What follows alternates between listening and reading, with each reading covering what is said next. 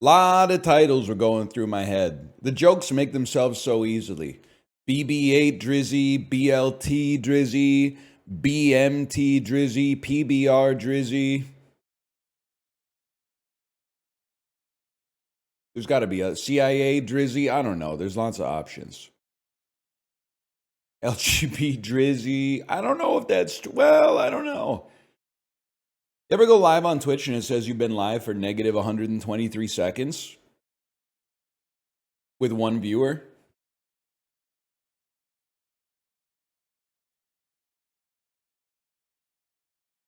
It says it was uploaded at 6 in the morning and it has one view. Yeah, have you seen it?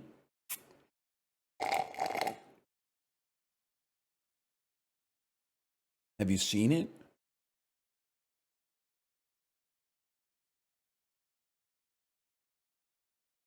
The slurpler. Sorry, I'm still getting my heart rate down, and I am slurping.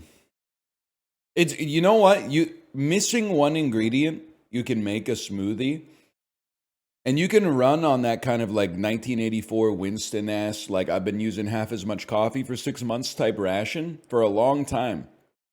But when you get all the ingredients finally assembled again, oh shit, man. It's been like 2 weeks since I had agave syrup in the smoothie. It's hidden like crazy.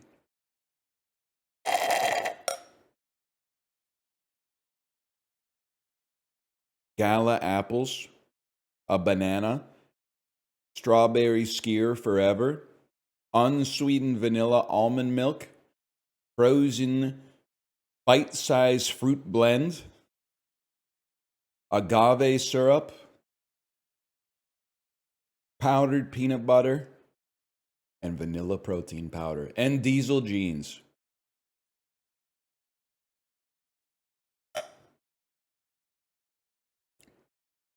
How's your blender? It's a Blevins, so it's pretty good.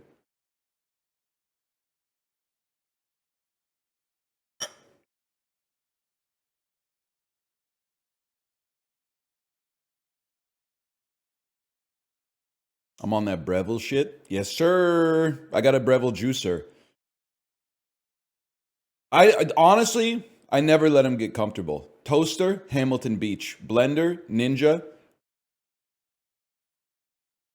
Breville juicer. Just so they don't get comfortable. They gotta work for it, man.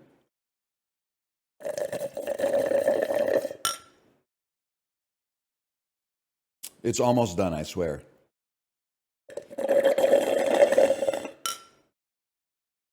It's true, we got the 4-slice Hamilton Beach. With the bagel setting.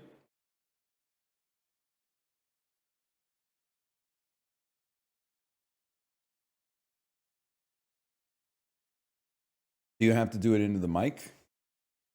Well, the microphone has to be close to my mouth, and the straw has to be close to my mouth. So I don't really see what else I could do to solve the problem. So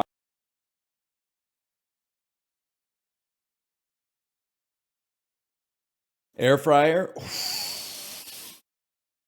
I forgot. I think I don't. Let me 1 second. I'll be right back. I forgot what kind of air fryer we have.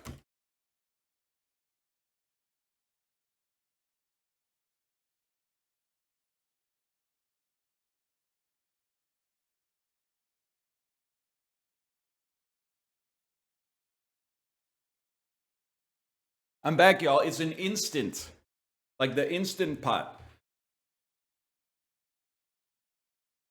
which is fucked up because we're not going to get any more over-the-air software updates, right? Because they went out of business.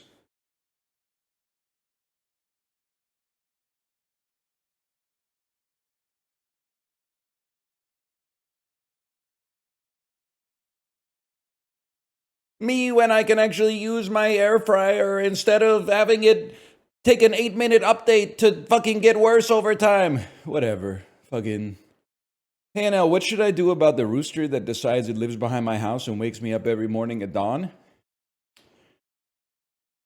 I would say something like ain't found a way to kill me yet. Eyes burn with stinging sweat.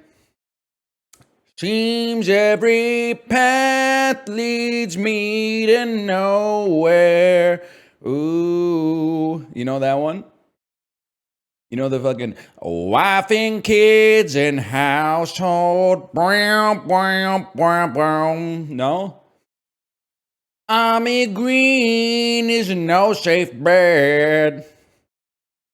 You don't know this shit? You don't know this shit? You wouldn't know shit about this, man. Alice in Chains, look her up. It is a fucking stanky riff when they go wow, wow, wow, wow, wow. They got a lot of stanky ass riffs.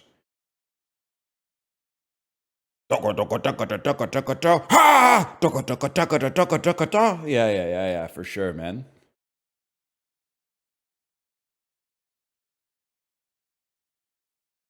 Wow, wow, wow, wow, wow, wow, wow, wow, wow, wow. It doesn't get any stankier than that, man. Almost launched the bazaar. Trickshot Simulator.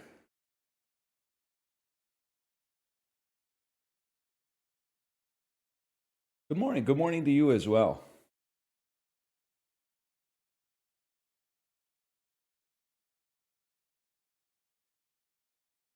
What are you doing with the screen up? I was getting my heart rate down, man. Today was 2 by fucking 20, man. You wouldn't know shit about that, man.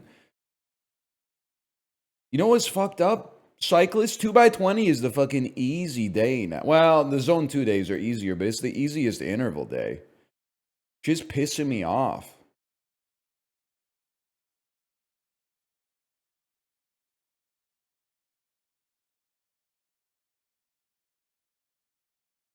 Thought you rode at like 4 a.m. Oh, it's like I was on the bike at 6:20. I was a little slow this morning. I didn't want to work out this morning. But then when I got on the bike, I was like, I'm here. Let's make the best of it. And then like 52 minutes in, I'm traveling down the road and I'm whatever. You get the fucking idea.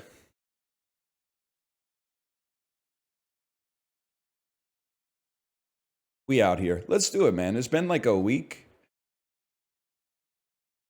You're not the only weak one. I'm also weak. Can I tell you why I'm also weak? I thought 2 in a row is going to take us a long time. Why don't we do the other ones first? But no, we're not going to do that. You know why? Because this one's next. We're gonna do this one next because it's the next one up, man. It's that simple. That was a great throw, if I may say so myself. Sorry, I'm just getting. It's been a week. I got to get myself back into the groove. I was thinking today we probably don't get this today, if we're being honest. What we could do is start getting the muscle memory down a little bit. Start looking at my mouse pad and knowing where I should be trying to, the kinematics of where and how I should be moving my mouse. The speed, the tilt, the position, etc., etc.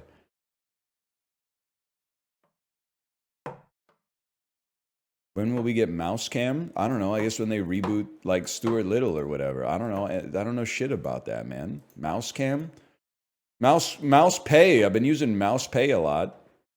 That's really starting to hit the zeitgeist of payment solutions. Remember that? Mouse pay? So true.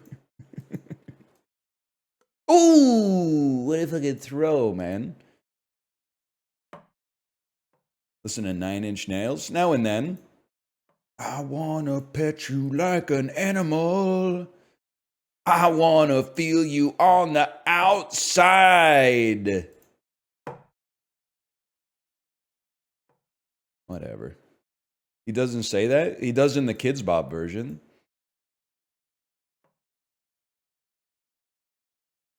Please, you bring me closer to dog. We were talking about stanky beats.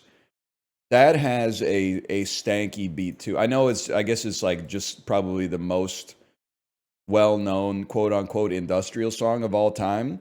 But that fucking, like, did he record that shit inside of like a foundry or something? I feel like it's all like hammers clanking on the like iron bars and shit.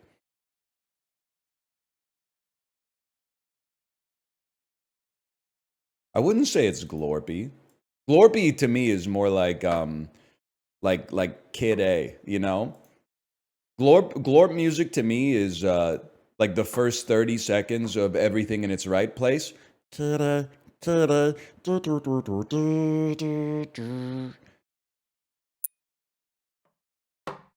fuck you. 9 Inch Nails is like the opposite. Like I could see them, honestly, I could see them being confused at first, but I could see Cavemen like really vibing with 9 Inch Nails somehow. It just makes sense to me. I think they would get it. They would be like, this shit sounds like a thunderstorm.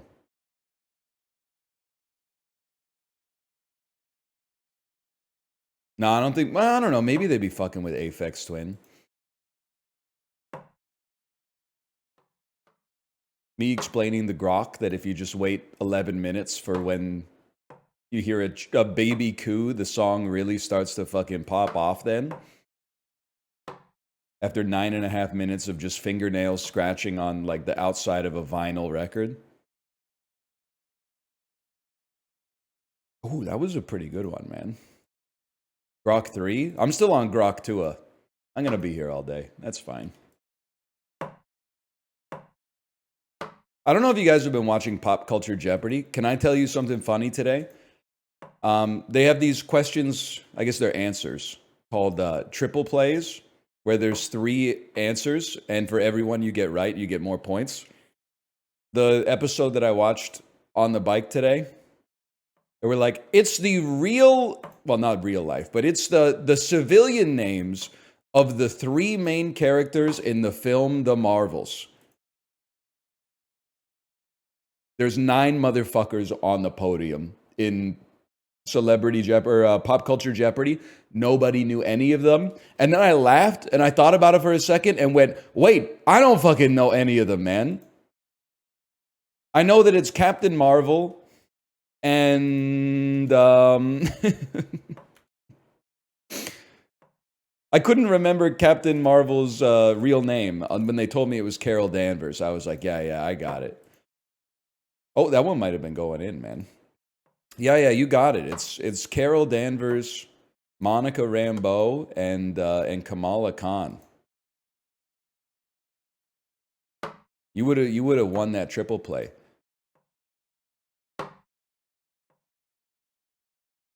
I also got pissed off because one dude was running the fucking category on video games. I forget what the first clue was. But the second clue, the answer was Grand Theft Auto. The third one, it was Rocket League, and the fourth one was BioShock. And everyone was like, damn, this dude's like a fucking nerd. He knows 4 of the biggest selling video games of all time. And then the last one, the clue was like, you are the assistant of the king of the universe in this game where you roll up everything into a big ball. And nobody fucking knew it. And then the host was like, that's Katamari Damacy. And then everyone laughed like nobody's heard of that shit. And I'm like, that shit's fucking popular, bro. You're not, this is supposed to be Pop Culture Jeopardy, man.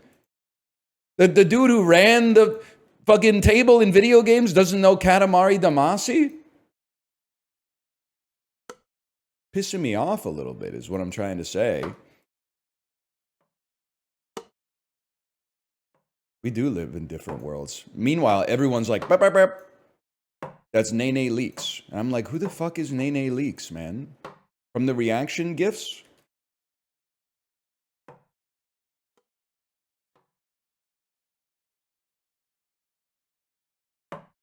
How do you like Colin Jost? I got nothing against him.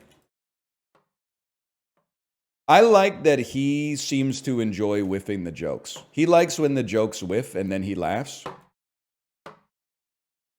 I also like that he mentions at least 3 times per episode that he's married to Scarlett Johansson. Because I think it's like, you know, smoke him if you got him or something, right? Like, why not? He does do that. Anytime there's a reference to Marvel or a reference to Scarlett Johansson, which is, it comes up now and then because, you know, it's pop culture Jeopardy. Have you seen Pirate ESPN? I'll level with you. I haven't seen much, but I might watch that.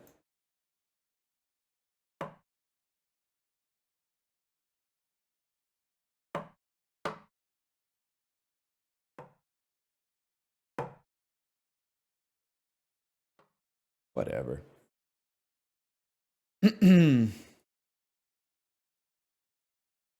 Did you watch the game last night?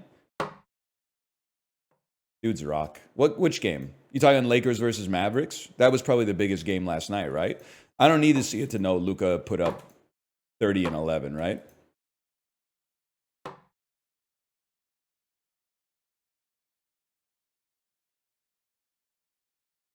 How did he do? I didn't see. Triple-double? 19 and 15? Weak. I have a question about basketball. I'm trying to learn ball a little bit. Why are there not usually, why are there always so fewer assists per game than baskets? Like points.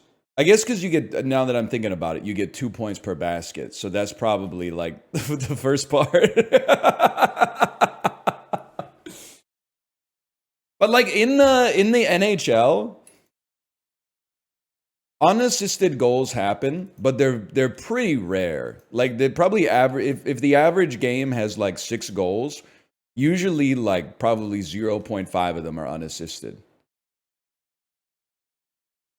So for me, I'm like, why are there so few assists in the NBA when they're scoring buckets like crazy?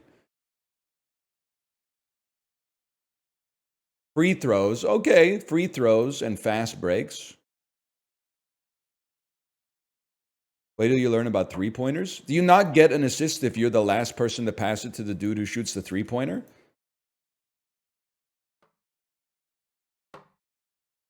You don't? Not always. Okay, so here's a question that I have then. In the NHL, it's kind of automatic. If 2 people on your team touch the puck before you score, they both get assists. Now, some of those assists, especially like the guy getting the secondary assist, didn't do shit. All he did was like give the puck to somebody else who then passed it to you and you scored. But that he still gets an assist. But in the NBA, is it more like it's a statistician's choice? Like if somebody passed it to you 6 seconds before you scored, that's no longer an assist. Like the assist has to directly contribute to the basket or something.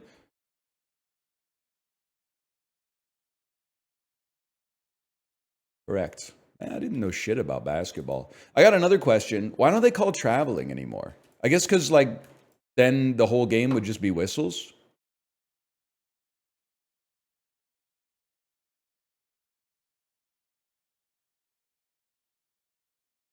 +2, he knows ball. The NBA would be in shambles. More fun. That's probably fair. James Harden in the chat, right?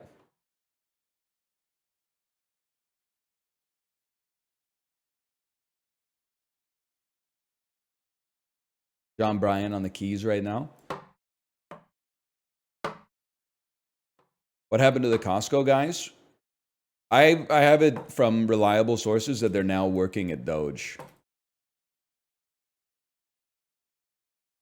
Which I think is good news because we need some people with that kind of energy at that department. Plus, I think they just lost like half their staff, ironically. So like they're probably looking for some young blood. Plus, Big Justice, he would probably be like the elder statesman of Doge, right? What is he, like 13 years old now? He'd be like the second oldest motherfucker at the whole organization, I think. Plus, he already has a great alias, which I think is how they identify themselves.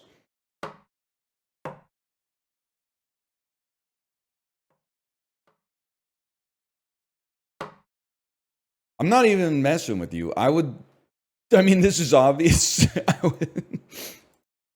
I don't think you can really tell if someone deserves to keep their job based on a 5-point bullet list of like what they did in the last week, man. Can I say something? I hope this doesn't offend you. That seems like what a stupid person would think is like a great way to evaluate whether you should keep your job.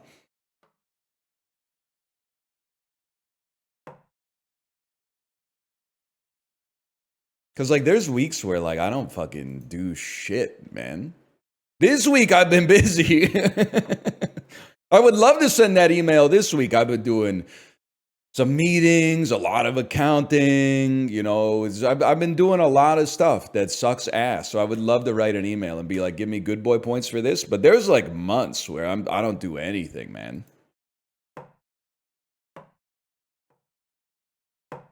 And that's just that's the way the system's designed, man. Like, bro is going to end up firing Santa Claus or something because he hasn't worked since the end of December. Doesn't make any fucking sense.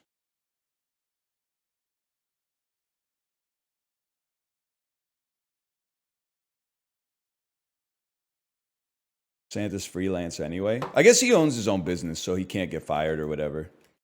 Good for him. All the ladies who's independent, throw your hands up at me. All the honeys who's making money, throw your hands up at me. What did she say? Girl, I didn't know you could get down like that. Charlie, how your angels get down like that. Watched Bottle Rocket last night. Any thoughts? It's a lesser Wesser. It might be like the most lesser Wesser, but it's still good. And it's a curious watch because you can see like the origination point of a lot of stuff that would go on to become like his defining characteristics as a filmmaker. It's not a bad movie.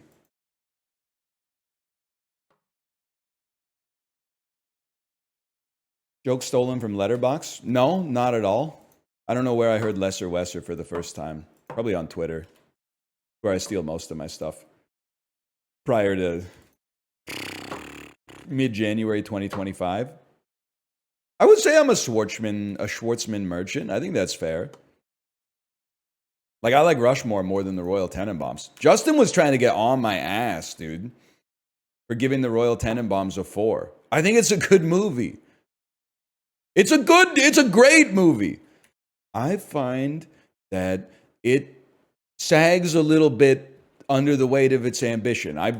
For me, if we're going, you know, grand Wes Anderson, I'm a Grand Budapest guy. And if we're going small Wes Anderson, I've always got a soft spot for Rushmore. But I really like the Royal Tenenbaums. Don't get me wrong.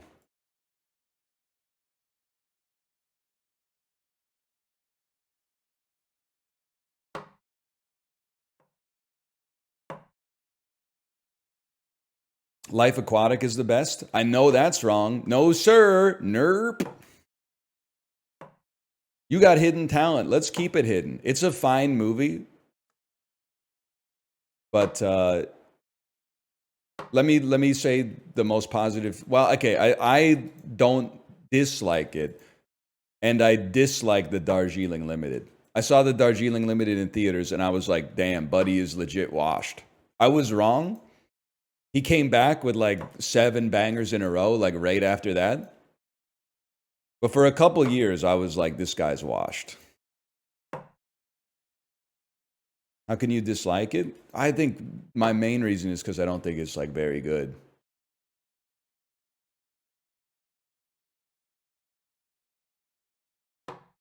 Maybe that's just me though.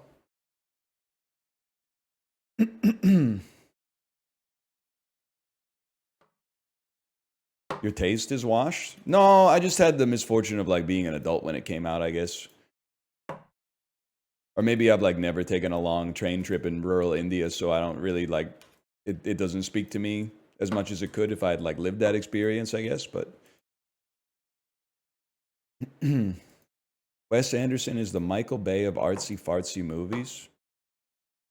No disrespect, but like thinking that Wes Anderson movies are artsy fartsy is like a Michael Bay take. His movies have a certain degree of pretentiousness to them that I think he owns and wears honestly, but they're also like they have broad appeal, man. Like it's not some shit you have to be in like the exact right mindset to vibe with, you know? Like this, they're mostly just good movies.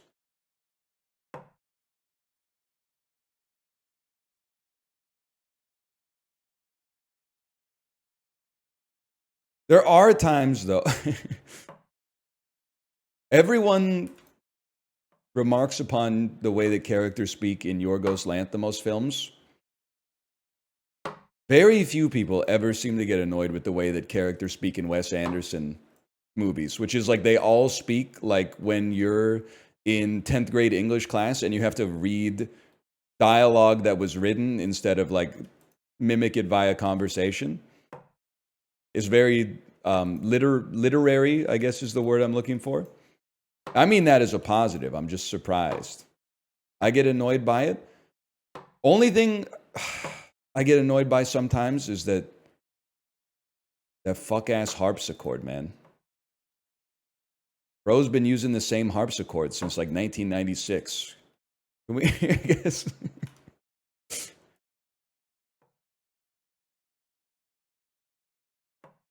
Whatever. He's chill. I got nothing against him. I like him. I like him. I'm defending him.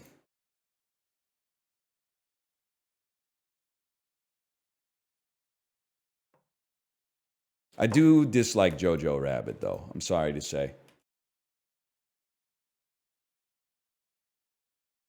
We don't have to, you know, make everybody mad at the same time here.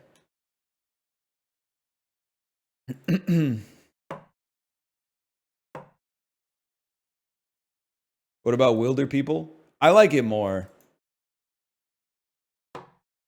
Am I cooked if my favorite Taika Waititi? Well, no, my favorite Taika Waititi movie is What We Do in the Shadows. My second favorite Taika Waititi movie is Thor Ragnarok, and I'm willing to go to fucking blows to defend that opinion. What We Do in the Shadows clears it. I genuinely think Thor Ragnarok mogs Jojo Rabbit.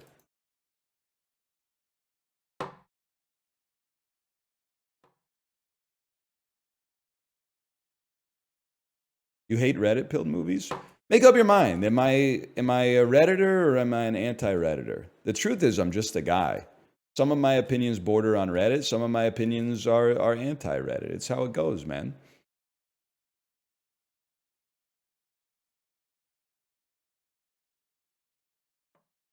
Free Guy is probably number 3. Most Redditors are anti-Redditors? Well, then by definition, you guys are also Redditors because you're the most anti-Redditor people that I know, man.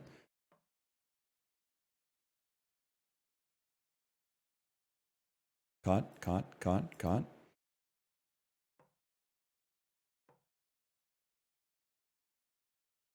Free Guy is my only 1 star on Letterboxd. Somebody check my Letterboxd quick. I don't know if I've ever given a movie a 1 star.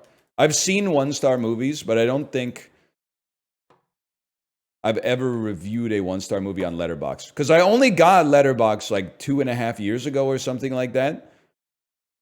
And I don't have a lot of time to watch obviously shitty movies. When I had a lot more time, I would be like, yeah, I'll watch that garbage. I'll go to the theaters and watch G.I. Joe. Yeah, that's clearly like a fucking 1.5, maybe. Nothing below 2. It is kind of fucked up that Nomadland is like my lowest rated movie on Letterboxd then. Civil War, Underwater, The Creator. Oh no, maybe I gave Nomadland a 3, or a 2.5. Underwater, Civil War, and The Creator. I stand by all those reviews, or all those ratings at least. What's crazy is I'm like, so Underwater, Civil War, The Creator? Underwater might be the best of all of them, which is fucking crazy, man. Creator does look nice. It is some cool stuff in it. Like, it's just like most of it sucks and it's way too long. What's a one?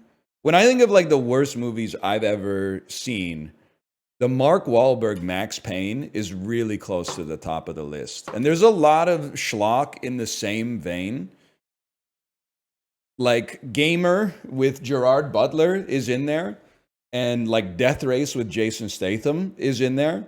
But those have like, I always got the vibe from those movies that they were aware that they kind of sucked ass. So they allowed the audience to have a little fun with it. Whereas Max Payne leans so much into the like self-serious film noir vibe that it's completely bereft of joy in every single aspect. No, I'm sorry. Death Race 2009 or 2010. I'm sorry, it's ass, man. Death Race, it's confusing. Death Race 2000 from like 1971 is pretty fun. Like, I don't know if I'd give it like a 3.5 or above, but like, that one's like a video game. The reboot with Jason Statham is like, came out in that era where like everything was gray. I had to jump off my bike for this. I don't know, man. Here's my heuristic on this. I don't need a heuristic because I've actually seen it, I guess. But I saw Death Race on purpose in theaters the year it came out. So I must have been 20 or 21. And I knew what I was getting into. And I was still like, this shit fucking blows. So for me, I was like right in the target demo, knew what I was getting into, and still was like, this shit is garbage. Same thing, and listen, maybe you were there, maybe you weren't. I went and saw The Expendables 1 opening weekend. Because at the time especially, I was a big fan of like somewhat self-aware 80s action movies. Commando, Rocky IV, etc., etc. So I was like, they got all the schlock artists for the same movie. Like it's got it. Of course, they're aware that they're kind of going to be making garbage, and it's going to be kind of like an action comedy. Not at all. Just a bunch of old guys shooting guns, saving the world. Pure ass. And then they made 3 sequels, which is crazy. No, it's not so bad it's good. It's just boring. Now Crank knows how to fuck.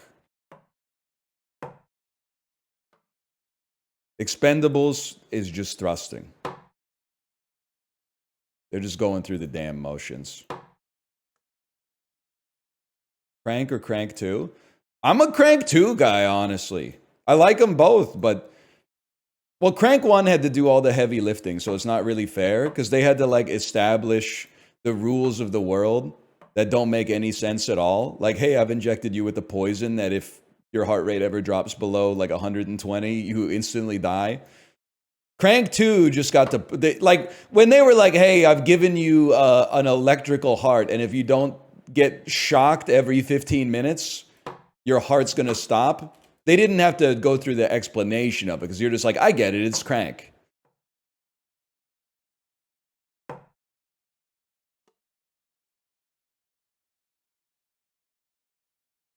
Crank is not Keanu Reeves' Speed. This is how I know you're not a real fucking connoisseur.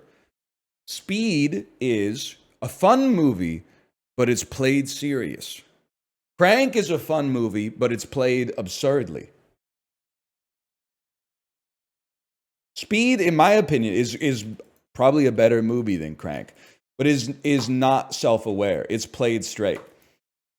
Crank is like they knew what they were doing with Crank, and they leaned into the absurdity of it, which I appreciate.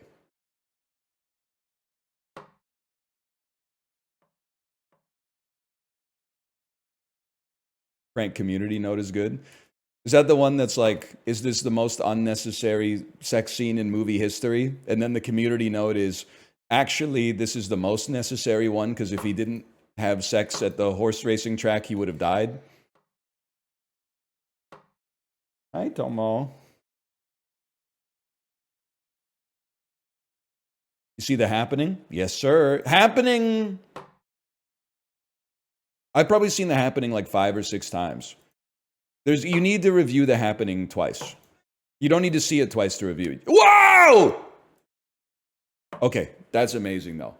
You can review The Happening 2 times having seen it once. The first review is how is this as a movie? And it's a 1. It's baffling. The second review is how fun is this movie to watch?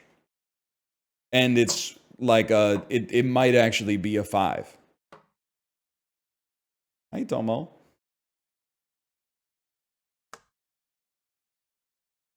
Like for so bad it's good movies, I would put it up there in the absolute upper echelon.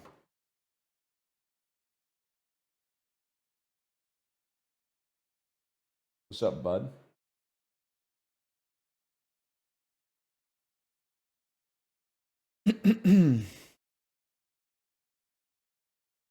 Yes, that's the one where the plants go, as you called it. I'm not repeating that. Black Dynamite? Black Dynamite is not so bad, it's good. Black Dynamite is a parody of 70s blaxploitation films. You got your genres all fucked up. They're fun to watch for similar reasons, but they're not. One of them is intentional, the other one is by accident. You don't fucking get it, man. What about Undercover Brother? Saw it in theaters. I got a soft spot for Undercover Brother. You don't get it? In the 7th grade, which is when that movie came out for me, racism had been defeated. Like we solved it. I didn't really do much because I was like a little kid, but so going to see a movie in relatively rural Ontario called Black Dynamite, that was like taking a victory lap. Can I also say, growing up in a household where we didn't eat mayonnaise because my dad hates mayonnaise, that movie is how I found out that there's a stereotype that white people love mayonnaise. Like that, at first, that joke was completely lost on me. I had no idea, man. We do? don't say we. I don't know if I wouldn't say I love mayonnaise, but I'll tolerate it. I've never willfully put mayonnaise on anything, but if it's on something, I'm not going to scrape it off these days. It's true, we love potato salad. I don't like how liberally you're sprinkling the word "we" out there. I don't love potato salad. I don't love mayonnaise potato salad, at least. Now, are there times when I've worked in an office and it's been like a potluck lunch and 90% of the dishes are some variation of mayonnaise-based salad? Yeah. I would say roughly every single time. I remember we had potluck at my office at one of my summer jobs when I was in college. It was like potato salad, macaroni salad, pasta salad, corn salad, just like you know the fucking plastic like Rubbermaid bowls with the saran wrap on top. It was just like a rogues gallery of that. And then one of the people that worked there made gazpacho, which I had never had before. And I mean, it was only like maybe 15 or 20 people in the office, but nobody was fucking with the gazpacho. So I went over to the gazpacho and I was having like bowl after bowl. And the lady was like, wow, you really love the gazpacho, huh? Nobody else is fucking with it because it's weird for a soup to be room temperature or whatever. And I was like, yeah, this soup is awesome. And she just gave me the rest of the gazpacho to take home, man. That was like, as a university student, that was like a huge dub for me. And also, if I may say retroactively, a great demonstration of how soft skills can really help you out in the corporate culture. Now, unfortunately, she was like at my level organizationally, so she couldn't really put in a good word for me, but But if she had been like the boss or whatever, that, you know, it can't hurt.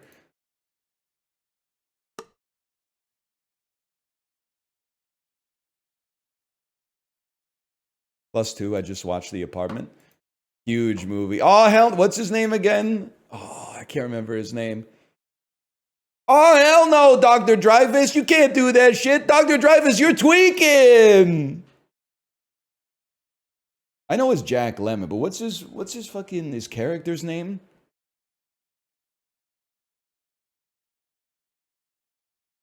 CC Baxter. Oh, hell no, CC Baxter. You can't strain the spaghetti on the tennis racket. You crazy for this one, CC Baxter.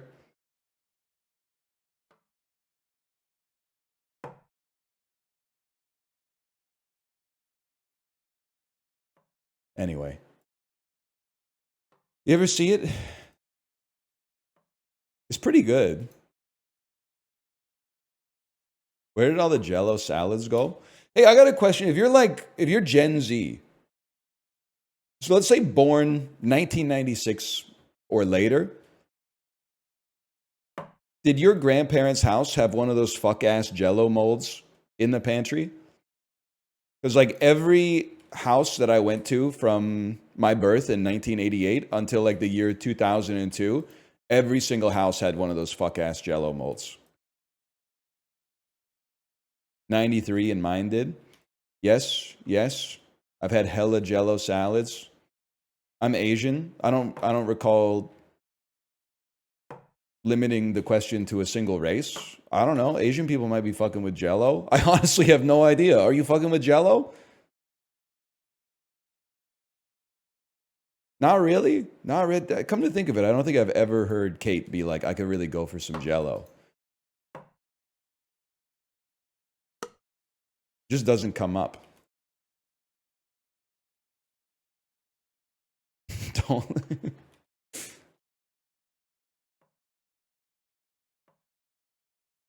We're gonna be here for a while. Does anyone like it?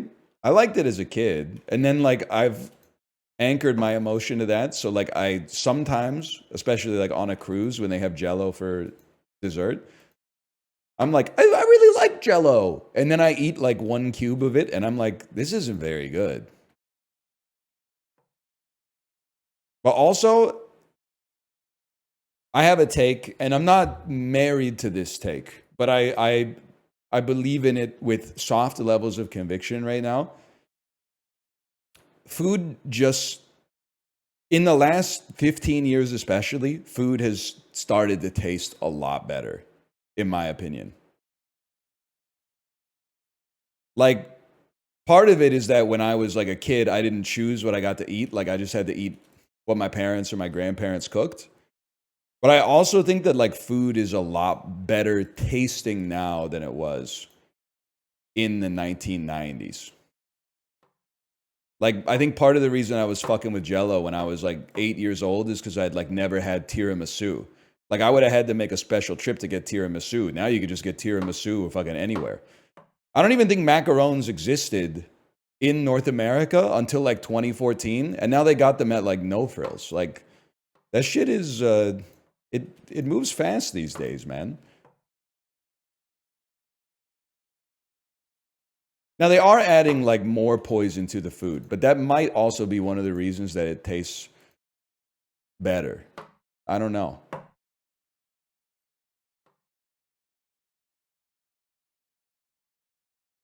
Poison can be pretty tasty. Plastics in my balls, boy. Yes, sir. Plastics in my balls, boy. Wait, that's not Bangarang. What is it? That's salsa in my balls, boys. Let me see here. I maintain that '08 got us thinking about only food as escapism for like 15 years. I mean this in a complimentary way. That sounds like a master's thesis. I respect academia genuinely, so don't take this as an insult. But like that could be a master's thesis in like anthropology or something. It's like the long-term ramifications of the 2008 global financial crisis on North American palates. Maybe after '08, people were like, I'm not sure if I'm ever going to be able to retire, but at least like I can try like a $7.25 Vietnamese soup or something. There could be something like that. I don't know. I'm not the motherfucker to be like analyzing that shit. But it seems I wouldn't read it, but I would read like a synopsis in plain language of it. I would be interested to know about your findings and your thoughts on your findings. Like, I'm not going to read the thesis, but like, neither are most of the people that are going to be, you know, asking you questions during your defense. So like, I don't think that shit is like a damnation of me.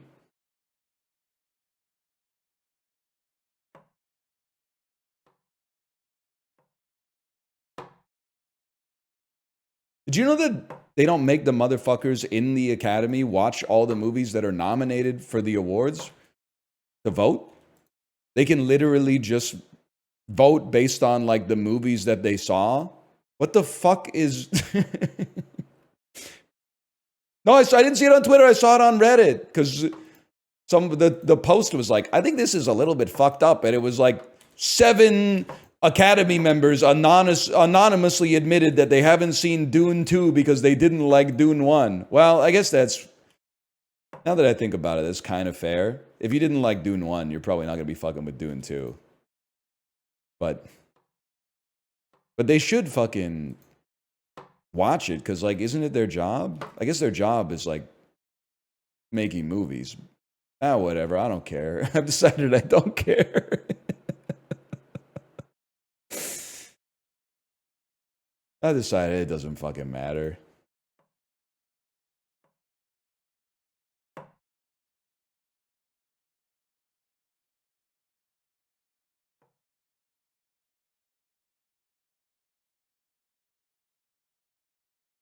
Whatever. Just put the conclave in the bag, little bro. I did see the other... Yes, thank you for bringing it up. The 2 people who said, I'm not voting for Ralph Fiennes for Best Actor, which he's not likely to win anyway because of Adrian Brody and Timmy C, and maybe even an outside chance of Sebastian Stan. They said, I'm not voting for Ralph Fiennes for Best Actor because he's already won for Schindler's List when he fucking didn't win for Schindler's List, man.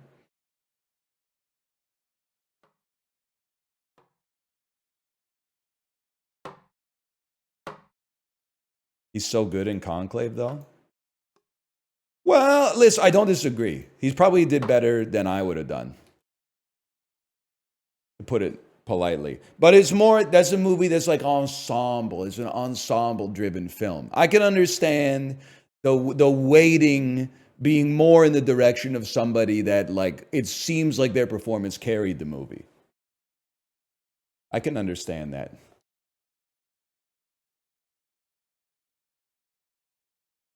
I'm reading what Jay said. If I can find it. I can't find it. Jay is gone. It wasn't even a message from Jay. It was a message from somebody else who has a similar looking name to Jay. The message was fine. You didn't do anything wrong. Isabel Rossellini crushed it. I don't think I'm a real critic. Because when I saw that Isabella Rossellini was nominated for Best Supporting Actress, I was like, she didn't do anything. She has like literally 5 lines in the whole movie. Now she has a scene stealing little, I don't know, like 3-line bit that's really good, but I think it was kind of a legacy a legacy award, to be honest, but that's okay. I got nothing against Isabella Rossellini, man.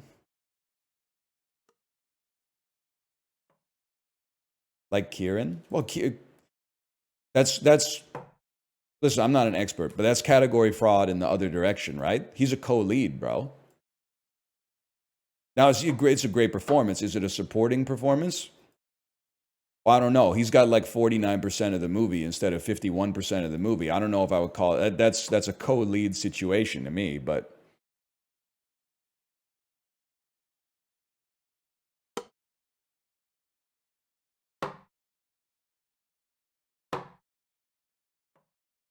It's a tough one.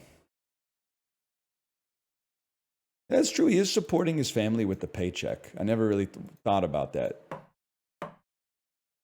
Who's the other Culkin, man? So you got Macaulay, obviously. Ah! You got Kieran. Rory is the kid from Signs, right? What's Rory up to these days?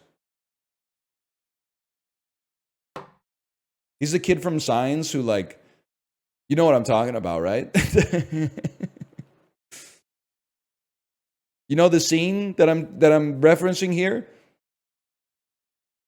Where they're like, Rory, what the fuck are you doing up against the fucking grate, bro? Get out of here. And then you just see like the alien claw come and grab him.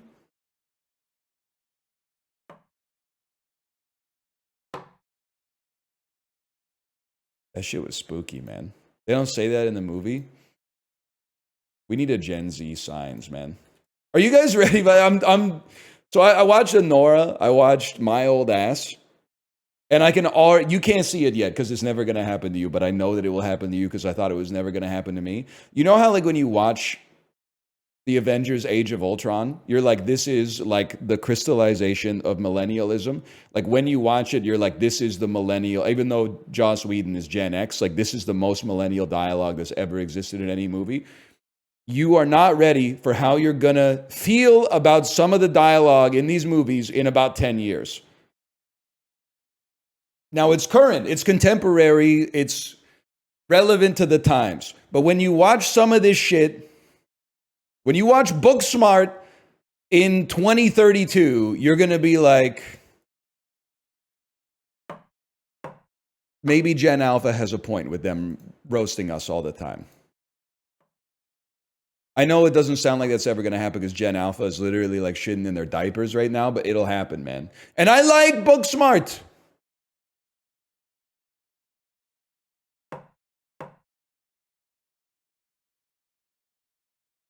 Even though I'm not fucking with Olivia Wilde.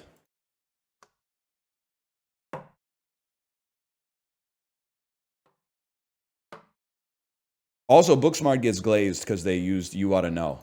That was part of the Alanis Renaissance for sure. You didn't like Nora? No, I liked the Nora. I gave it a 4 and a heart. And honestly, having seen the two movies that are very likely to produce the Best Actress winner, I think that Mikey Madison, she would have my vote over Demi Moore. That one's a given for me. That's nothing against Demi.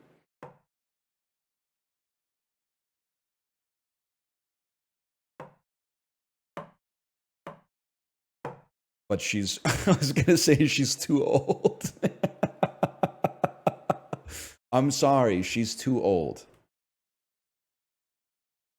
Mikey Madison isn't even from Brooklyn, but I believe that she was from Brooklyn. All Demi Moore had to do was be old, which she is. No talent. Telomere Merchant. I'm joking! I'm joking!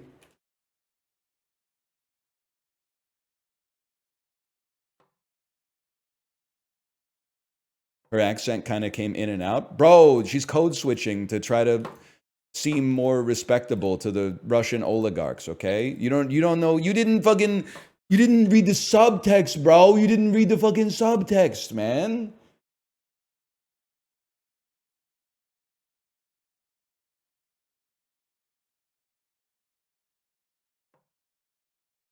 She wasn't? She fucking was, man. You know what bothered me, though, is like, why didn't she pick up the controller, man? Like, literally, her husband is, like, playing a game. And she's like, there's people here that are trying to kill me. And he's like, can you just wait till the end of the lobby? And she's like, no, like, I'm scared. I know, but, like, you're going to be scared in 5 minutes anyway. Just wait till the end of the lobby. Like... Chill. Like, you can't, it's a multiplayer game. What game was his ass playing? It was a Call of Duty for sure. He had Call of Duty movements on his hands. They might have even showed it. I think he might have blown something up with a rocket launcher at some point. I can't remember.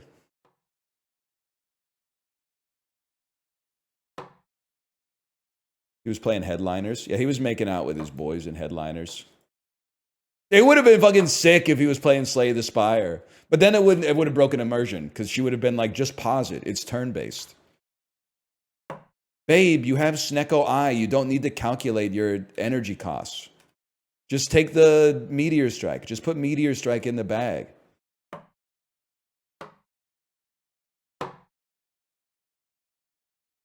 Anyway.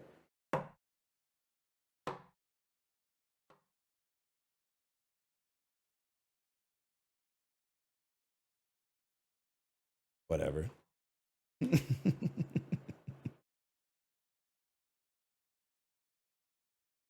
Yeah, I remember when Frank Underwood was playing Call of Duty. In hindsight, we should have known that was a bit of a red flag. By the end of season 3, I was like, I'm not sure this Frank Underwood is like a good guy. Starting to give me some sus vibes. Is that a PS Vita? I've been telling Meacham I should get one of those for my car. He did play Monument Valley on his iPad too.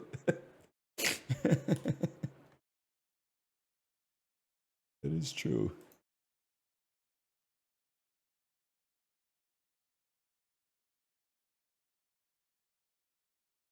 Anyway. Good game? Sure, man. Is it a red flag to watch House of Cards in 2025? No, because, like, you didn't, like, do that shit. But you probably should not watch House of Cards in 2025 knowing that it, like, progresses really, really badly. Like, there's no... if you watched it in 2014, everyone was talking about it, and it had, like, the... It was part of the zeitgeist. But, like, no, that's like starting Game of Thrones now. Actually, it's worse than starting Game of Thrones now. Because at least you can kind of, like, enjoy the ride with Game of Thrones for a long time. But, like, House of Cards was good for, like, 2 seasons. So you basically, there's, like, I don't even know, like, 8 hours of good television there, total. I bounced off House of Cards episode 1, season 3.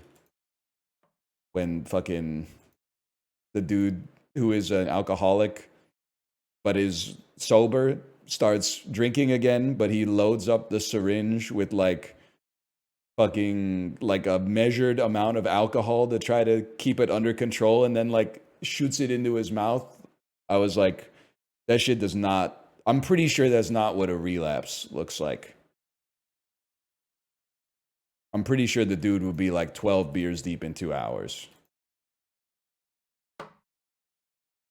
Well, that's right. He hires a sex worker to do it for him first. Come on, man. They should reshoot it with Jack Black. Yeah. When he hits the kasha right before he pushes the journalist in front of the train. Dude, my daughter made an I Am Steve reference. She saw the Minecraft trailer on YouTube, and then she was telling me, she was like, it's so funny. A man shows up and says, I am Steve. And I was like, you know what? I've heard of this. I've heard of this part of the trailer.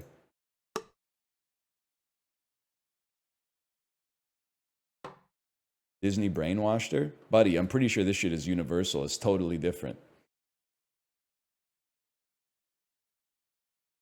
We might go see it. I don't know. Jason Momoa sold out.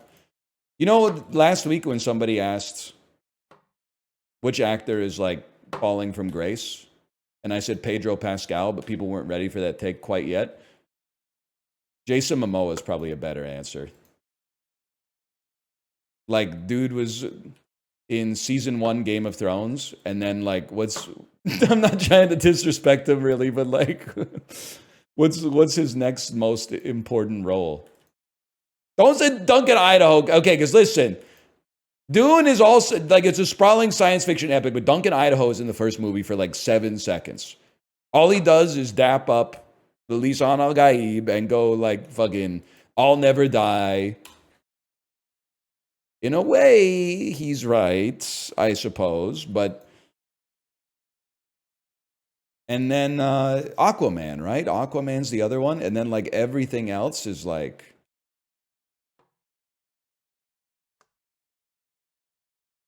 kind of ass. Maybe I don't know. Minecraft might be good. Bro, he fought the Sardquars. Is that what they're called? Fucking cinematography merchants. David Dalmatian merchants. They even show up in this. What would fucking win, man? The most accomplished and disciplined fighting force of the 3 millionth century, or one tiny nuclear bomb boy? Coughing army versus hydrogen bomb. Nukes stay on top. I know that's right. Yes, sir.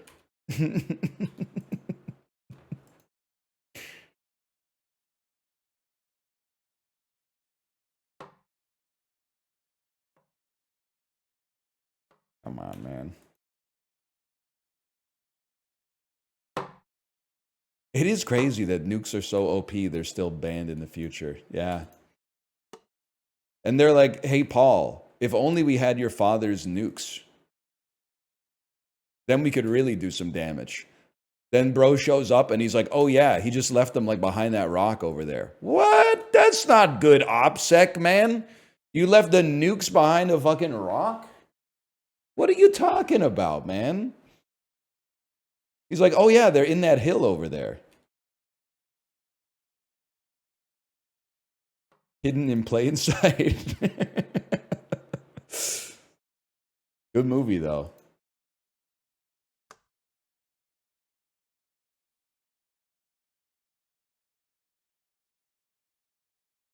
Anyway.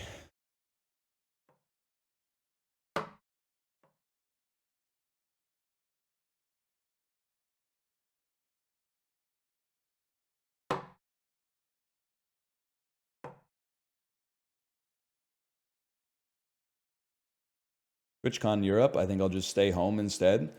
I'm not going to go to TwitchCon Europe, but it's the most tempting of all of them because the country it's taking place in isn't threatening like the sovereignty of the country that I live in. I'm assuming. Whereas it's usually in the Netherlands, right? Netherlands, how do you feel about Canada right now if you're Dutch? It's an important question, okay?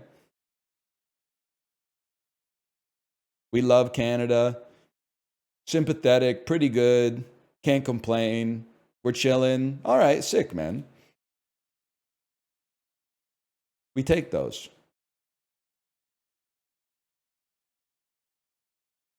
You helped us a lot in World War II. Yeah, but like, you know, that was like 100 years ago, so I can't take a whole lot of credit for that, but you know, it's nice that there's some memory there, I guess. I appreciate that. I didn't do anything for it, but we take those.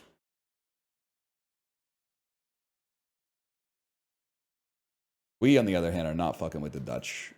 Because I am mad that you guys are so tall. How does that happen? How does one... No disrespect. I know you've had a lot of influence on the world through mercantilism and stuff like that. But like, how is it... Like, the Netherlands... I know this is like... I'm not trying to mog you. The Netherlands as a country is like so small geographically. How can they maintain their height advantage over their neighbors? Like, are Belgians also tall? Or is it just the Dutch?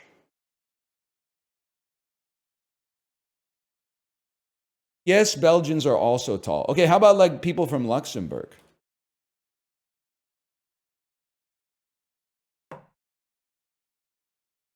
Also tall. Oh, okay, never mind.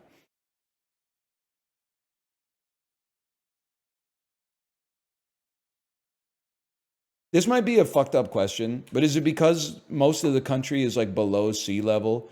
So like gravity is a little bit weaker? And I know it's got to be like a little bit weaker, like almost imperceptibly, but compounded over the course of like a human lifespan. That could add up to like a few centimeters on average, right?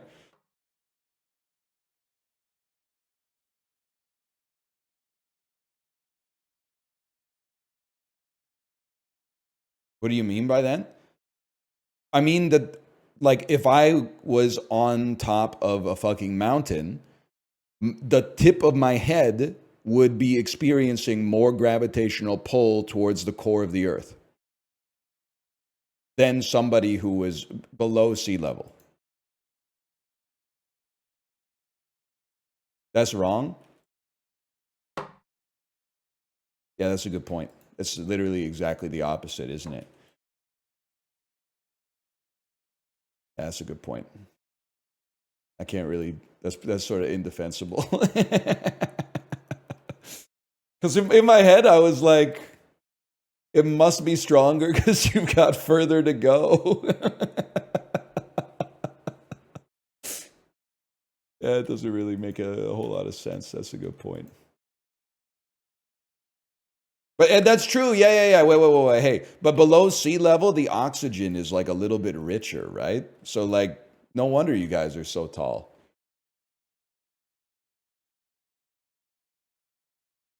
It's getting too fucking hot in here. My thermostat's off. Why is this 75?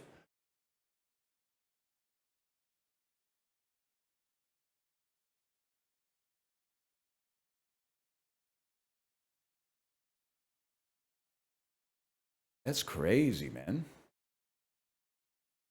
Anyway, can you show what you're trying to land? Sure, man, sure. I'd be happy to.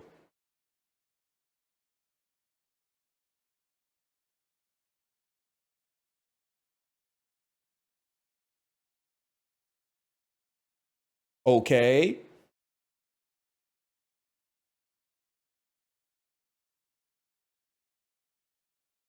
I use Fahrenheit on this thermostat because when we bought the house and moved in, the thermostat was in Fahrenheit. And I think if you had to change, I know it would only take like a second to change, probably, but it's like the principle of the thing, man. Because like, if you try to make your whole life perfect, you're gonna succeed like just in time to die or whatever. So I'm mostly just chilling. Plus now, like I know how the temperatures feel. So I would have to like, I know you're going to say, don't you know from like living in Celsius, but like inside temperatures hit different than outside temperatures. Like 13 inside, 13 Celsius, you would be like, oh, it's fucking freezing in here. 13 outside, you're like, damn, maybe I should wear shorts. Like I don't really understand it, but it's true, man. He's back on this. Are you talking about my weather take or my Trickshot Simulator? That's true. I guess the sun is part of that. That's a good point. You lived in Ontario, would you be a Doug Ford voter? No, but can I say at the risk of glazing Doug Ford, I never in a million years thought that he would be leading like the Bi-Canadian Army. That's B-U-Y, not B-I. 2 years ago, I would have been like, that guy would probably be like, please, daddy, give us more tariffs. But instead, he fucking, listen, five British Columbian MLAs, which is basically like our state level government, like state senators, they voted against condemning the tariffs. They literally said, nah, we should be like pleased with the fucking tariffs, man. And that's 5 out of like 90 or something like that. Even our conservative party was like, we have to condemn this stuff. 5 of them went, nah, I think it's pretty fair. So Doug Ford is bizarrely doing more than the minimum, in my opinion, which is way more than I would have expected of him. That being said, no, I'm not fucking with Doug Ford. Yeah, I think the election is happening like literally right now in Ontario too. So, but it's tomorrow, okay? You fuck with Henry Ford? Not really. As I understand it, he was a pretty big player in like the automotive industry. So I can't really take that away from him. But no, I don't think I'm a Henry Ford guy.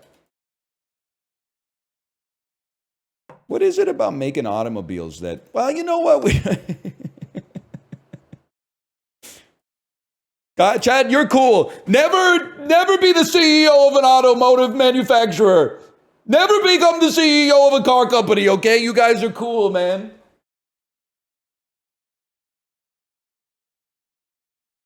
That shit fucks with you somehow.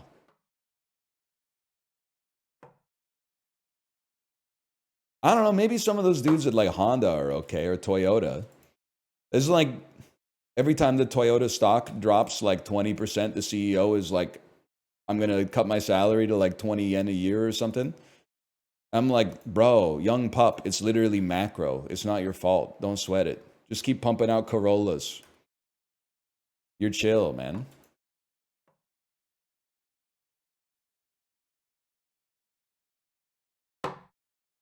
Bad news about Japan at the early 20th century. Right. Fuck. Who's been the fucking chillest country in the last like 100 years, man?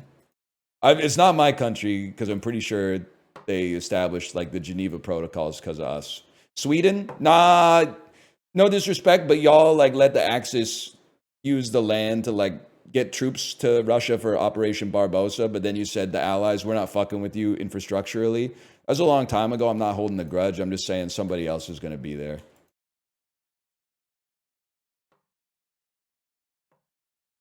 Mongolia? Maybe that's true. You don't hear that much out of Mongolia, right?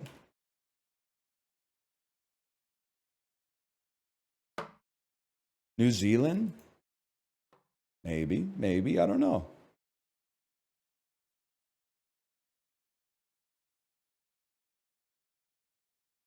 Bhutan? I don't know. They got like the dicks on the doors and stuff, right?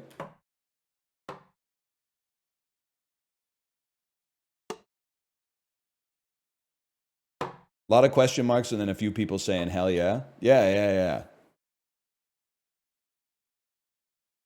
Genghis Khan did some messed up stuff. Correct me if I'm wrong. I don't think that was in the 21st century, man. I think that shit was like in the 1980s. It was like a long time ago.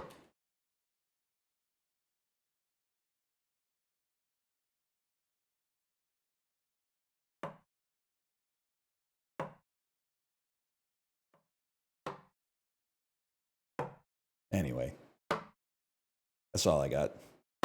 What about Shakira? Is that what you... Oh, you're talking about Shaka Khan. Oh.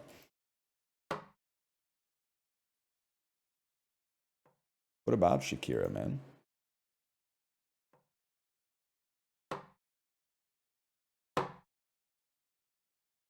You ever landed a single one?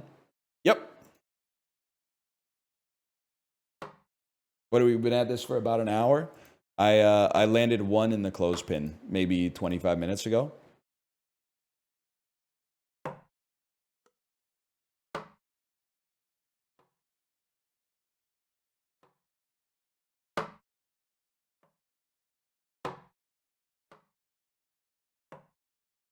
It's gonna take a bit, man. Let's think about this critically, okay? So just take your baseline shot. That needs to be harder. That needs to be harder. It needs to be more right. It needs to be more right. It needs to be softer into the right. Softer into the left. Power is good. Placement's bad. Okay, well, I'm not going to narrate this. We're not let's playing. Let's be honest.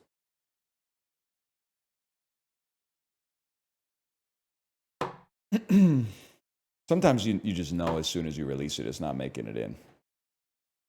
Happier and with your mouth open. Did their Triangle of Sadness posting, I think.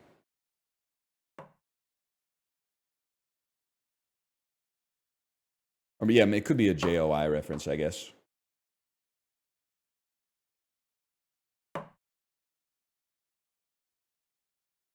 Yeah, you have to get both of the shots in a row.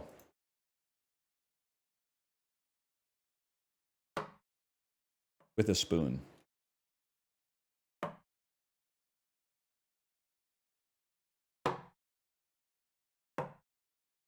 Gonna take a bit. Did you see the Reddit post? Hang on. Did you see the Reddit post? That the guy told his wife she stank and was like, she has no problem telling me when I didn't wipe well enough. You learn pretty quick. Like, nothing surprises me. I've used so many public bathrooms in the last 36 years. I'm sorry. I know I bring it up once a week. In 2025, which has only been like 7 weeks or something like that, I've seen a turd on the seat of a public bathroom 2 times. And I'm not going to fucking, like, you know, the public urinal at a skate park, you know? I'm talking, like, these are, like, decent places. So nothing about human hygiene. I say this as a guy who used to eat overnight oats on the toilet, I admit. But nothing about human hygiene is surprising to me anymore. Fuck skaters, I guess. I'm just saying, like, you know... You got the skaters, they're probably doing like a good job, but then you also got like the weird old guy who's just hanging around the skate park but never skates.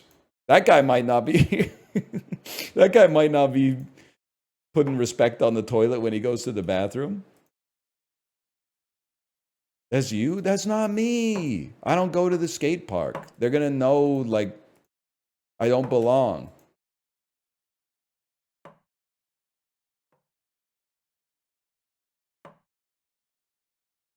You should. I'm not cool enough, man. I don't think I could hang at the skate park. Can you ollie? I could in 2001. I could ollie. I could do a nose stall on the front step of my house. And I could attempt an absolutely heinous pop shove it and have like maybe a 1 in 20 chance of landing it. 180 pop shove it, by the way. 180. And then I had bought my skateboard at Canadian Tire,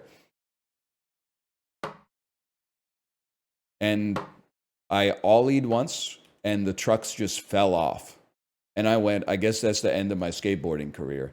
Like I could have gotten like a screwdriver, I guess, and put them back on, but I just didn't really want it that much. I guess at that, I did what a lot of kids did, I think, at that age, which is like. I played Tony Hawk's Pro Skater and was like, sure, skateboarding's hard. Like, it'll probably take me like a couple months to work my way up to a 900, but like, I'd settle for just doing like a heel flip on my first try or something like that. And then it turns out that shit takes like a lot of practice. And falling down like actually hurts pretty bad.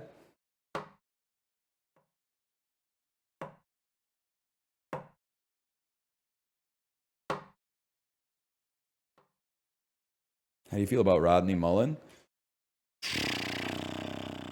He's the GOAT. He's the GOAT of flatland tricks. He's the GOAT of extending your combo to like hundreds of millions of points in Tony Hawk's Pro Skater 4.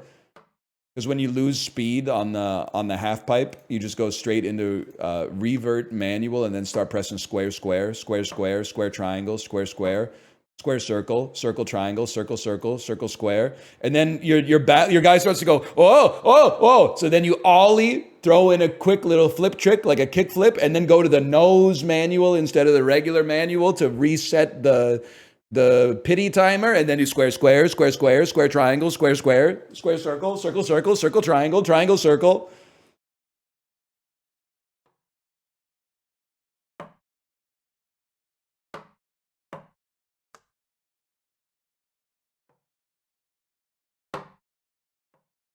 Anyway.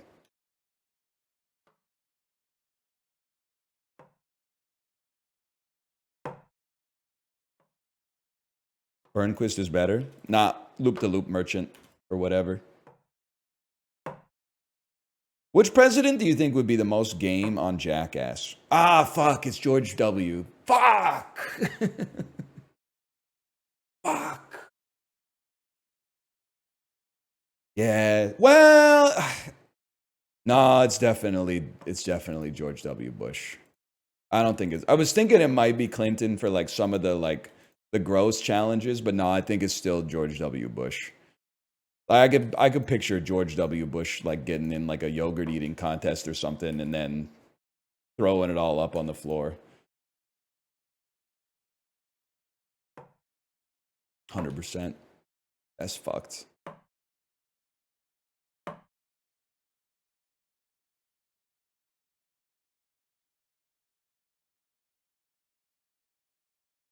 Obama?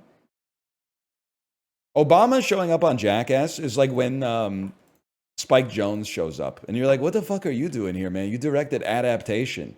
And then he's just like... he's like the guy who watches Bam get like shot in the nuts with a gun. That's my fucking goal, man. Is just be cool enough to be the guy invited to the Jackass set to be like, hey, I'm that guy that you know. I'm here to watch like Johnny Knoxville get hit in the face with a cinder block.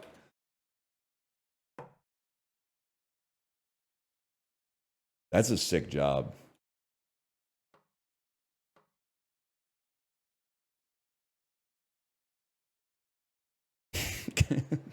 Mods, someone terminally online is asking me questions that I don't even understand the words that are in them. I don't know what that means, man. You didn't have to ban him. I just didn't. Okay, that was too far. Because I wanted to read the message. I just didn't know what the hell it was, man. Well, whatever. Well, you did what you had to do, I guess. If you're the guy who just got banned, in the unban request, can you please explain the context of what you're asking me? I don't know what SEC burnerverse is. I guess is like... that would be question number one.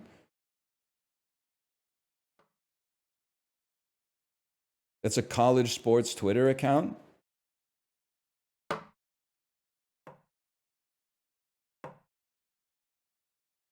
Innocence is bliss. Plot twist. Mary-Kate heads for Call Her Daddy episode entitled, Yeah, I Did It. I don't know what the fuck that means, man. I don't know what it means. Who the hell is Mary-Kate, if not one of the Olsen sisters? I don't know who this is, man.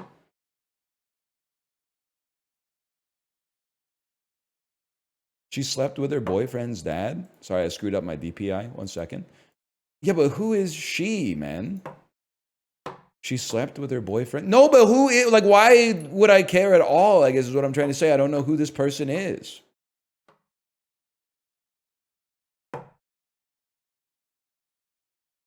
She's a student at Ole Miss? No,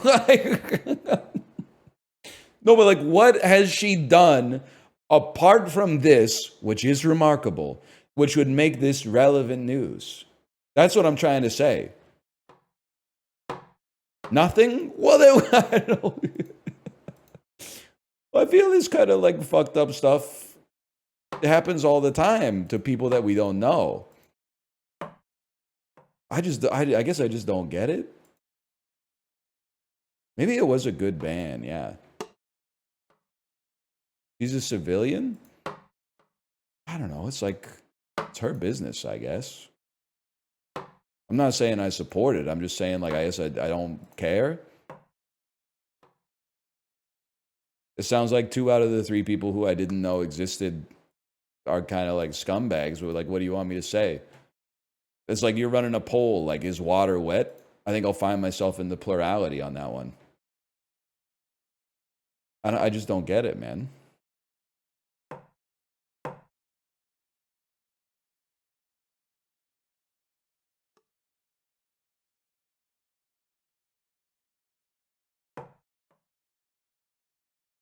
It's so good to not be on Twitter.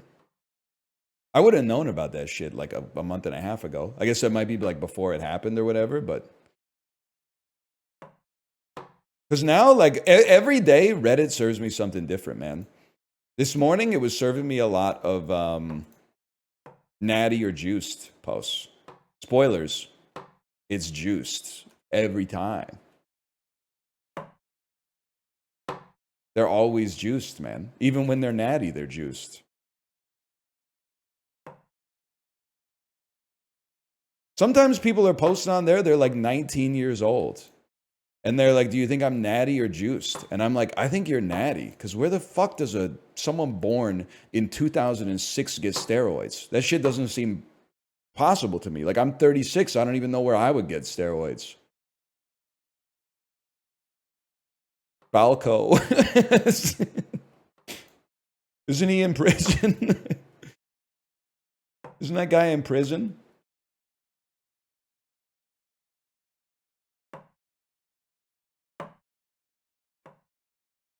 Another thing that comes up on a lot of cycling subreddits is that, and maybe this will surprise you and maybe it won't, the prevailing wisdom is that in cycling races, if you're racing in the 30 and under category, almost everybody you're racing against is clean. And if you're racing in, dare I suggest that this offends me, but if you're racing in Masters, which is like the senior PGA, but it starts at 35. But if you're amateur racing in the 35 plus divisions, like 50% of men are juicing because they're all on TRT, which is crazy, man. There's so many posts that are like what the most popular one was, like somebody had a van where they put like the US ADA, like the Anti-Drug Administration Testing Bureau, they put a sticker on the side of their van and parked it like at the start of the bike race. And then 200 people showed up for the race or had signed up for the race, but only like 42 people ended up actually racing. Like 75% of the people who signed up thought they were going to get drug tested, so they just went back home.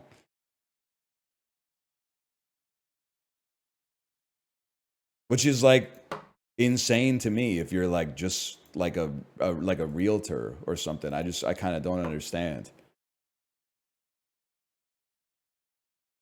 Oh, I thought that was gonna make it, man. I guess they're not on TRT to like win the bike race. That's just like an unintended benefit that's not fair to everybody else. They're on it to have abs like at age 51, which like if that was supposed to happen, I think it would have been in God's will or whatever. But please check your DM from Dan. Okay, let me take a peek here. I was not relevant. It was not unwelcomed, but not relevant. No, there's no call to action or anything. It's a nice message. Don't get me wrong.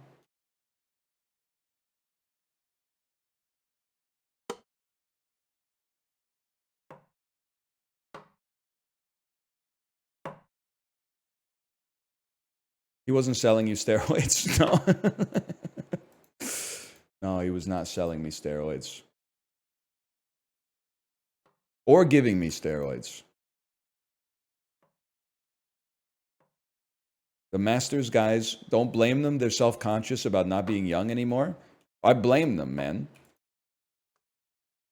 You gotta fucking get out of the new one if you can't lend a hand, brother. The times they are a-changing. What the fuck you mean you're jealous of the 25-year-olds? You fucking were 25, bitch. You already had your time in the sun. Now fucking pedal slower, motherfucker. You already did that shit. You had your turn.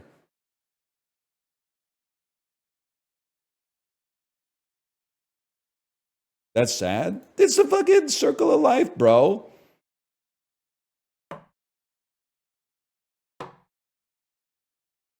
I'd be more pissed if I was 25 and like I couldn't enjoy my youth as much as I should be able to enjoy my youth because some 52-year-old fucking project manager is on steroids feeding my fucking ass red on the Alpe de Zwift.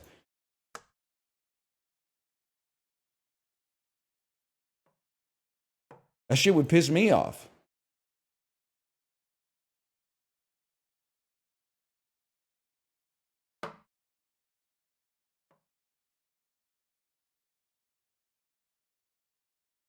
What's the purpose of the second chair?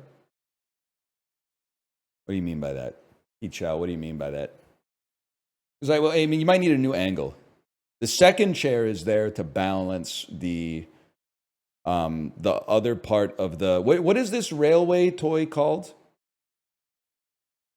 Moby? What are these called? You know the one I'm talking about. There's a name, Brio. Thank you. Yes. The second chair is there to balance the Brio track.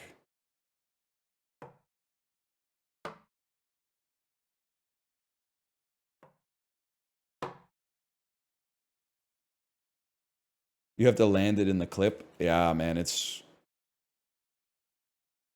tough. It's tough. It's not easy. If it was easy, everyone would do it. They would call it Marvel Rivals.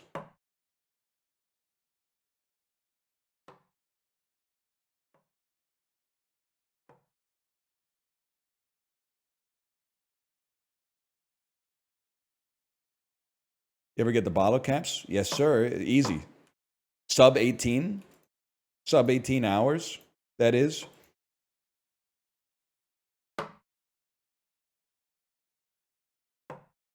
I don't hate Rivals. You got me all wrong. I have a light green positive emotion towards Marvel Rivals, but I have a dark green positive emotion towards the reaction that happens in chat when I make fun of Marvel Rivals.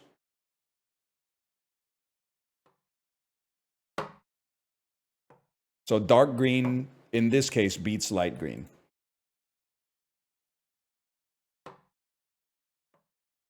Oh, shit, dude. Did you see that? Matt Rempe has more goals than Pedersen this year. What are your thoughts? I mean, he's washed, man. What do you want me to say? Petey sucks ass? You're telling me this for the first time. I'm hearing this for the first time. I've been watching the games, man. I know he fucking sucks ass. What do you want me to say? He's not returning my calls.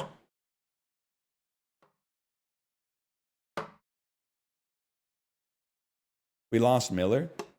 He's a fucking bullshit merchant anyway. Face-off artist. Nobody cares. Old ass.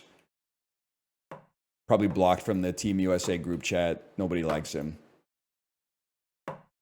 I would rather have PD scoring 0 goals than have to hear the shit that Miller says with the jersey of the team that I support. And I was not the motherfucker who made fun of him at the pumpkin patch. Don't get that twisted.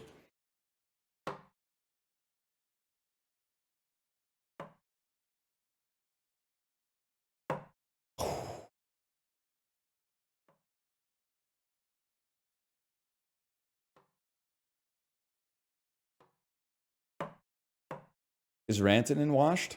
I don't know. I haven't been watching a lot of hockey because my team is not good.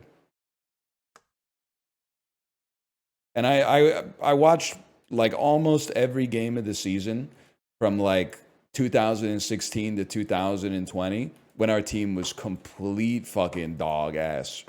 But now I got other shit to do. So like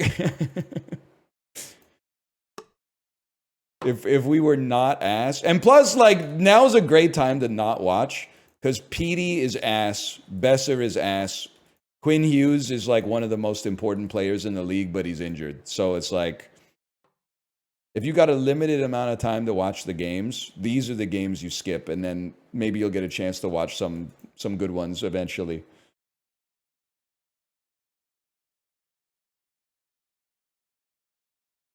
Face of an angle from heaven above. Yes, sir. Heaven above, the sea below, and the little wide whale on the go. Demko always injured. Yeah, sorry to say, Lee's Donuts merchant. That's a reference to the time I saw him in line at Lee's Donuts once, maybe like 4 years ago.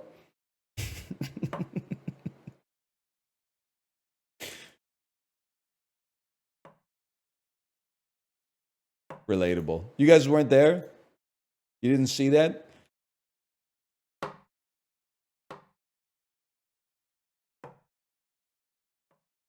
Did he lick the donuts? I honestly don't know because he was behind me in line. And if you know the lineup at Lee's Donuts on fucking Granville Island, I don't care if he did get second in Vesna voting last year. I'm not giving up my spot in line. That shit can be, on a good day, it might be like 15 minutes to get some donuts. On a bad day, it might be like 45 minutes. Sorry, bud. You put your pants on one leg at a time, just like the rest of us.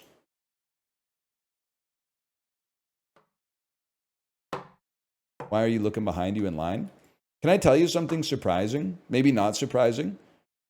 When I'm outside, I try not to like look at my phone when I get bored. I try to take in like the majesty of the world around me. Now, if I'm, it depends on the circumstance. If I'm in a lobby or like a waiting room for something, I'll look at my phone. I don't really care to like read the bullshit magazines or whatever. But if I'm like outdoors, I try to just take in the observation of the circumstances that I'm in, to be honest. Like on a bus, on a route that I've gone a lot, I'll look at my phone. Bus on a route that I don't take very often, I'll look out the window. If I got the window seat, at least. Outdoor supermarket, no shot I'm looking at my phone at the farmer's market. That's not going to happen. Like one of the things that, and I'm not super anti-phone, although I am a little bit anti-app, especially as I get older. But I think the phone is like, it's very Moorish. If you haven't looked at your phone in a while, you're like, I don't really want to look at my phone. But if you look at your phone for 5 minutes and then you put it away, your brain is like, I could really go for some more phone right now. So I think limiting the impetus to just like pull it out the second you get bored can only have positive ramifications on your life, however minor. But I'm just one guy.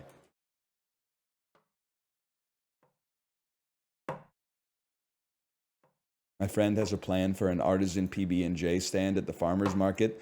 I don't know where you live, but I think your friend might be like 10 years too late. Or maybe like a few years too early. Me personally, at least the place that I live in, the climate's not right now. We're pulling back a little bit. I feel at least that we're pulling back a little bit from like the foods that you loved as a kid. We hipsterified them, made them like gourmet, and there's like an $18 PB&J at the food truck or whatever. I think we're getting back down to fundamentals and brass tacks, and inevitably, you know, maybe in the 2030s, the wave comes back around though. I don't know.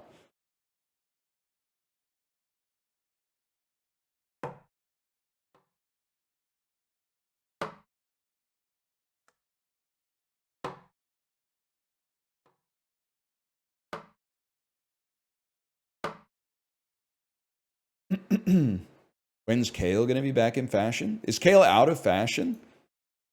I guess I've been seeing it a lot less. I guess it kind of got mogged by broccolini, huh? I'm a big kale head. I love kale, man. Like now that you mention it, I have seen it a lot less on menus these days.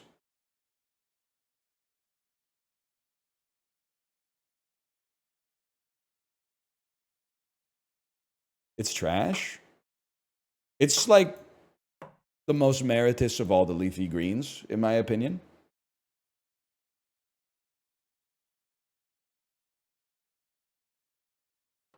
Just me personally. Oh, there's a study came out that showed that there's lots of heavy metals in it. Is that why it tastes metallic? They should do spinach next though, because spinach tastes way more metallic than kale.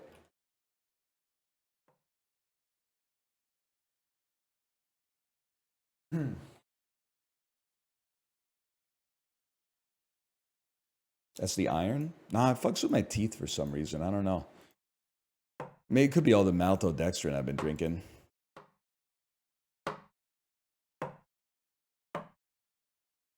Lock in.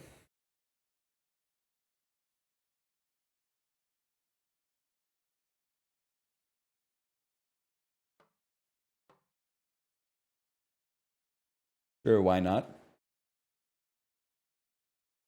Yes, sir. Just take a deep breath here for a second.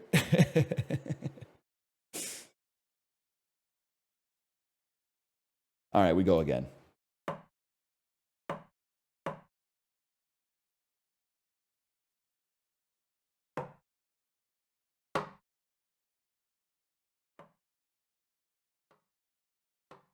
That's about enough of that.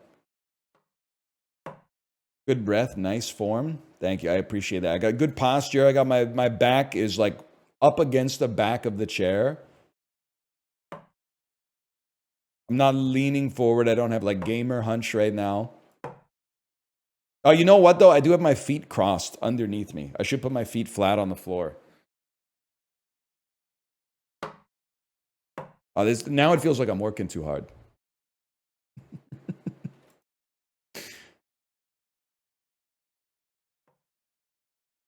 This doesn't feel right anymore.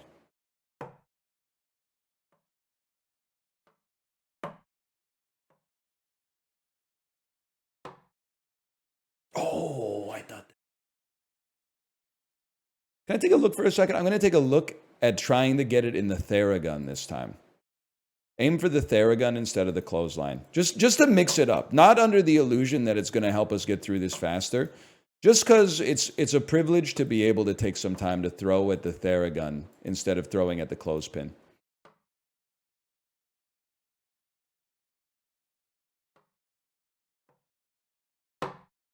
It does look like a tiny orange butt.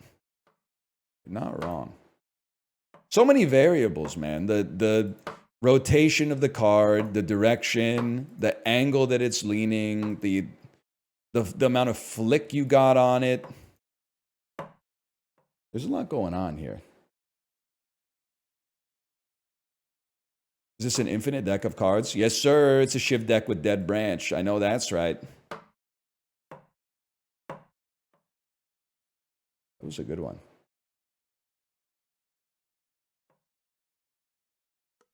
That was a pretty good one, too. You're doing hundreds of hours to farm one clip? No, I'm not. Did you see the clip of me getting the chips and the caps?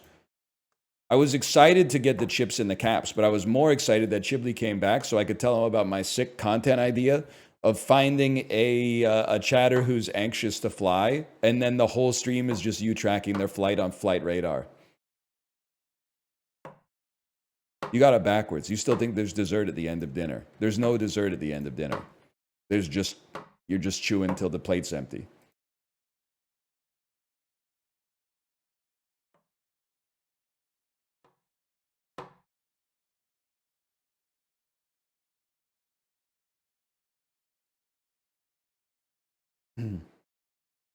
I'm anxious with everything except flying. Dude, honestly, that's kind of how I am. That wasn't too bad in the whole scheme of things. That's kind of how I am these days, man. Like, I don't want to get into whether flying is more dangerous or less dangerous relative to like 2 years ago. Because there's been more accidents. That's a given. But also there's like media contagion, right? So it's like as soon as there's one accident, people are like, wow, that accident got a lot of clicks. Oh, there was some duct tape missing on an engine on a flight that had to land in Arizona. So like that shit probably was happening like routinely, but it never made the news before, but now it's hot. But obviously you can't ignore also the crashes and the incidents. However, the other thing is I can't make myself scared to fly anymore. I was already irrationally afraid of it when the conventional wisdom was that it was insanely safe, and I got through the looking glass. Even if it's gotten like more dangerous, I can't get scared about it again because I've already normalized it as a method of transportation. Like driving, nobody ever goes like, there's been a lot of car accidents in the news lately, I'm not going to drive so much. They go, idiot, why didn't you just not crash? You know? I guess it's a little different because you're not the motherfucker flying the plane, but like, thank God for that.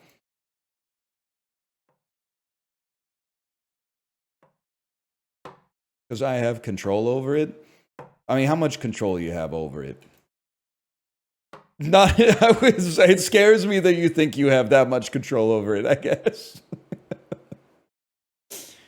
I would like to think that, like, how much control do you think you have when your light turns green and you drive straight ahead and some motherfucker on their phone T-bones you going 70 kilometers an hour? Okay, anyway, what I was going to say regardless is, if anything, I'm at the point where, like, if our plane started to crash, I think I would be like, thank God I'm not the pilot, man. This guy's probably stressed the fuck out. Me, on the other hand, I can't even do anything. Like, what am I going to do? Knock on the cockpit door and be like, you guys need anything? Like, that dude's having, like, the worst day someone could possibly have at work. I just got to sit in my seat and, like, make my peace with the Lord or whatever. What do you mean, guy? Women pilots don't crash. Misogynist.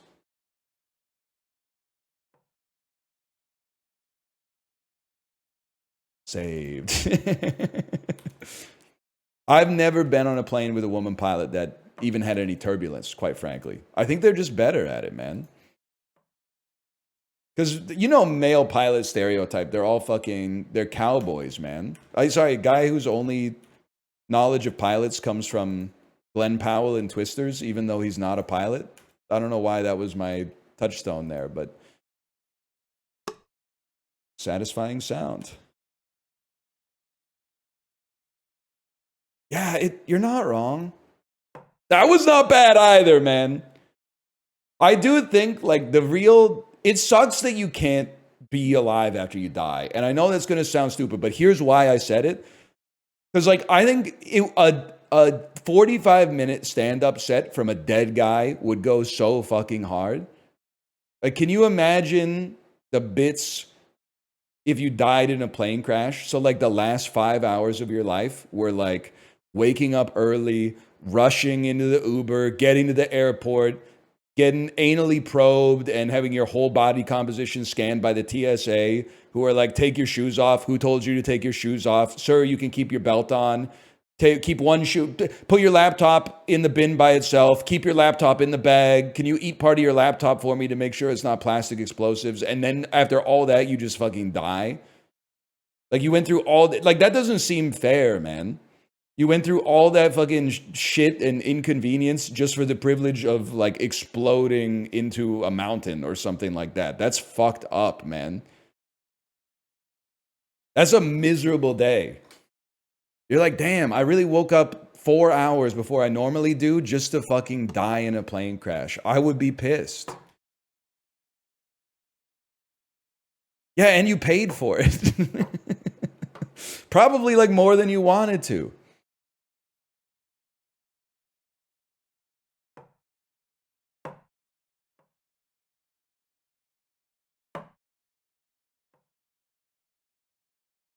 Anyway.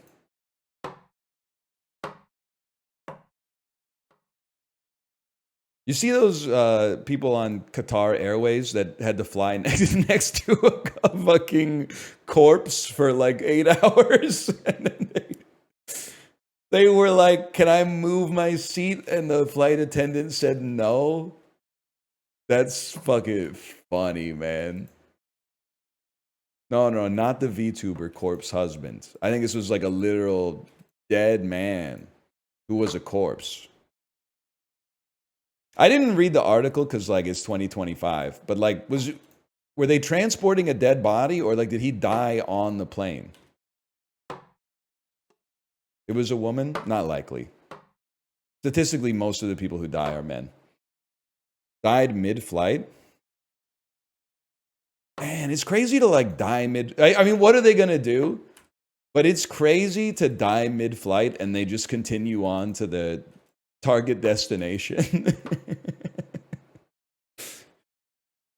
Like, literally, they're not gonna, there's nothing they could do. It's not like they're gonna land and then, like, have a funeral right there. But, like, it is kind of like, wow, fuck me. I guess nobody fucking cares that I died. You guys aren't fucking with me, huh? Like, I died in seat 2A and motherfuckers at the back are like, can I get the whole can of ginger ale, please? But what are you gonna do? It's a living or something is what they could say to tie it all together at the end.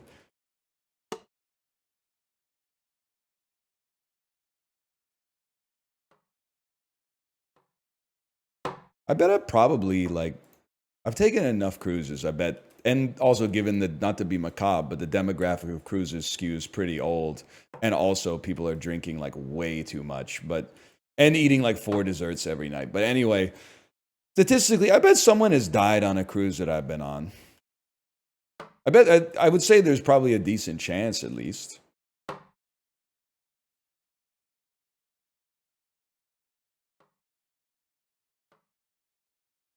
No, I think, honestly, I think if it happens, they just put him in the freezer and then like drop him off at the next port to like a business that handles dead bodies.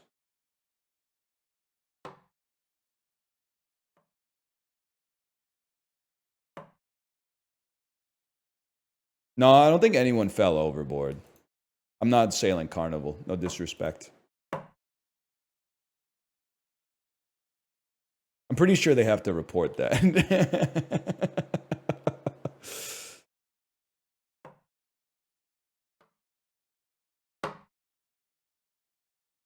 You order 3 entrees at dinner on your cruise? No, I order like 1 entree. Sometimes I'll order 2 appetizers, but it's never 2 things off the appetizer section. It's always an appetizer and then like a salad or a soup, which as far as I'm concerned is like, that seems apropos to me. But no, 2 entrees or 2 desserts, no shot. Not gonna happen. But like a small appetizer and then like a wedge salad, yeah, absolutely.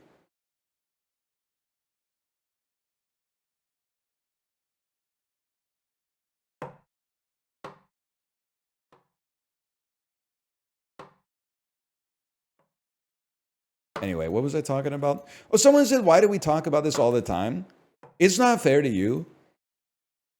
But in the most neurotypical, like well-adjusted way possible, I genuinely think about the fact that I am going to die at least once per day, man. And I don't think about it like in a depressing way. I don't know. It like comes up. Like I was getting stressed out yesterday about some bullshit that doesn't even matter. I was stressed out and I was like, it literally doesn't matter. One day you're going to die. You're really going to die and be like, oh, I wish I stressed out over this more. No, fucking get over it, bud. And it's not really fair to say this, but I also think about it when I get stressed out over like, oh, I haven't made enough YouTube videos lately. I'm like, okay, one day you're going to fucking cease to exist, bitch. You're really going to be like, oh, I wish I made like 4 more Slay the Spire episodes, February 2025. No, you got to take a long view for this type of shit, man.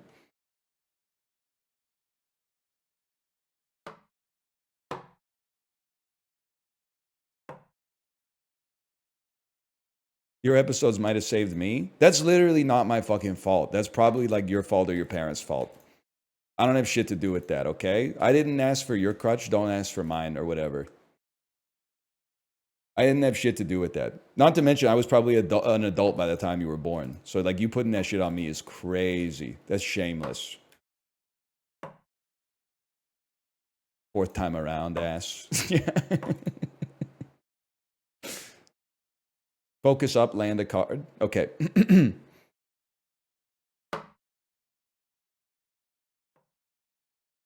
How my nuts taste. Ah! I'm back. I'm recentered.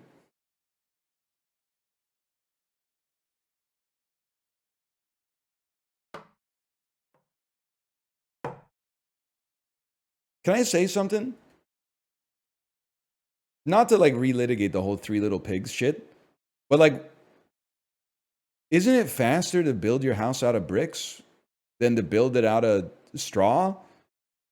I feel like building your house out of bricks is like, that's what they're for. They're like rectangles. You just stack them up. Boom, you got a wall. Repeat it like 4 times. Now you got like a fort, and now you just need to put a roof on it. Then like the straw, like I don't even know what you do. You like pile it up or whatever. It just doesn't make any sense to me. I'm starting to think Hans Christian Andersen didn't know shit about residential construction. Where did this come from? My daughter's really into fairy tales right now. Oh!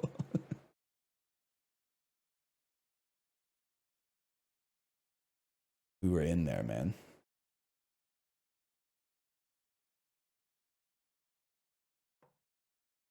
I mean, I'm not trying to victim blame. Like, the wolf probably shouldn't have been doing that shit. But, like, at the same time, why didn't they all just make their house out of bricks? Are they stupid?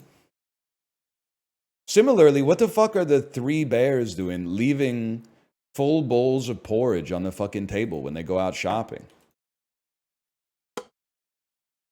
Like, the chairs and the bed, I get, but like their whole fucking breakfast, they just left it on the table. They had ADHD. That's so real, man. They were like, I want breakfast. Took 1 spoonful, gotta go, left the house, and then got fucking pissed when someone else ate it. That's so, you have left no crumbs. That's the realest shit anyone's ever said, man. They weren't fucking eating it, man. But then someone else ate it and they're like, fuck this Goldilocks, bitch. Doesn't make any damn sense.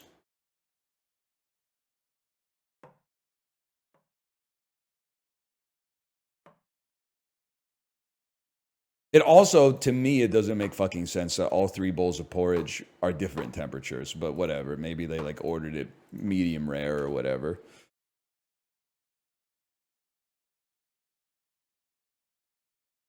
They literally just left it. And the shit is porridge, man. It's going to be like caked on. Can I ask you a semantic question as someone who was not born in like Dickensian England? What's the difference between oatmeal and porridge? Because I'm assuming colloquially, the porridge that we're talking about is made with oats, right? It's literally exactly the same. Okay. All right, fair enough.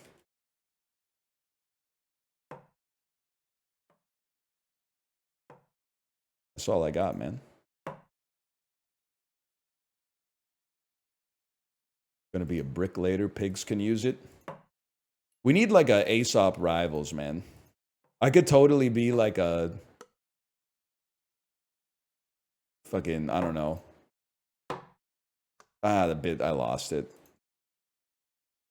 I was gonna say Rumpelstiltskin, but I think he might be a little problematic. Who's the one with like the spinning wheel or whatever?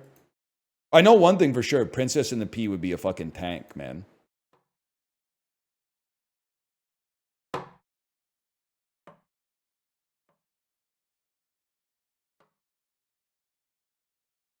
What was I talking about? You guys ever play Storybook Brawl? Sam Bankman-Fried in the chat. Does anyone know what the fuck I'm talking about? Do I know what the fuck I'm talking about?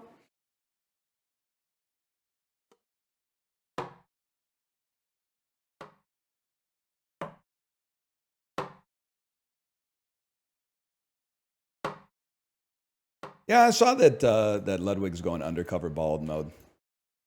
You know what's funny is that nobody believes that there's an anti-bald bias except for bald people. But then like one dude with hair shaves his head and he's like, you guys are not going to believe this. There's an anti-bald bias. And people are like, whoa, I believe you. It's kind of fucked up. Honestly, it's kind of fucked up. They not like us, man. Yes. Yes, sir.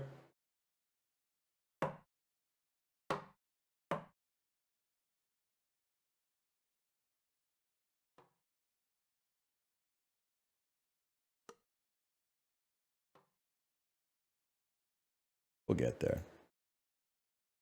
No, we're not beefing. I told him in the back channel, I said, wait, maybe I didn't say this. Maybe I thought I was going to say this and then didn't say it. I said, I think it's funny how so many streamers have a sub goal that is like just to live like me for like 3 weeks. Like I would just wake up like this every day and other streamers are like, if you give me $10,000, I'll do a day in the life bald video.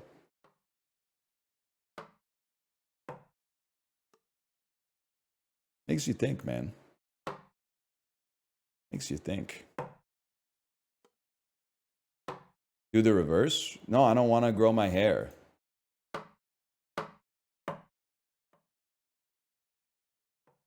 I'm just living my life. What hair? Excuse me?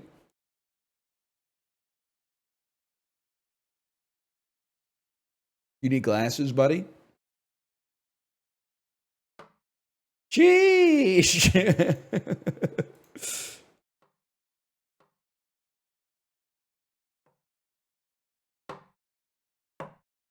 You ever thought about becoming a wig guy? You ever thought about going 2 seconds without asking me a question about what it's like to be bald? It's just like I don't take offense to it. It's just kind of like it's, you know, it's the thing is like it's not that interesting. There's only like 4 questions, and then it's like that's it. But I'm still here talking about it. You know, like 17 years later or whatever. You can get them all out right now. Sure. Is it cold in the winter? Yes. It's a little bit colder. Do people ask to kiss your head? No, it's never happened. Is it warm in the summer? You need to wear sunscreen on your head or a hat to protect you from UV radiation, for sure.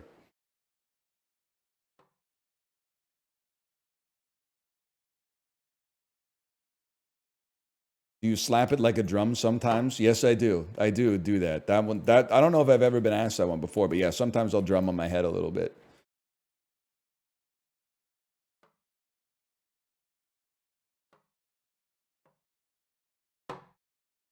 How often do you shave it? 2 times a week usually. It's not like on a regular schedule.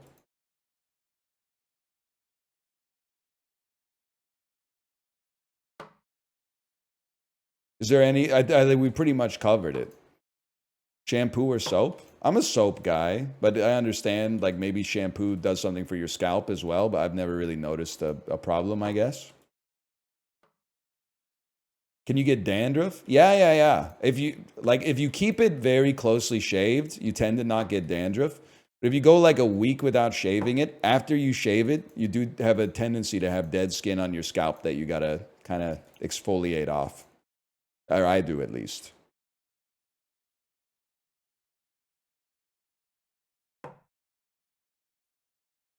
That's about it. I mean, there's nothing else really that you could.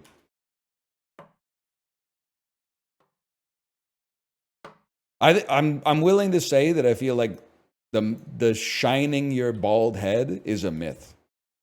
I don't know if I've ever heard of a bald man actually shining his head. I think it's some Three Stooges stuff.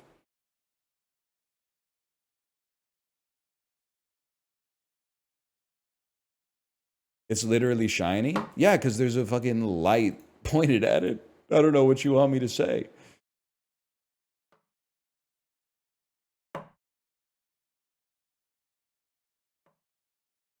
I know an old guy who did it.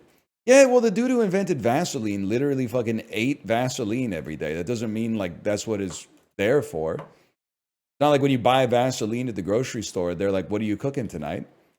They know what you're cooking. Frozen pizza.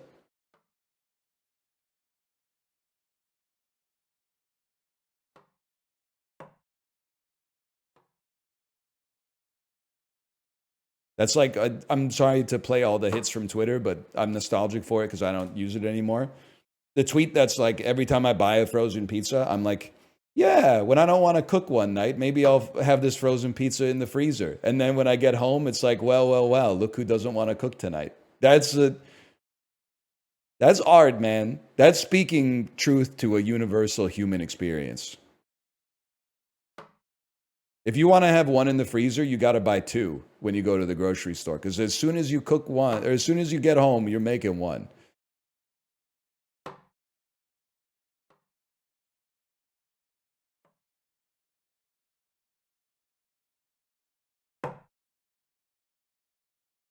One in the oven, 2 in the freezer. That guy who flash mobbed all those news broadcasts if he was hungry. One in the oven, 2 in the freezer. Remember that guy? This joke doesn't really work. Remember that guy?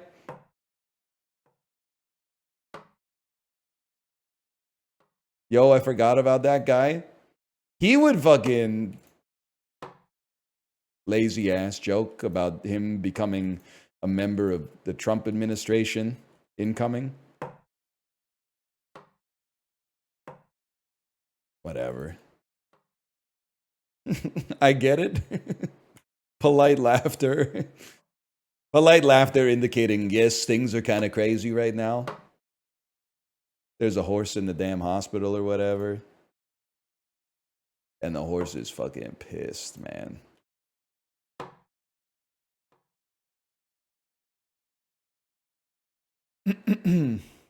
People care more about me being bald than I care about being bald. It is true, man. You know what it is? It's like when you're the only motherfucker in your office who's lost weight. And then people who eat like a whole chocolate cake for lunch every day come over to you and start talking about like how bad for you exercise is and stuff like that. It's like, don't worry, but you're not the one pumping the watts. You got nothing to worry about. Just chill. Stop straw manning. That's a real person who probably works in human resources.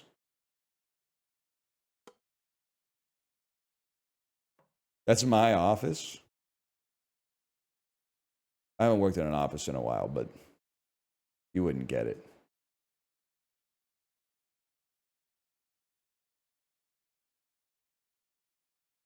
My coworker lost 100 pounds. All my other coworkers were fucking pissed. Can I say I've been on both sides of this, and I would be pissed too. I get both sides of that.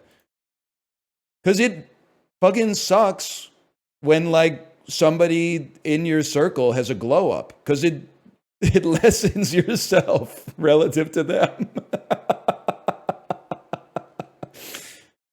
Like, they should do it, don't get me wrong, but now you're like, fuck, now just to like keep up, I gotta work hard. I get why you'd be pissed. I totally understand, man. It's real, but you shouldn't say it. I think it's a personality flaw, but I also totally understand where they're coming from, man.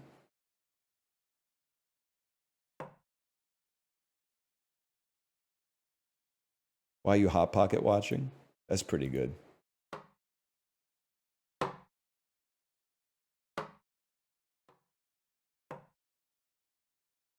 It's like when you start college and you like have your first circle of friends and you're like, yeah, we're probably like all roughly the same level of attractiveness to the opposite sex. And then like one of your friends gets a girlfriend in like 48 hours and you're like, what the fuck? Did I really misjudge this fucking situation? I thought we were all on the same level here. Stop, it's too real.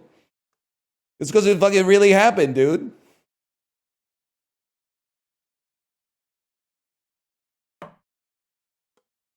Yeah, you're like, well, I thought we were all like sevens.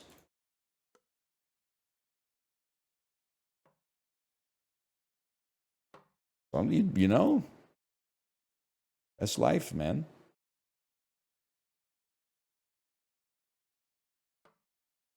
When an ugly bitch tags you in a photo and says twins, what you talking about? No, the fuck we ain't. That's what I'm trying to say, man. That's what I'm trying to add on to that like Library of Alexander shit.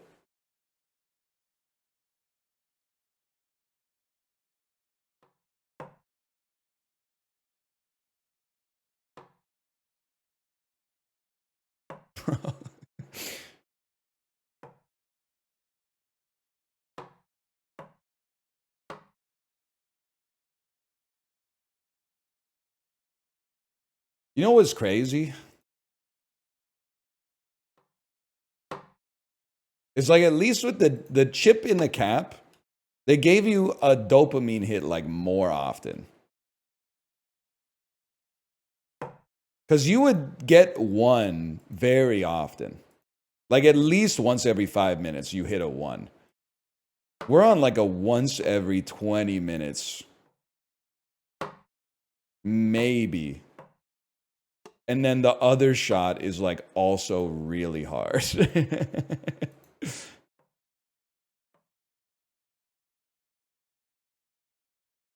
Yeah. Don't worry, it's just Backshot Simulator. We're getting a little bit better at the Theragun, at least. We're like in the ballpark.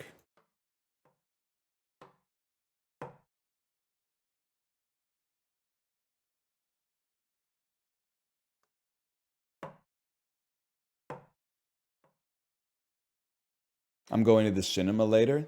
That's huge. What are you seeing? What's in theaters right now? Let me think. I guess Companion's probably still in theaters.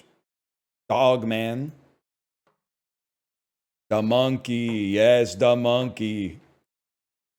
Captain America Brave New World. Forgot about that one.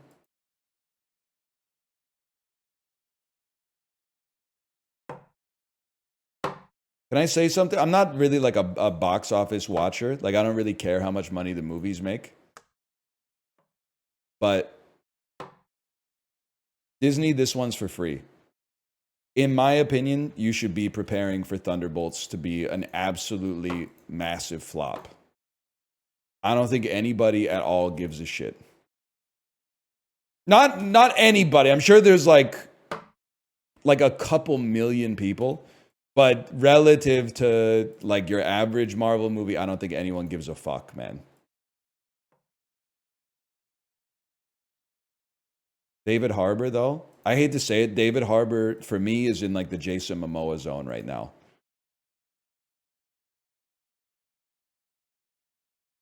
Like maybe it's not fair, but every time I see David Harbour like is in something, it makes me want to watch it less.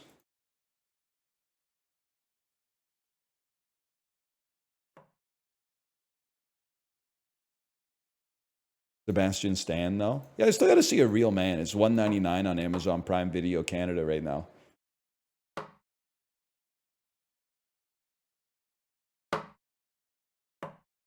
A Different Man, that's right. The Real Man is... I got it confused with The Real Pain.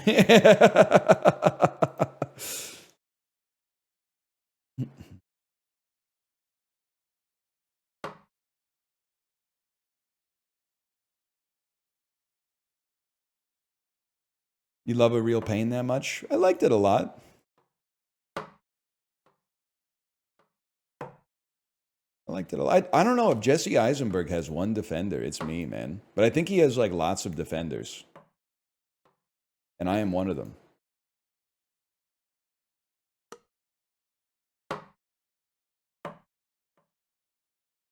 Have you considered how annoying Kieran Culkin was? I mean, like... Ricky, you're saying the quiet part out loud? Is like, was I touched by the tragedy of Kieran Culkin's character? Yeah, for sure. Would I have crashed the fuck out if he let me sleep through the train station we were supposed to get off on in a foreign country on our short vacation? I would have freaked the fuck out. I would have lost my mind. And all Jesse Eisenberg does is like the dude, Kieran Culkin takes the longest piss of all time. And he's like, sometimes my cousin's annoying. Like, he's a better man than I am. I would have been losing my mind.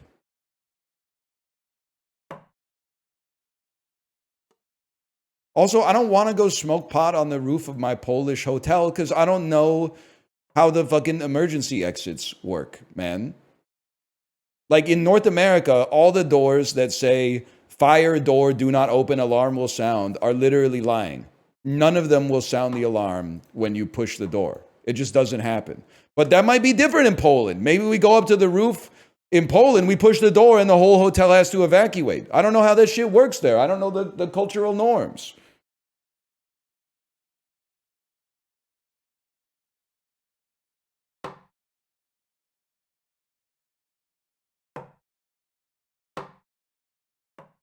Sometimes it's a silent alarm.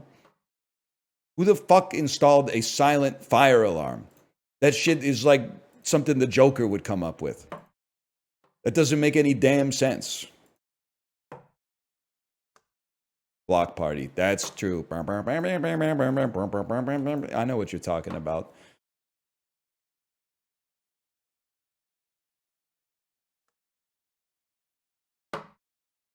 Why are we still fucking with car alarms too? Sorry, I'm putting the whole system on trial today. What's the ratio of like car alarms that go off and stop somebody from breaking into the car versus car alarm that goes off and like the dude whose car it is asleep 8 doors down. So it takes him like 90 minutes to notice that the shit's going off.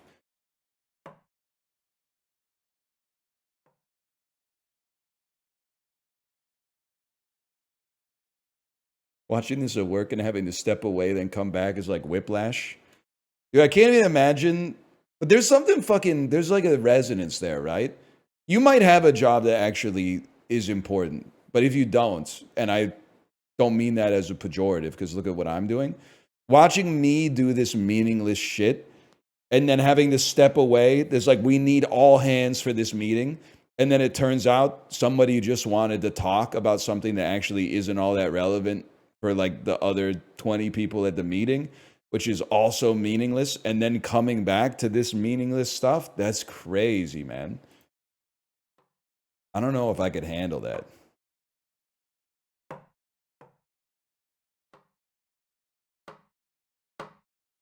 Slack is down anyway. Dude, can I tell you? So I had a meeting with my accountant yesterday. I was a little nervous about. It was a Zoom meeting. So already I was like, this shit can't be that important. Because if it was really important, he would be like, please drive into the office. But instead, he was like, we'll have a Zoom meeting. I was still a little nervous. I got everything set up, and I joined the meeting.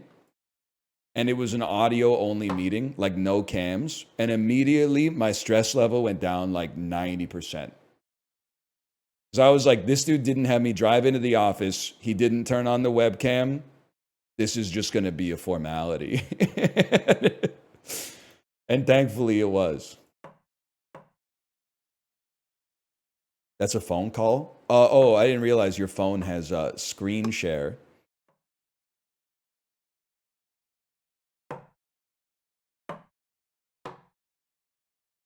No, I don't think, well, I don't know. He might have been getting Hawk 2 on the call. It's none of my business, honestly. He did his job regardless.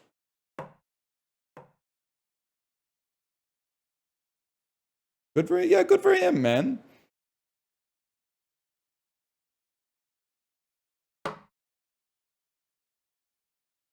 What else could it have been? I don't know. We don't have any other cute names for sexual acts, right? Like Hawk Tua really changed the game. We're still talking. Well, I'm still talking about it like 8 months later.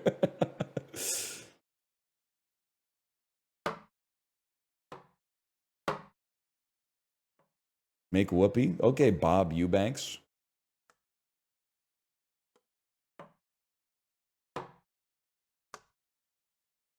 Throws are getting good. The boingy woingy, the hanky panky. Bumping uglies.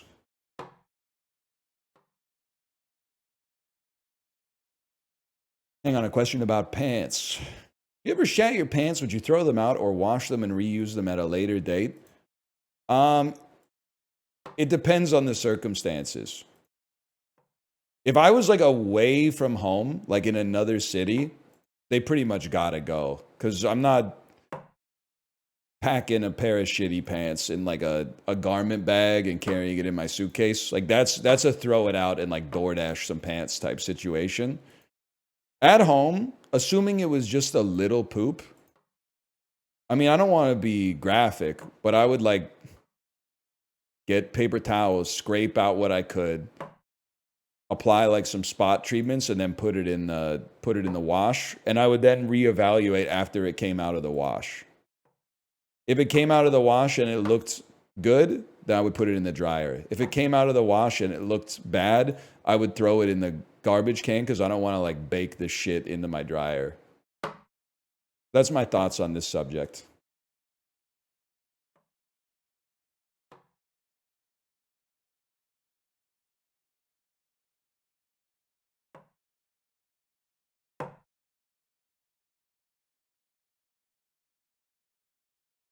But yeah, you could DoorDash pants. Well, I'm sure you could. You might have to search for a little while to like find the outlet. Like you can Instacart from like a Loblaws, right? So there's no, like they got clothes in the store. I'm not saying it's going to be the best clothes you're ever going to find. But like I'm sure you could be like size medium sweatpants. Oh, no, that wasn't going to stick.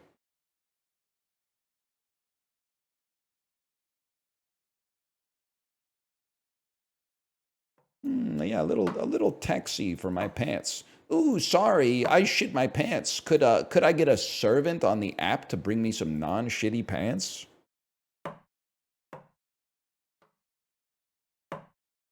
Don't you hate when you shit your pants and you DoorDash new pants, but then the driver knocks on the door? It's like, buddy, read the additional comments field. I wrote, just leave it on the step, thank you.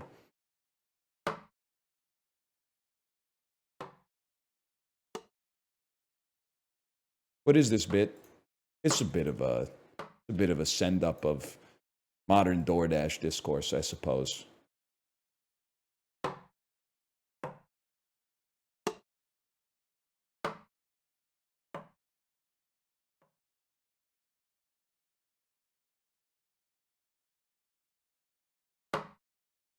We'll just keep it up.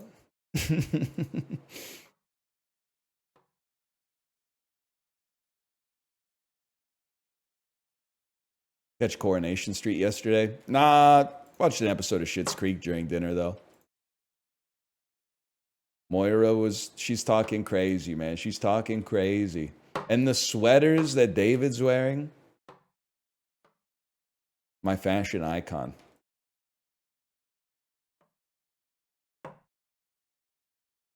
Pretty good show. It's fun. Like, I have nothing against it.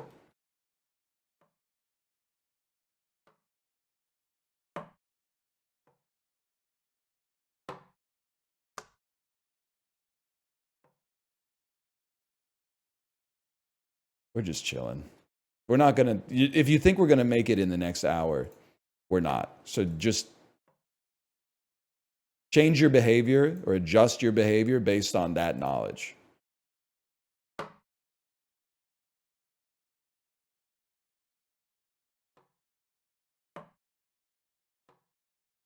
You watching Severance? No, are you watching Pop Culture Jeopardy?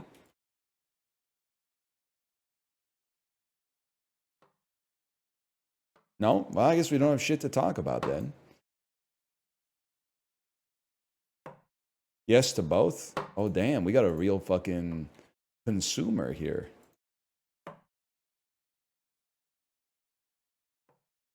A real connoisseur.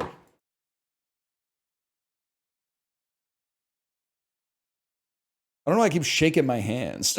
Like, I keep taking my hands off the mouse and going like this. Like, as if that's gonna fucking... Like, divine providence is gonna enter my hands.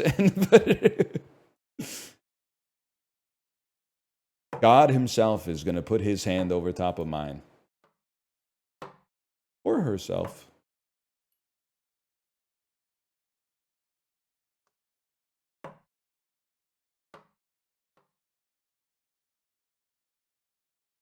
You know what's crazy? Is that LeBron has been in the league for like 19 years at this point. But he's still like... I mean, I guess Bronny is LeBron James Jr., right? But those are the only two LeBrons. Like, shouldn't we be encountering like a wave of LeBrons crashing into North America right now? I never thought about it before, but you would think everyone's talking about like, oh, there's a kid in my daughter's second grade class named Khaleesi or whatever. But you never hear shit about like, you know, oh, I'm a senior in college. My name's like, you know, LeBron Williams. Like Michael Jordan was huge in the 90s. When I was in college in the late 2000s, fucking everyone was named Michael or Jordan. I guess I still meet some motherfuckers named James now that I think about it, but that might be like a coincidence. Jordan, I know we talked about this on Monday. Jordan is another very 80s and 90s name, man. I knew a lot of Jordans, but I feel like you don't see them anymore. Thank you for typing that. You're absolutely right. There were hella Jordans in like 1996, man.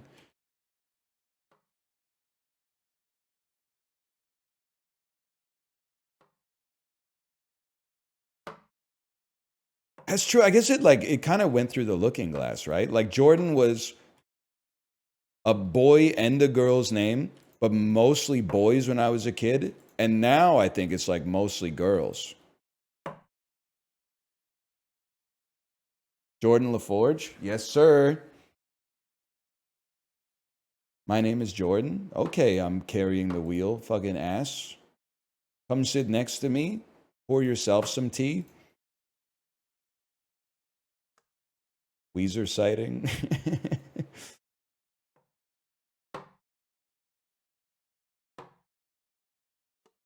Dude, if Pinkerton flopped, do you think they would have just released like 10,000 versions of that song, but changing the name? Like that dude on Spotify who does all those songs that are like, Ryan Poop, Ryan Poop. My name is William. Dun, dun, dun, dun, dun, dun, dun. They could have done that, man. It would have been better than that fuck ass like space opera he was trying to write. Although Long Time Sunshine does go pretty hard. But now you're finally landing. I'm just saying, I listened to the Rivers Cuomo solo album. What's the one? It's not called Spider in the Snow. That's a Dismemberment Plan song. Lover in the Snow, right? That one's pretty good. The reset.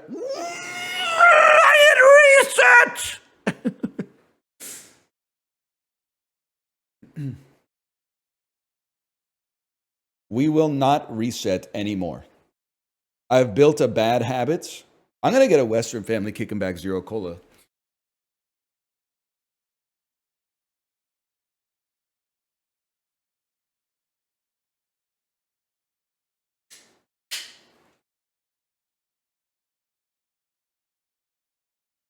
A what? A Western Family Kicking Back Zero Cola soda.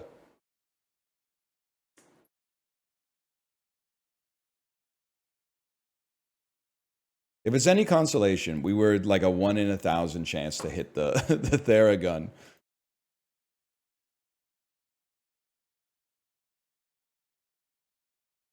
Ask them for a sponsorship. You know, you could just like buy things.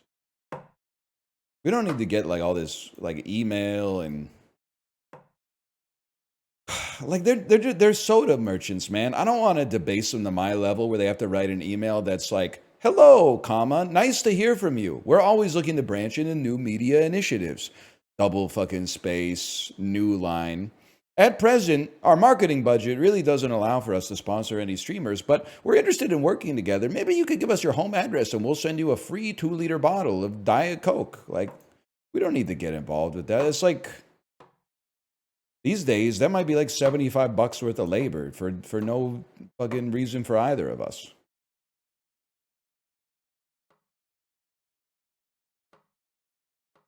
Just 2 liters is crazy. Dude, I got radicalized when I found out that, you know how like if you're not satisfied with the product, some bags of chips will have like a number on the back. If you're not satisfied with this product for any reason, please let us know at this account. If you fucking get through, you know what they give you? Another bag of chips. Like, that's not... If the bag of chips is fucked up, I don't think you owe me like a bag of chips. I think you owe me like 10x the value of a bag of chips. You owe me like $40.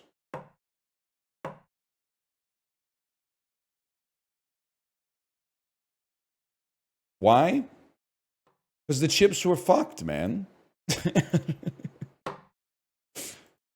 In my opinion, you gotta, to make it right, you gotta overpay. Because now I gotta use my fucking time to talk to the Miss Vicky's Corporation about how the spicy ketchup was too spicy or whatever. Like, I gotta go on hold as like a middle-aged man and be like, the chips were not to my standards, right? So like, you should fucking, that should be 10 bags. Minimum. You're right, Miss Vicky's don't miss. Looking forward to going back to that when the trade war is over. That's a long way away, maybe. Or I don't know, maybe it's tomorrow. Isn't it made in Canada? Doesn't matter. They were purchased by Frito-Lay in like the year 2000. Sorry to say. Everybody's got their own standards, okay?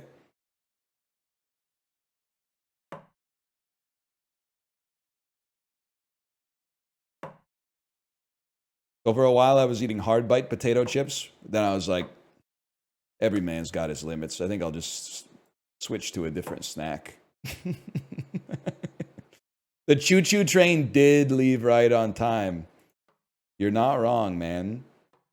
The ticking clock's only your motherfucking mind, dude.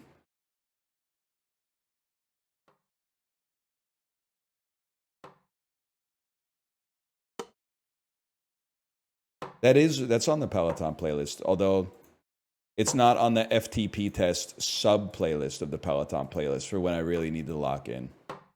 That's not a lock-in song. That's an I'm vibing song. Although the instrumental breakdown, not bad for an interval push, I guess.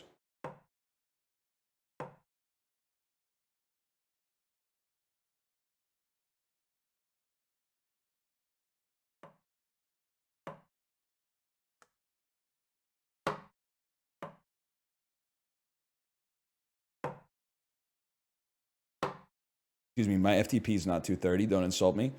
Right now it's 257, but we have another FTP test coming up. I think it's March 16th. Maybe March 15th, now that I think about it. Another one? Yeah, I'm trying to keep myself honest and do one like every 6 to 8 weeks.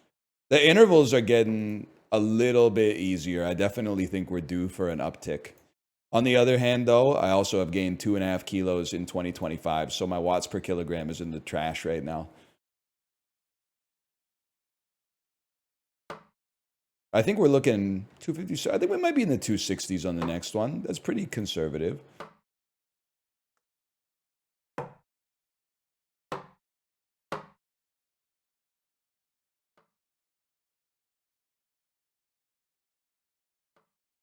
Any second now. Any second now.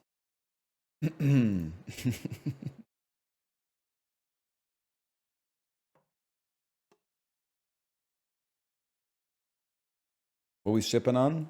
You must be new here. A Western family diet kicking back zero sugar cola.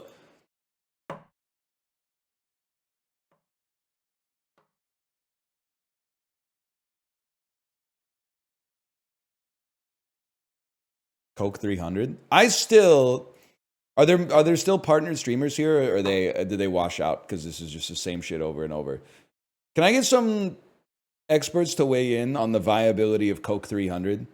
If you weren't here for the bit, I think that I want to say exhausted. I love that we live in a world where there's delicious zero sugar, 0 calorie sodas that taste almost as good as the original, or in some cases exactly as good as the original. I think we're due for a heavy soda that has 1.5x to 2 times the amount of calories as a regular soda. I think the culture could absorb it right now. Like, you got Coke Zero, Coke, and then Coke 300, which has, like, I guess 50 grams of sugar per can. If the remaining liquid has the solubility necessary to absorb that much sugar, that's how much we're putting into it, okay?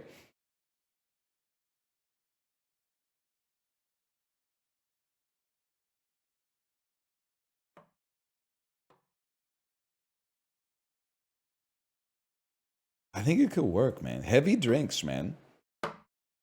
You know what fucks me up, though, is that regular soda drinkers have, like, no standards. If you ever drink a Coke Zero, they're like, why don't you just drink, like, a regular Coke, but, like, less of it? Then I come up with a heavy soda that would, by definition, taste even better than the original Coke. And they're like, I don't want to drink that shit. It's too many calories. Why don't you just drink fucking less of it, dumbass? Don't be a pussy. That's the whole marketing campaign, if you remember. Just a spoonful.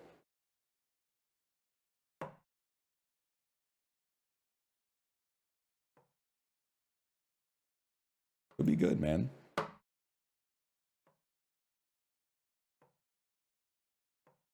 People who only drink half a can freak me out.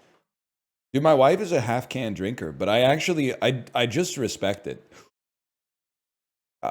weak ass attempt. Because like I'm just not built like that. Same thing, like she'll pour like a whole glass of water, drink half of it, and the remaining half will still be there like 4 hours later. I can't leave like a half full glass. Like almost any time there's a beverage in front of me, I'm like, I could really go for that right now. And then I just finish the glass.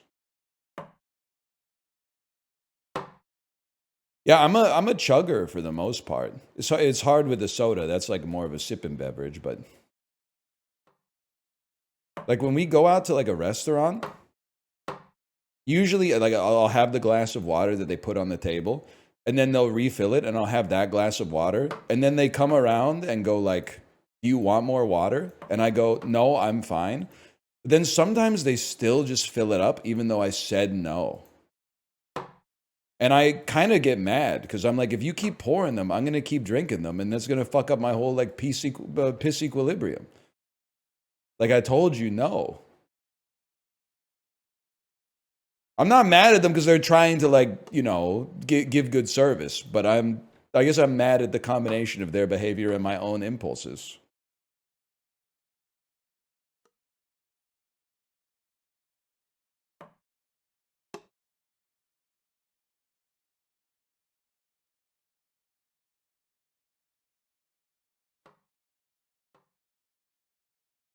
They talk shit about you if you finish your drink before the food comes out. I think they got better shit to do than that. I don't believe you. I was a server, that's true. Really? The hell happened there? That seems crazy to me. Well, okay, all tips just went down by 5% forever. Way to go.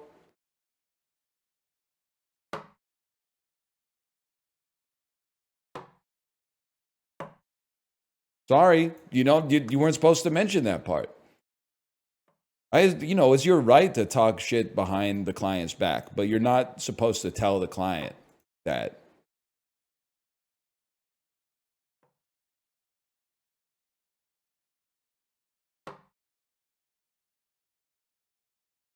Food will take 5 minutes longer. That's fine by me, man. I don't even mind that shit. You know what tilts me though is when you're done with the food and then it takes like 25 minutes for them to come back to the table so you can finally ask for the bill. Like waiting for the food, maybe this is a rare take. But like I would rather, if we're at a restaurant for 90 minutes, I would rather wait 60 minutes for the food and then like 5 minutes for the bill after eating than get the food after 30 minutes and have to wait like 45 minutes for the bill. It's counterintuitive, but that is how it feels to me. If you'll forgive me for encapsulating this in a millennial ass phrase, you kind of get like post meal clarity where you're like, I don't want to be in this fuck ass restaurant anymore. I just ate. I only came here in the first place because I was hungry. I debased myself with this fucking white brick neon sign bullshit just to get a couple of like vegan tacos. And now I got to get the fuck out of here and get on with my life. Give me the fucking bill, man. Get me out of this joint. I'm not supposed to be here. What am I doing here? I could have just had a sandwich at home.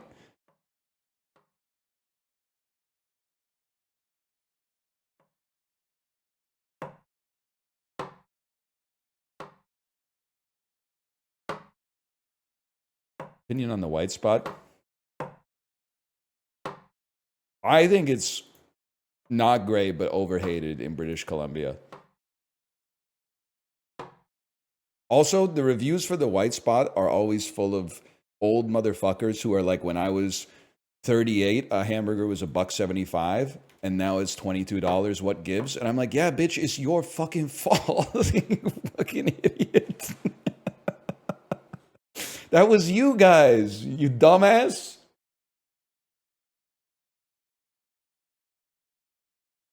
Anyway, by the way, thank you for the raid. Thank you. We're talking a bunch of nonsense here.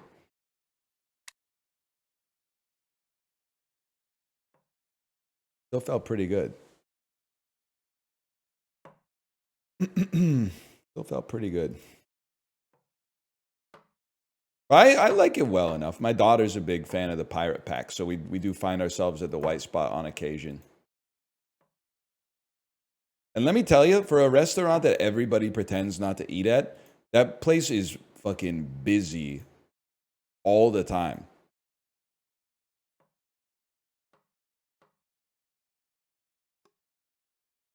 Some of y'all are lying. Yeah, you got to get 2 in a row.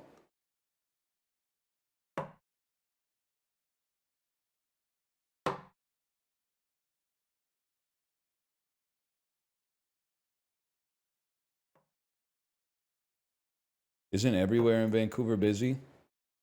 Well, everywhere in the neighborhoods that people live in, yeah.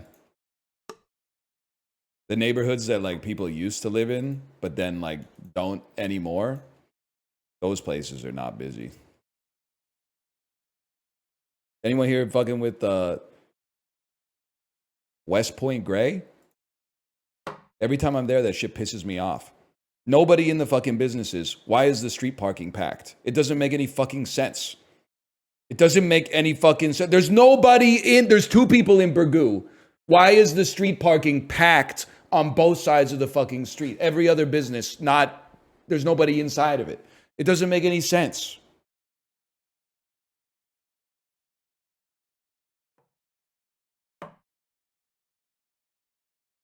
I live in Michigan.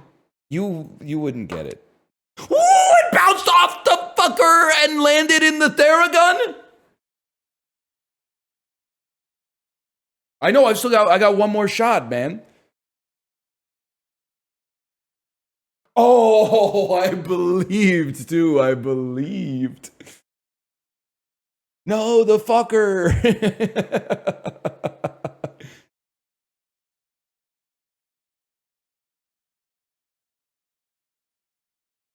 It looked pretty good, man.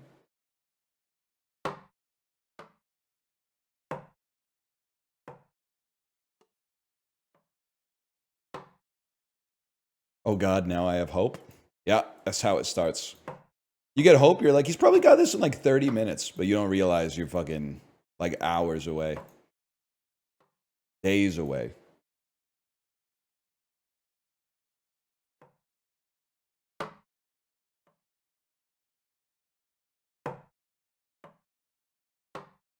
Because, like, really, when things in this game, at least, I can't speak for life. In this game, things are their easiest when they seem the most impossible. If you're like, oh, all I got to do is throw the card into the fucking shit, sure, that might take 100 hours. But, like, I'm in it for the long haul. It's when they appear easy and you haven't done it yet that it starts messing with you psychologically. Where you're like, I should have done it by now. I can't believe I'm still here. That's where you have to take a step back and recontextualize your relationship with the trick shot. We haven't earned anything yet, man. What are we entitled to? Nothing. We're entitled to the same thing as everybody else. We're entitled to keep throwing cards until they end up in the clothespin.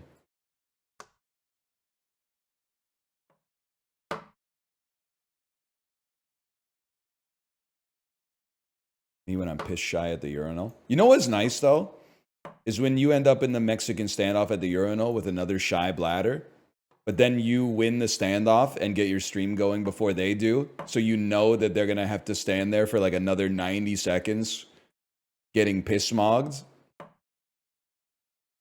That's like that's ranked pissing, man. It's bronze, but but still, it feels good. Yes, sir.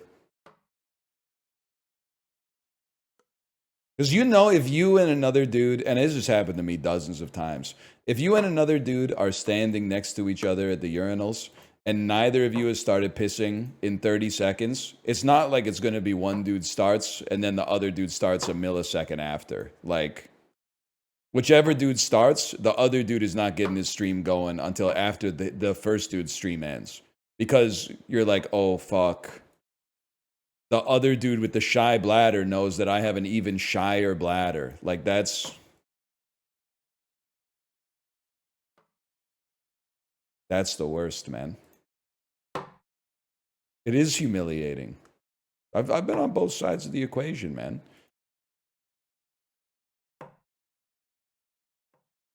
Why are you paying attention to the other guy pissing? Because I need his stream to start to cover up the sound of my stream not starting, man. Is this your first day?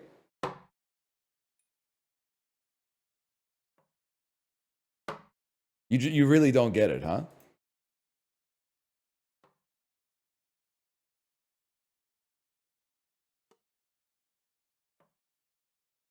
Pray for someone to flush the toilet or run the sink. Yes, someone flushes the toilet and you try to rush the start of the stream out in like the 3 seconds before it goes silent again. Oh, man.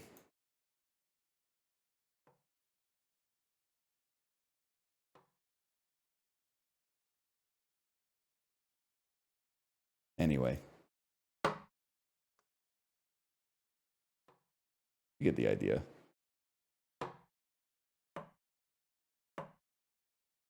That's why we need to replace... We need men's public bathrooms to have dignity again, man. Well, actually, they probably have never had it. We need them to have dignity for once. It's one of my favorite topics, so I apologize. But the fact that, like, they all have urinals, but only like 50% of the ones with urinals have the barrier up between the urinals. Like, there's... If you've never been in a men's public bathroom... In half of them, you're rubbing shoulders with the dude next to you while you piss. Like, it's very familiar. Just putting in like a little quarter wall barrier, at least you can like...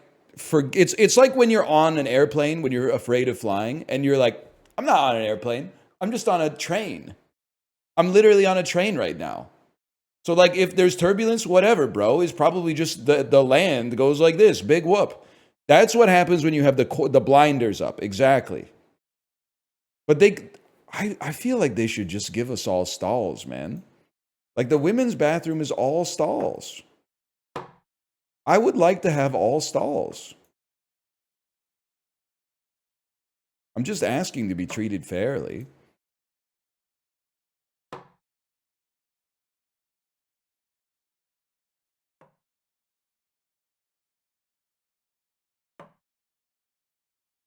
Urinals are more convenient?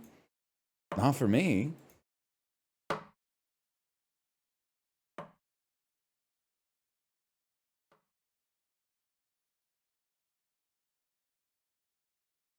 Also, like, I don't know why... Why, whenever we talk about bathroom design, does everybody jump to the defense of the dude who made the bathroom instead of who we should really care about, the pissers? The pissers' fucking desire is always washed away in favor of the fucking, well, it would cost them $16 extra per stall to put up a fucking plexiglass, or not plexiglass, hopefully, but, you know, like a fucking... I can't think of an artificial material that they would make like a stall wall out of, but you get the idea. You really expect Rogers Arena to be able to pay $50 per stall to install a door? Come on, man. We're pissing here. They should survey the pissers.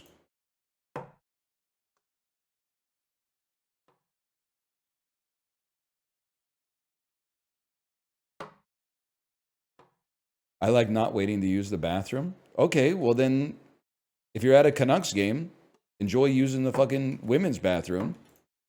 Because you're going to, no matter how many urinals they got in that bitch, you're still going to be waiting. You ever think about how crazy it is that on an airplane, like a Boeing 737, rows like 5 through 38 have 150 people and they got 2 fucking stalls?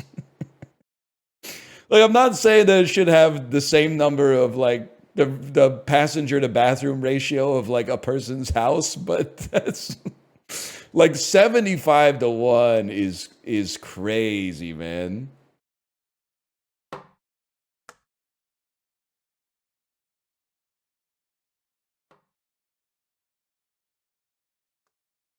Just hold it for a few hours? No, I'm literally going to elbow you and say, hey, I got to go piss. Can you get up? Because I'm sorry. This isn't like the war. Like, I'm not holding that shit any longer than I have to. Listen, if the captain made an announcement that's like, we're beginning our final descent, we'll be on the ground in like 20 minutes. I'll hold it till we get in the airport. That's fine. But like, if I have to piss an hour into a 4-hour flight, it's not like it's going to get better. I'm just going to hold it.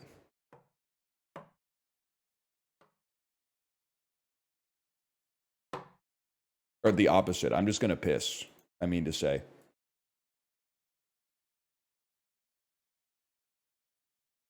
Then double to get off the plane. Yeah, but like, I don't know. The older I get, the more I realize, like, it bounced off the fucking thing again. The older I get, the more I realize I'm not in traffic. I'm not in traffic. I am traffic, man. So I'm like, the way that I'm like, why are these fuckers taking so long to get off the plane? That's how the motherfuckers like 5 rows back feel about me. They're like, oh, come on, get off the plane.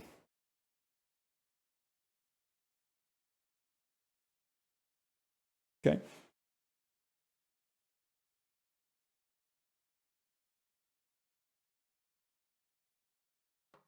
What if I'm last? I mean, when we traveled with our daughter when she was much younger, we would bring the car seat onto the airplane. So we would sometimes just, if we were already at the back of the plane anyway, where they put all the other families with young kids, we would just wait until everybody else was off the plane, and then we would get off. It's just like, it's an extra, 5 minutes at most to just get off the plane comfortably instead of like feel like you're in a rush. Doesn't really bother me.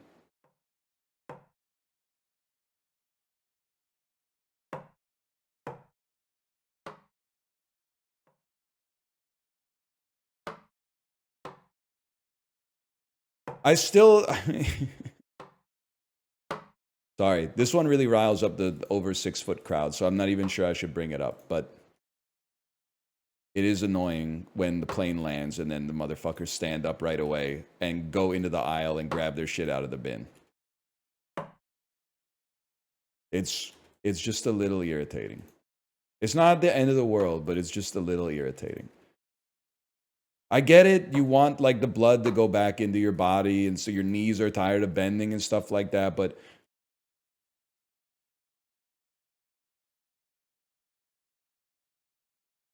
to me, it's like a you think you're better than me type thing.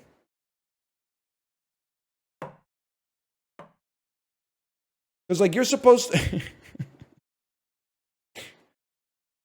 Maybe I'm the only one. But I never skip the line, okay? If I'm row 25, I'm not moving until rows 24 and up have all exited the plane or indicated non-verbally their intention to stay on the plane until everybody gets off. So then I make an executive decision. I look at the row next to me, and then I look at my row, which is usually me, my wife, and my kid, and I say, who's getting off first? If the row next to me is like 3 young adults, I say, you guys go ahead. Because you are going to get off faster, and it's going to take us a long-ass time to get off the plane. Because I like yelling at my 4-year-old, like, come on, we got to go. And then she's like, Daddy, my legs are tired. And I'm like, you were sitting down for 7 hours. What do you mean your legs are tired? You can sit in the jetway. Just get out of the lane first. But anyway, but if they got like, if it's a dad and 2 kids, I'm like, we're going first because your ass is going to be here for a long time. So whenever I see someone that just gets up and grabs their shit early, I'm like, you didn't do the fucking assessment, man. You didn't do the assessment to see if your row mates should get out first. And I take a very mild amount of personal offense to that.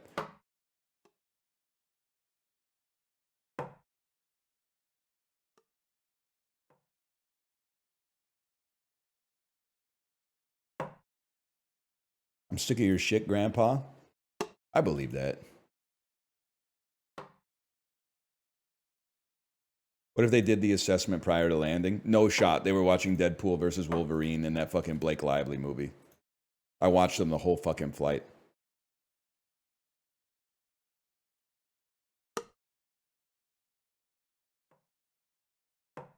Ain't a thought in that damn head.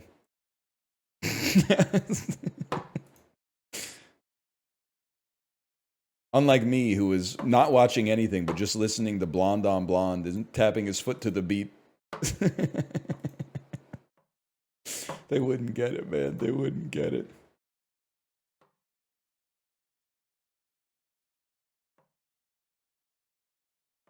And watching other people watch movies? Well, you literally, if you're not watching a movie yourself, you can't do anything but watch other people watch movies because your eyes have got to go somewhere.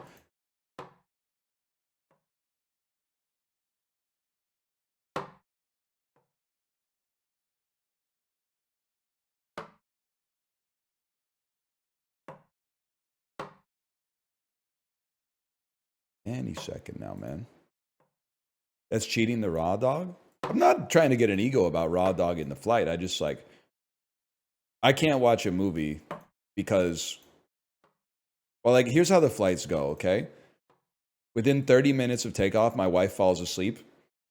And then for the rest of the flight, my daughter pokes me in the arm every, like, 2 minutes to tell me to look at what she's playing with on her iPad or coloring or, like, the sticker that she just put in her sticker book or something like that. So it makes it very difficult to watch, like, a dramatic movie that you're trying to get sucked into. Also, I carry my Bluetooth headphones with me, but the Bluetooth headphones don't connect to the airline seatback entertainment. And I'm not paying you $3 to watch It Ends With Us. It's just not going to happen. I can get a different man for $199 right now.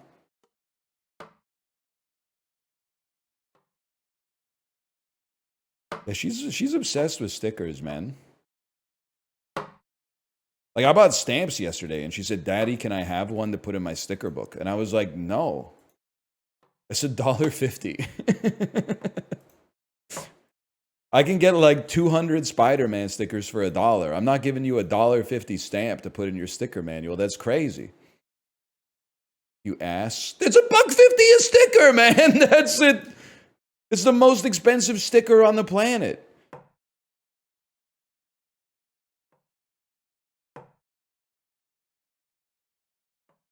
You're a billionaire? Act broke, stay rich, buddy. I'm not gonna let her like decorate her stuffed animals with stamps, man. If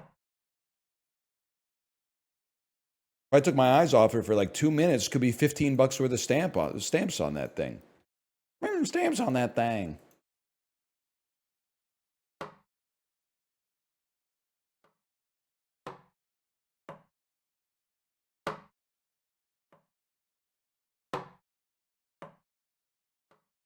If I donate $1.50, will you give her a stamp? No, because it's like the potato chip thing. You got to pay me like $1 million because now I got to go back to the post office and buy more stamps. I bought these stamps to fucking send mail.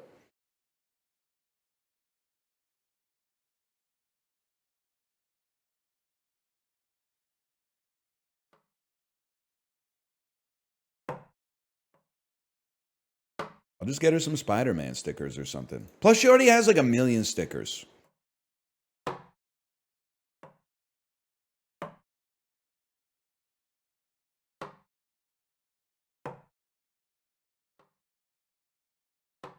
I can't get her better stickers. She's got some of the best. She's got some of those vinyl stickers that like people put on their laptop and stuff like that. Too bad. I got one more.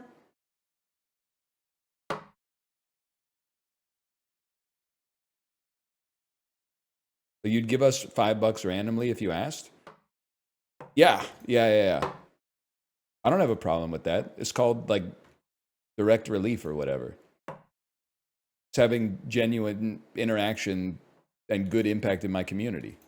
Also, librarian, did I fall off? I haven't been recognized in forever, man. I got these $5 bills with the kids playing pond hockey on the back, burning a hole in my fucking crossbody bag, man. I think I fell off.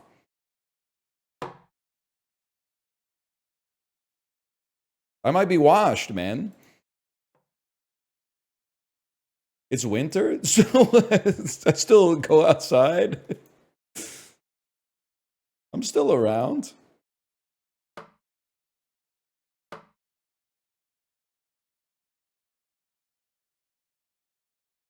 It has been like pretty bad weather. I mean, you're not gonna find me at like, you know, Kitts Beach or something like that, but you know, I'm around. I'll be on Berard this afternoon. See, I'm not making calls. Like I don't care where you're gonna be. I'm not making an extra. Plus, Berard is fucking. That's a huge ass street, bro. It goes from like 16th down to the fucking harbor. Like, where are you gonna be? Are you gonna be at the fucking Vancouver Convention Center? Or are you gonna be in Fairview at 16th to Berard, where the fucking street starts on the south side? That's a long ass trip.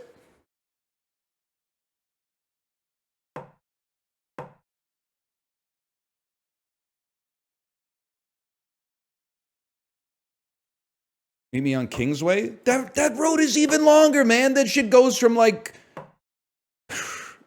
8th to fucking Burnaby, man. That shit goes from like 8th to Boundary. The road is like 20 kilometers long.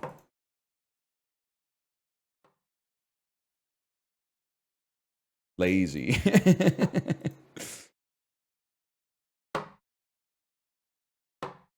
It goes past Boundary? Yeah, but I don't. I'm not paying this much to live in Vancouver just to drive out to Burnaby. Although some of the Korean food, North Road Plaza, fucking hits for sure. No question there. You guys ever eat at Bong? The Bong restaurant in North Road Plaza? It's a Korean Chinese food place. The chompong is good. The jjajangmyeon is good. The tongsuyuk is good. B-O-N-G? No, you Philistine. B-B-O-N-G. Bong.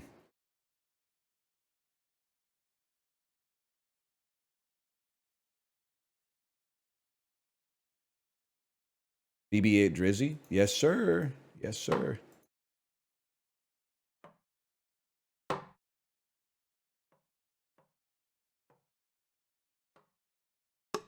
Are you the white guy in H-Mart who says Kamsamnida to the cashier? Yep. That's me. Oh, fuck, you fucking own me, bro. Holy.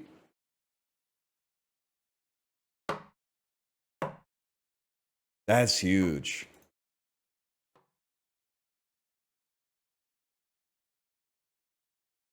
I did wear a hanbok to H-Mart one time, but my wife made me. It was Lunar New Year, just for the record. And then she got a bubble tea while me and my kid were wearing hanbok in the H-Mart parking lot. And Korean people kept coming up to us and going like, hey, you're wearing a hanbok. And I was like, that's right. And they're like, I don't know if you knew this, but that's like a Korean traditional outfit. And I'm like, yeah, brother, I'm aware. Yes, that's correct. Like they weren't mad. They were like, whoa, dude, it's a white guy in a hanbok. Like they were stoked that the culture was being shared. But they were also like trying to educate me on the hanbok. And I was like, buddy, I'm the one wearing it right now. You don't have to tell me.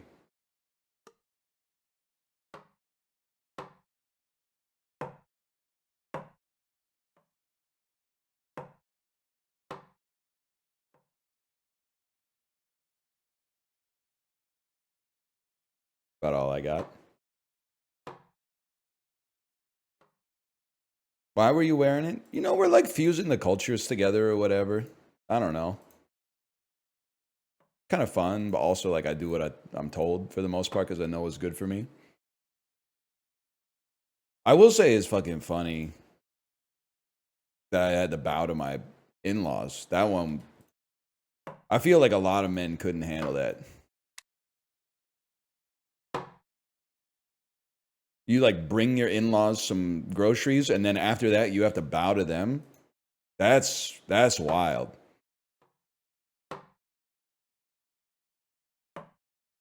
You like go over to their house and help them translate some fucking forms and then they're like, okay, now bow down. Why? Because that's like the Lunar New Year tradition is that you like, you genuflect to your elders and then they give you an envelope with some money in it.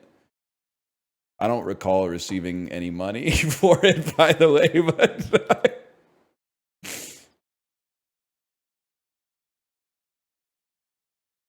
In fact, if anything, I seem to recall them receiving some money for it from me, but I try not to think about that too much. They're good people, though. They're good people.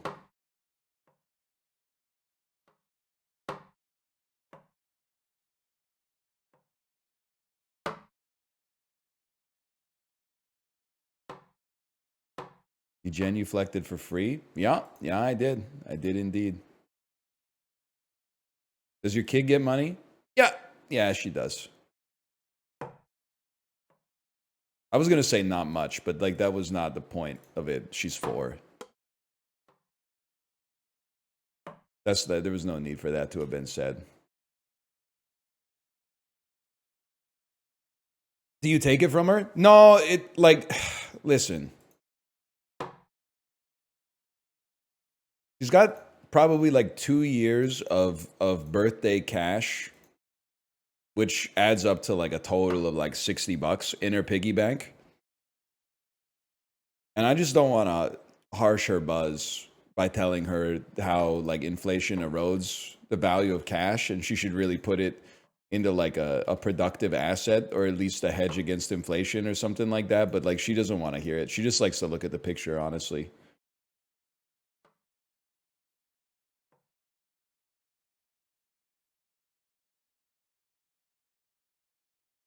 That's what you're supposed to do. Well, her RESP like stays up or whatever, but she doesn't hold that much Bitcoin, I guess is what I'm trying to say.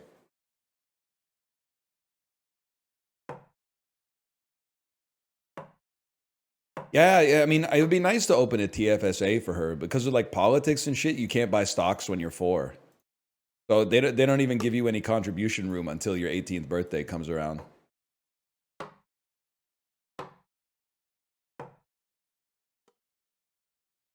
There's times like I buy stocks and then, well, ETFs, and then I'm like, maybe one day she'll use this money. But I think it's just kind of like self-serving, because I think there's also a really good chance that I'll just use it instead. Because like no disrespect to her, but I like need it more than she does right now because she doesn't pay for anything.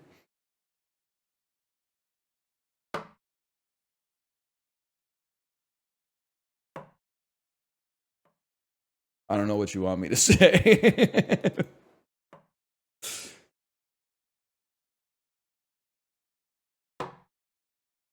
They don't. Okay, this is like way worse than just Vancouver posting.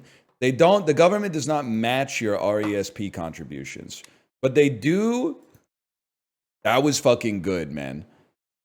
They do give you up to they'll match 20% annually up to a maximum of $500 from the government per year, which is actually kind of crazy. Like, it's like buying a stock and then like immediately being plus 20% on your return. To be fair, you also are the taxpayer, but still, like, you know, you take it when you can get it for sure. It's really added up because I put her entire RESP into Carvana in like June 2020. So I needed the help.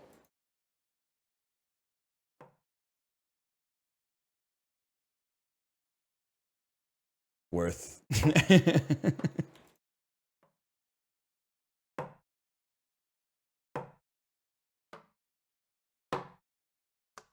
Yeah, I'd say I have like a 6 bomba clot portfolio or whatever. What does that mean?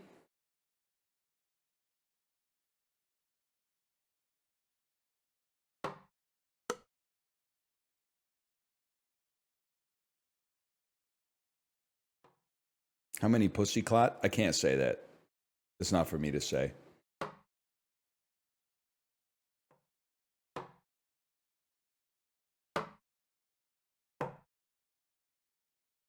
You can't say that? I think you can say it as long as you're playing a character.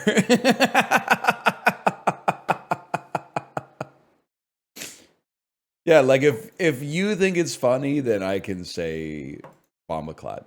And right now, I think it's got a pretty good hit rate, but that may change. No, I wouldn't be exiled from Jamaica. I told you I took that bus tour in Jamaica. They wouldn't let us off the bus until we said, yeah, I'm on.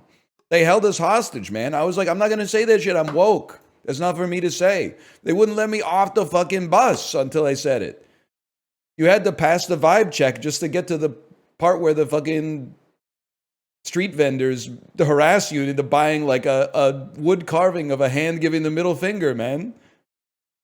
I wasn't going to miss that. Even my wokeness has its limits.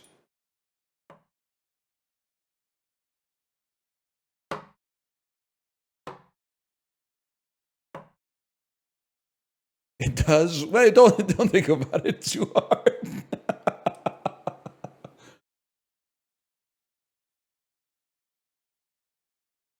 There were some people on the fucking bus that were stoked to say, yeah, I'm on.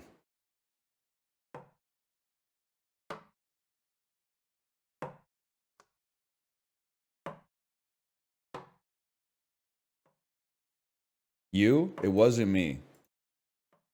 Did I ever tell you my favorite? It's just like, I apologize if you're a huge fan of reggae music. But my favorite joke that I told, if I could be a narcissist, about the Jamaican bus tour was when on the drive back, which was like an hour long, they played 3 Bob Marley music videos on the bus. And I was like, damn, I'm not fucking with Bob Marley at all. Turn this shit off. And then they played like 8 Jamaican music videos not by Bob Marley. And I was like, put Bob Marley the fuck back on, man. What is this shit? Holy fuck. No wonder Bob Marley is so fucking famous, because the rest of the stuff that they're playing is fucking horrible, man. I completely understand the Bob Marley love now.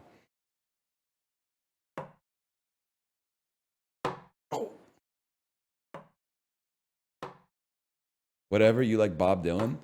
Bob Dylan could make a better reggae album than Inner Circle. I'm telling you that right now. Next Bob Dylan album is going to be a fucking steel drum slapper, man. He's got some on Infidels already. I haven't gotten there yet. I'm still trying to tease apart Romance in Durango. Hot chili peppers in the blistering sun.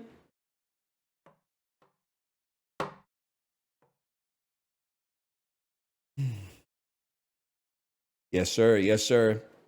Bob Dylan, after he starts listening to Andrew Huberman, one less cup of coffee for the road. That's damn true.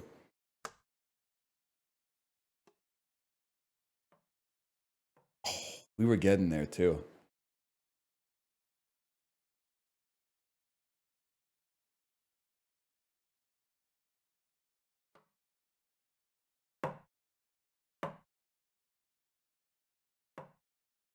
I know we talk about Bob Dylan a lot, but I think isn't it funny that, like, people they wanted him fucking dead for playing an electric guitar at a folk festival? Just that whole situation is so fucking funny to me. 60 years later. They were like screaming at his ass. They wanted his fucking head, man. Even though his electric shit is way better. That's what I'm saying, man. Dude literally heard the first 3 notes from Highway 61 Revisited and went, that's it. I'm done with this guy. You fucking sold low, dummy. I mean, there's still some good stuff in that period. Don't get me wrong, but still. They said, you're fucking Judas, man. All he did was plug in his guitar to an amp.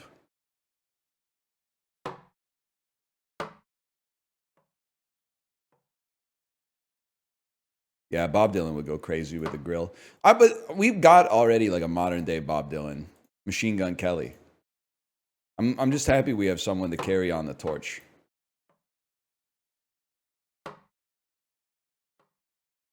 Every generation needs its own slender white boy with something to say.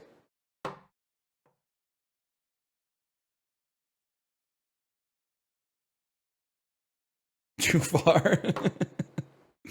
That's you? I'm not that slender. I told you, I'm 2.5 kilos up since January 1st.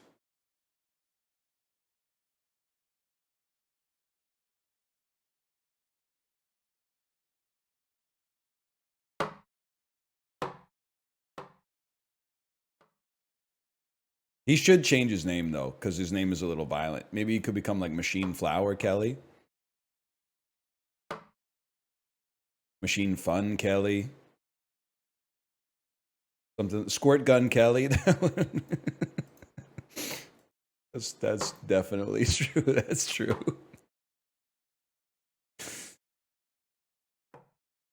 Why is this Squirt Gun Kelly's? Because I was just thinking you changed the gun, but you fucking thought outside the box for that one.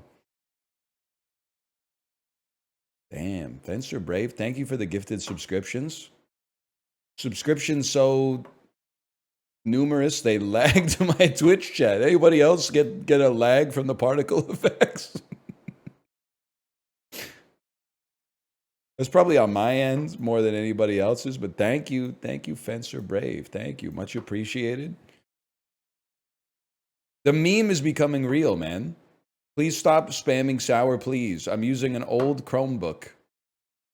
And every time the animated emotes show up in chat, it makes my legs really hot.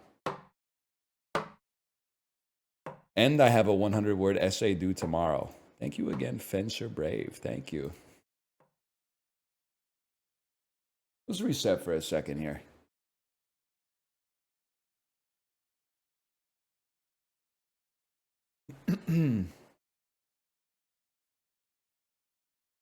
Is Jelly Roll our generation's Johnny Cash? If you mean like our generation's Johnny Cash but better? Yeah. Jelly Roll, for sure, man. 100%, I'd say. Well, it's close. It's between him and Shabuzi.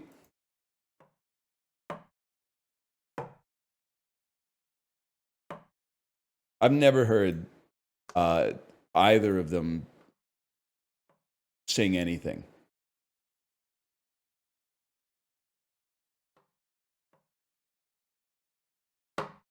I know what you're about to say. You're about to say you've heard Tipsy the Bar song. I swear to you that I have not. Is that the one that goes, "You're my little boo thing? I don't give a damn what your dudes say. I'm shooting my shot like 2K." Is that the one? Nope. Yes? No? So it's like kind of we're like divided.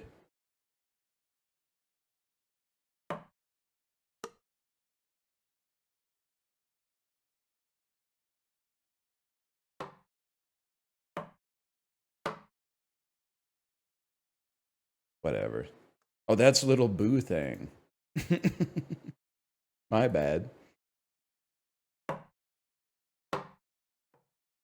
Almost every new song I hear just happens to show up on Spotify after I play a song for my daughter, which like 99% of the time is Cruel Summer by Taylor Swift. That's how I'm familiar with I have my hand out the sunroof. I'm lost in my favorite tune. I've only got one thing on my mind. So I hear that occasionally. Outside, that is how I'm familiar with espresso. Yeah. That's that me espresso. Got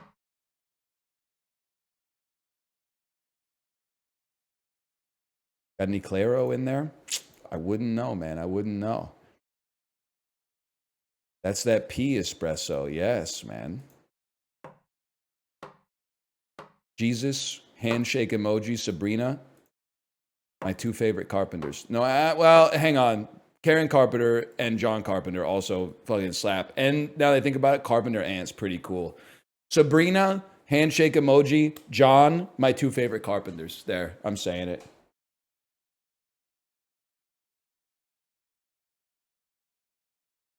I'm taking John first in the Carpenter draft.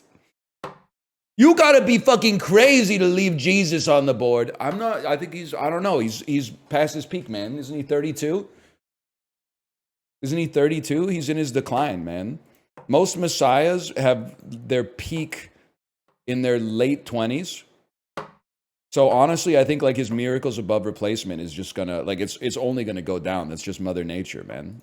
You can't run from heaven or whatever.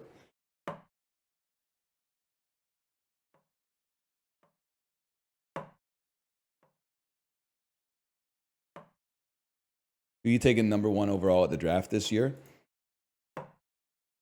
I mean, you got to go with the guy who won the Heisman, right? Travis Hunter. Well, it depends. Do you draft based on position? Who's got the number 1 pick this year? Titans?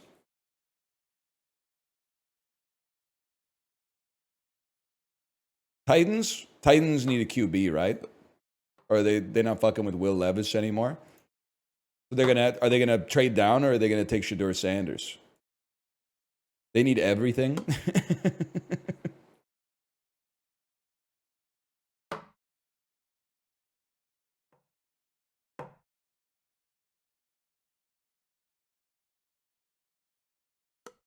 Cam Ward, the goalie for the Hurricanes 2006 Stanley Cup Championship.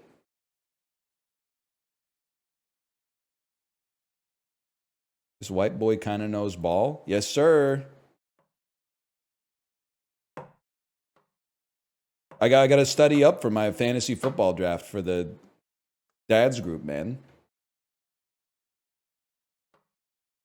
I hope I don't get pick 1, because I think pick 1 is nervous, man. Like you're making a play. Like if you take Saquon Barkley, pick 1, are you at the risk of buying high? Because running backs, like, listen, he did a lot to rehabilitate the image of running backs, but they do have an expiration date, man. Yeah, it feels like drafting mid-first round is the dream. Because, like, you just take whoever the best guy that's left is. You're not taking, like, a huge risk, right?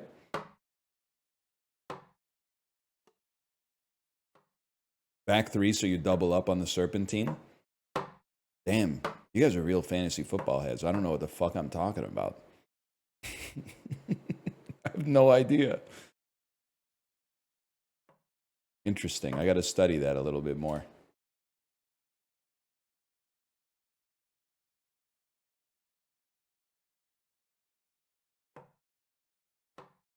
End of the first every time. What's the average number of teams in a fantasy football league? 8? 10? 10 to 12. 8 to 12.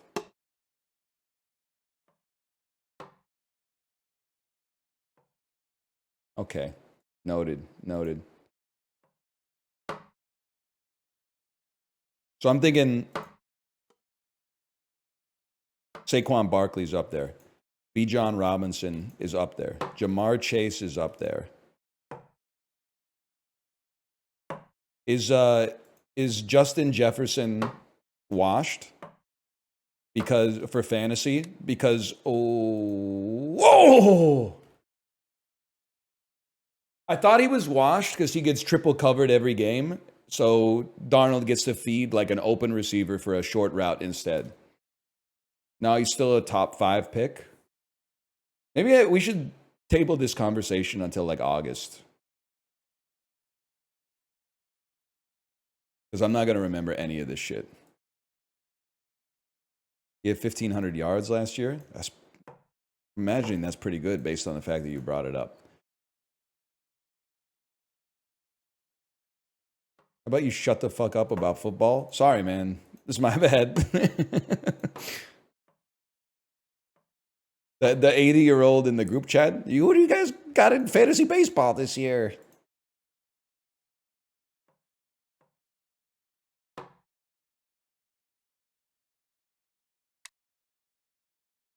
Okay, that was a... They gave me another. Whatever, we take those. Hockey season over for you? Sorry, I spoiled the joke. Is hockey season over? It is for me. Although the Canucks are still, I think they have a wild card spot, but we're going to get, if we even hold on to the spot, we're going to get fucking fed by probably the Jets or whoever's first in the Central, which is likely to be the Jets. We'd get fed by the Wild or the Avalanche, though, so it doesn't really matter.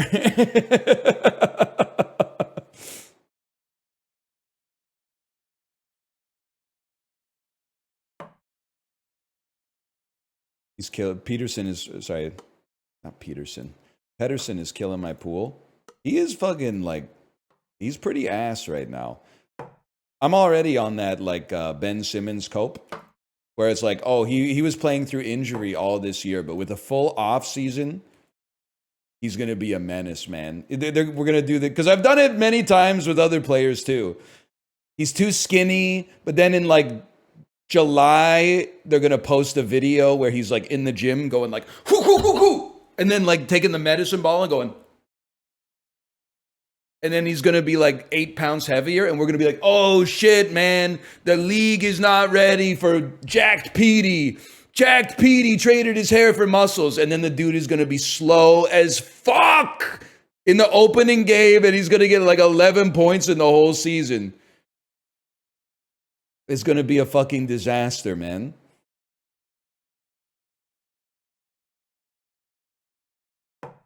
Nah, he can make it. I'm just, Petey, if you're watching, like I'm your number one fan. Well, that's not true, but you're like, I really like you and I hope you do well. And I have a jersey of yours.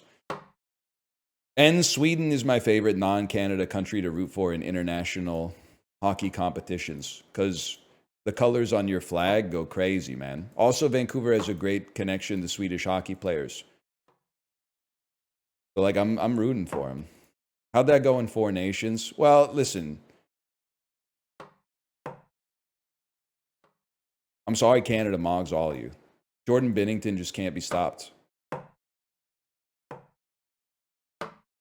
But, like, at least it wasn't the 2002 Olympics where, like, Tommy Salo, like, headbutted the puck into his own net and they lost to Team Belarus, man. Like, that's... Sorry to bring up, like, old trauma or whatever. Norway is cooler. They're literally, like, the only Scandinavian nation that sucks ass at hockey. No disrespect, you guys fucking crush it in the Winter Olympics with, like, all the bullshit events.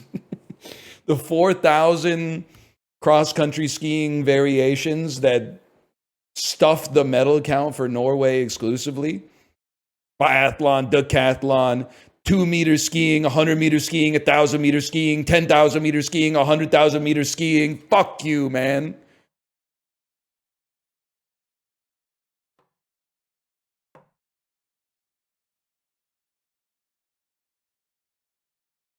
Still better than swimming. At least swimming has the good sense to be over quickly. Also, we got some good swimmers occasionally, which makes no fucking sense to me, but whatever. I guess we're not like Pokemon. You can't just be like, it's cold there. They should only be good at stuff with snow.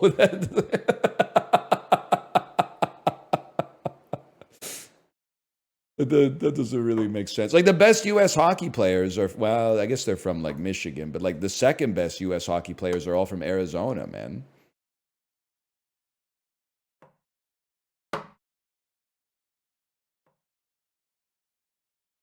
Is Canada good at bobsledding?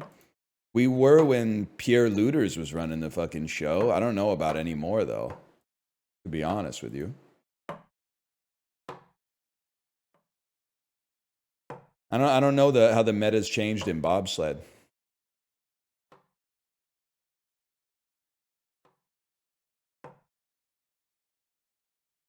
Pierre Lueders? Listen, buddy. You're very close. You're very close. They should do like a you know how they do the snowboard cross event where like 4 snowboarders go at the same time? They should do that shit with the bobsled, man. That would go fucking crazy. That would be like Twisted Metal, man. If they had a big bobsled track and they let 4 teams start at the same time. That would be fucking sick. You imagine doing the pit maneuver on Team Jamaica on turn 11 on the bobsled? That'd be sick, man. There would be deaths. If my country needs me to bleed or whatever, I'll bleed.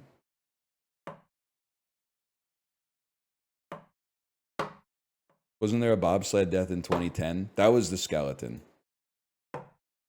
Okay, this, as of right now, my idea is safer than the sport that actually exists. Or maybe it was the luge, sorry. My mistake, the luge.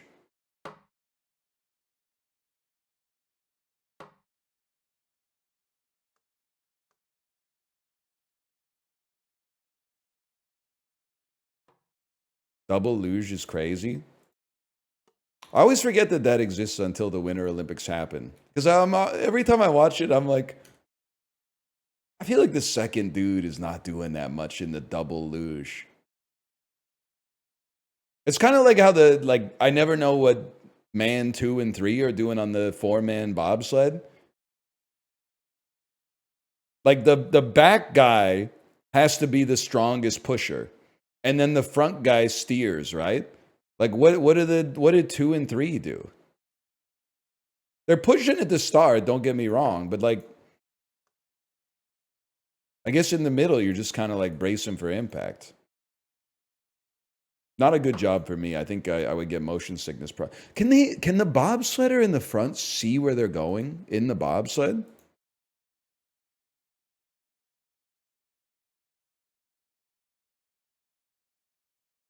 Not really. Like, is there like a little hole in the front of the bobsled where you can see the track?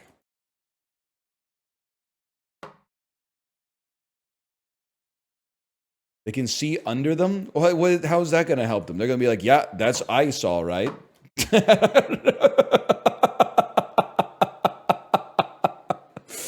I think we're still on the track, boys. I see ice.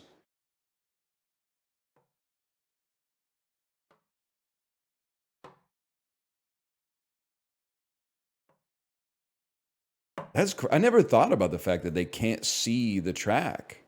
That's got to be scary, man. I also have another question. I don't know if anybody here has bobsledded, but like, I'm not saying it's not risky, and I'm not saying there's no skill involved. But what I would ask is, how much does the track steer the bobsled for you? Like, if you sent a bobsled with no people in it down the track, would it make it to the bottom successfully, or would it like fly off the track? Because like, if you put a slinky at the top of the staircase, it's making it to the bottom with nobody steering it.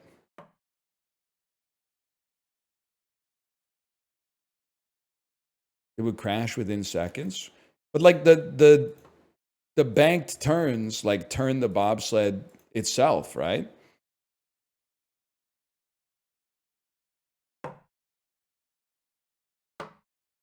Bro, I'm not a bobsled scientist, bro. There's like 8 professional bobsledders in the whole world. The rest of them are like linemen that they draft for the Winter Olympics. That's why this is a fucking interesting question, man.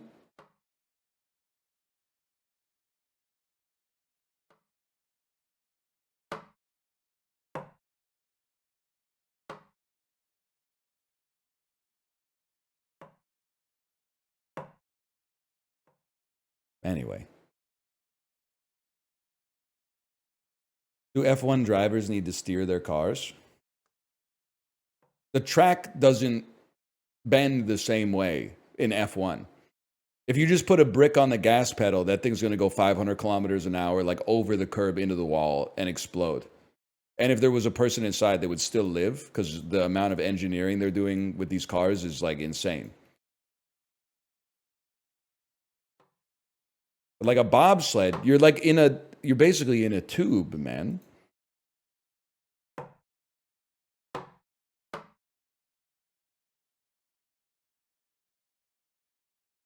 Half a tube? Yeah, but it's like more, like you could use it as a straw if you had to.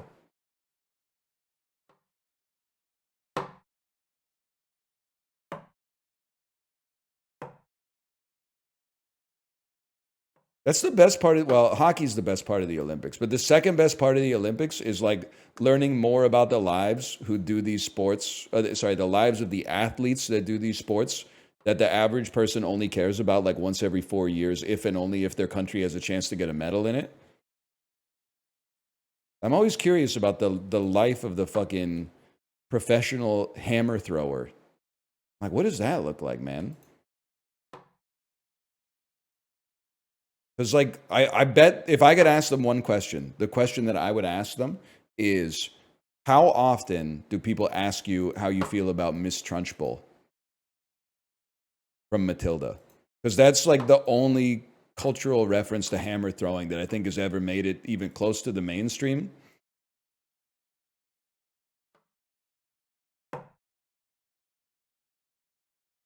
I guess the other thing is like, how do you get into the discus? Like figure skating. I get it. I get how you would get involved in that. Hockey, skiing, snowboarding, curling. Totally understand it. But how do you end up being the guy who's like throwing the heavy frisbee? I guess you're strong, and then like your high school coach is like, you should go out for the discus at Liverpool and Widnes or whatever, Bell and Sebastian type shit.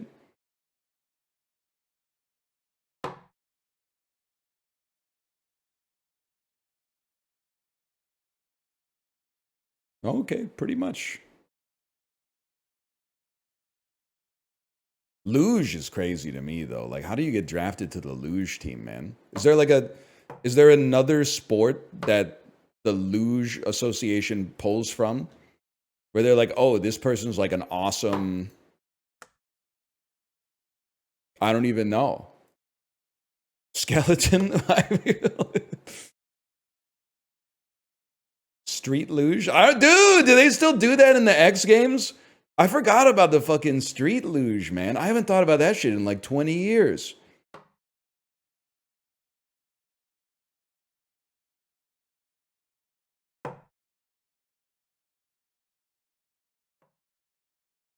I wouldn't do it on like real roads. How's tennis going, brother? I'm 2-0 on the court this season. It's going well. I've been taking some lessons, some group lessons with my wife to get her up to speed. It's just a nice thing to do together. But I think, honestly, I have to obscure my power level because we're in like 1.5 level classes, but I'm hitting 2.0 level backhands, and the coach keeps glazing me, and I think is upping my threat level for everybody else in the class. Like, I'm not trying to mog anybody, but I don't need to be reminded to go into split step and then like turn when the ball crosses the net and have my racket back.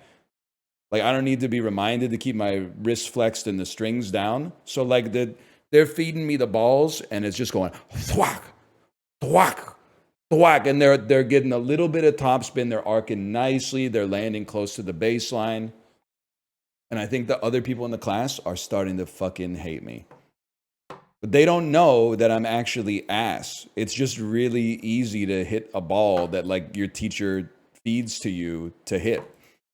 Like most of the time when you're playing tennis, the other person is not trying to hit a ball like exactly into the perfect position for you to then return it. Like most of the time they're trying to make it difficult to get to.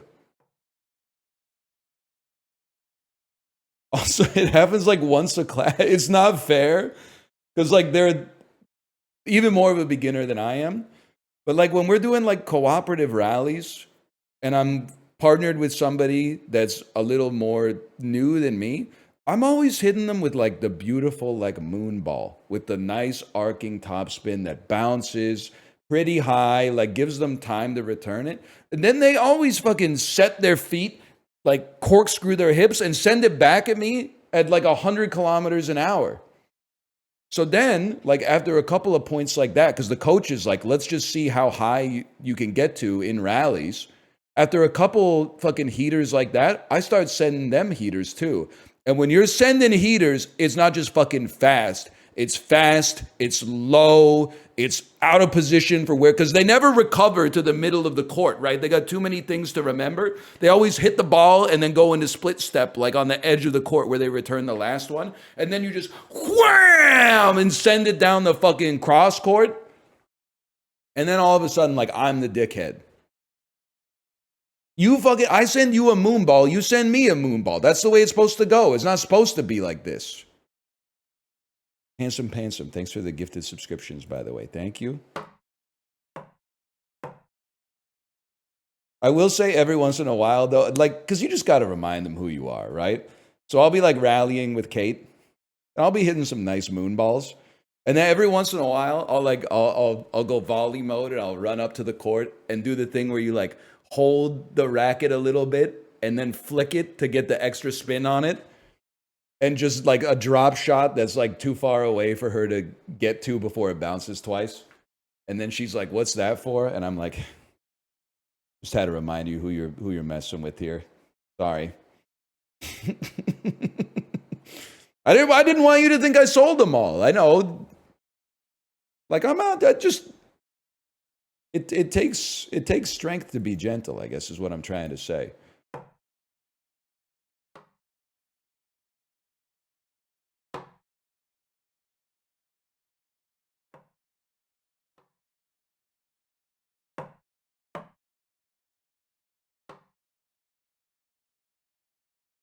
Marriage is so pimp. That's what it's all about, man.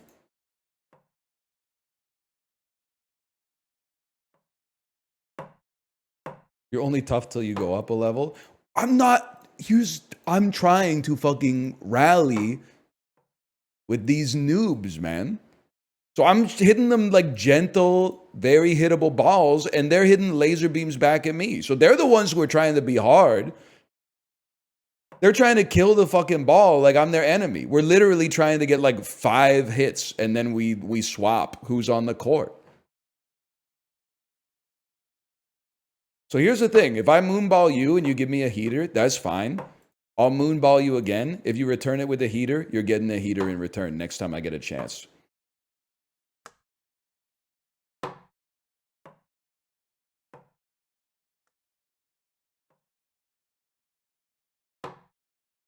Let's reset.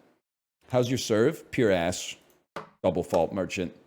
On average, probably like 1 in 4 serves will land in the service box. Got a lot of work to do on my serve.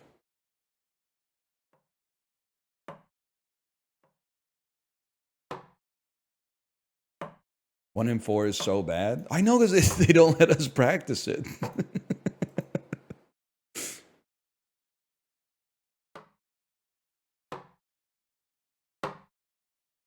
Yeah, it's for later. Who's they? The coach, man.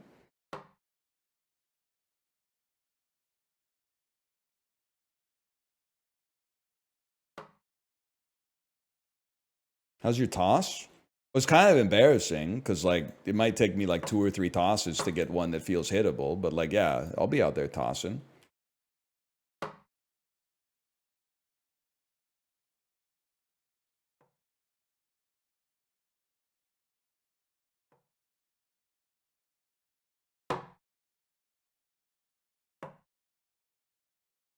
Tennis is fun as hell, man. You're not wrong. I've also become maybe I'm giving off like Jim Carrey playing pickup basketball in the cable guy energy. But like I've been through these beginner classes like a few times, right? I'm like a 15-year-old 8th grader or something. Like this isn't my first time learning about negative numbers. Like first few times, the coach is like, "Hey, you know, play to like 3 points or something like that." You end up playing to like 100 points because nobody calls out. Nobody's like, "Hey, I lost that point because it bounced twice." Nobody's like, you know, blah, blah, blah, blah, blah. Now I'm the motherfucker shouting out every single time. Nobody's doing it, man. We could be here all day.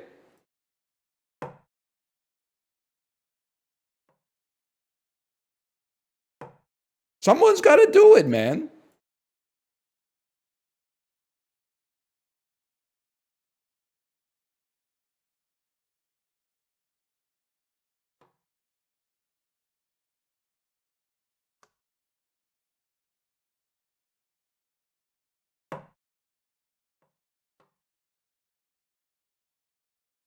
They're not calling out, but they're calling fault. No, we haven't served in this unit yet.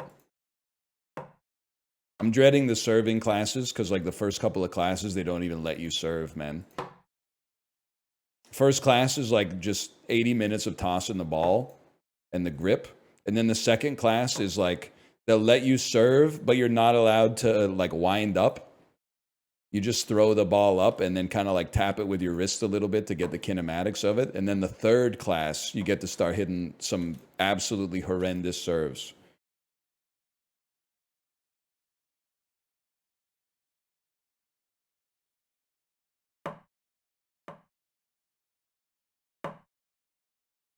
Well, 46, huh? First day of gooning class when they just show you the grip for 80 minutes. I know, man. And then you're like, what? All I'm gripping, no boom? What's the point, man?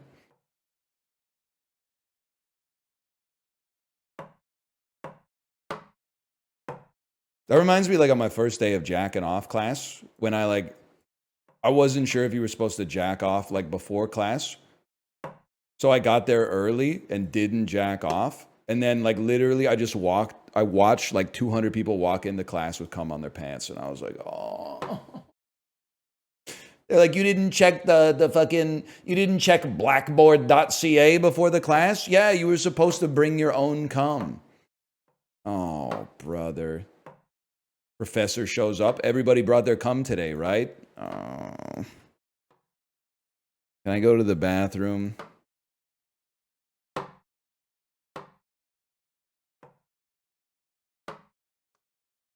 Shit pisses me off, man. What are you talking about? You guys ever take the Plants for People class at Queen's University Biology Department? That's how I found out that castor beans are extremely poisonous. I actually did.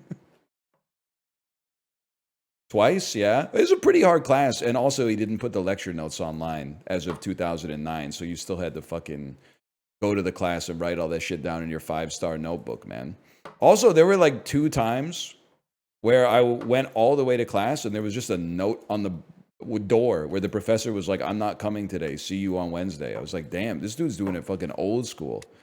That's an old school academic. He's just like, I don't feel like working today. Fuck off. Good try. Good try.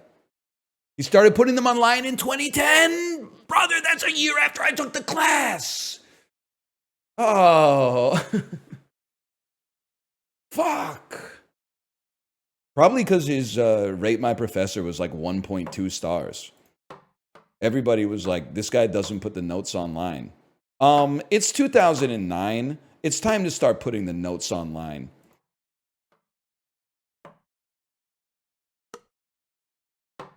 Did he have a chili pepper? It's not for me to comment on that.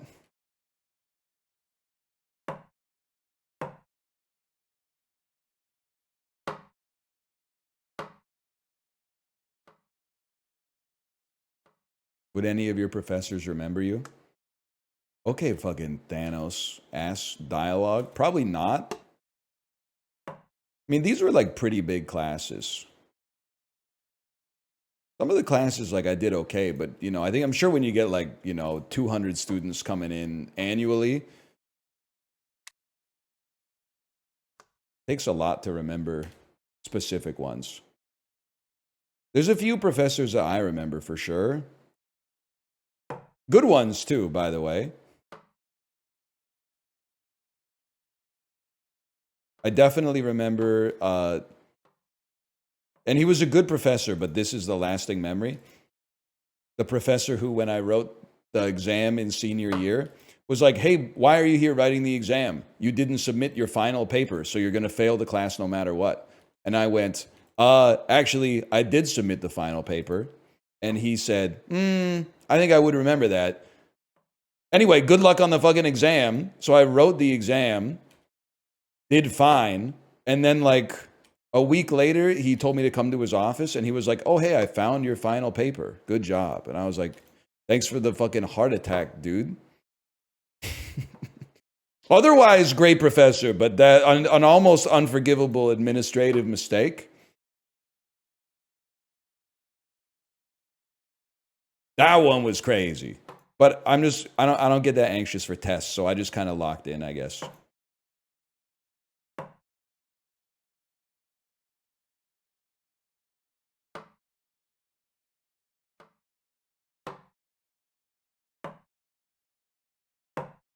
He's built different.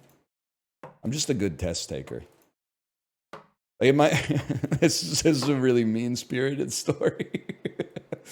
But I think it was like my intro to JavaScript class or something. Like, no. It was my first Java class. So I was a grown-up. I was like 27 or something. And then we had the exam, and it wasn't a hard class, right?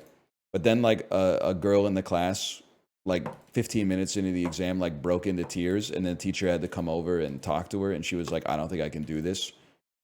Like, I'm too nervous. And then the teacher was like, okay, maybe we can like schedule like a private makeup exam or something like that. And then she had to leave. I was like, damn, I was literally staring at a question that's like, if your program is gonna use a number, what data type should you use? Int or string? I'm not sure. Listen, I hope she's doing all right, but this was not like an intimidating sort of test. She obviously had something else going on, which is fine, but did you get it right? I don't know. Probably, if I had to guess, but it's been a while. I was like, number is a word, so I would use a string. She works for Doge now. Those who can't do fucking fire or whatever.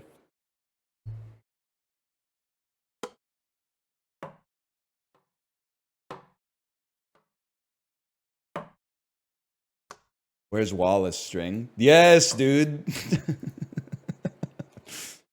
Fucking Avon Barksdale if he was a computer program. Sorry, I'm trying to figure. I don't know enough about programming or The Wire to land the plane on this one, but it is.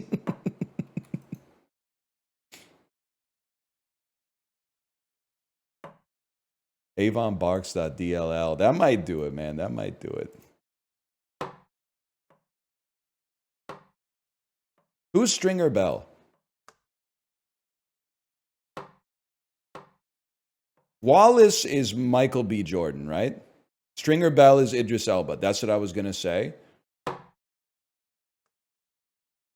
Who's the guy from The Wire who played Alan Strange on the Nickelodeon show, The World of Alex Strange, where he was like an alien or something?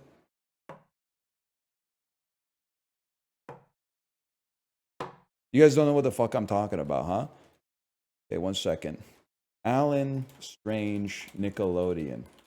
The Journey of Alan Strange. Yeah. R.J. Smith played Alan Strange. Man, you guys really don't know shit about this, huh? It ran for 3 seasons from November 1997 to April 2000. R.J. Smith.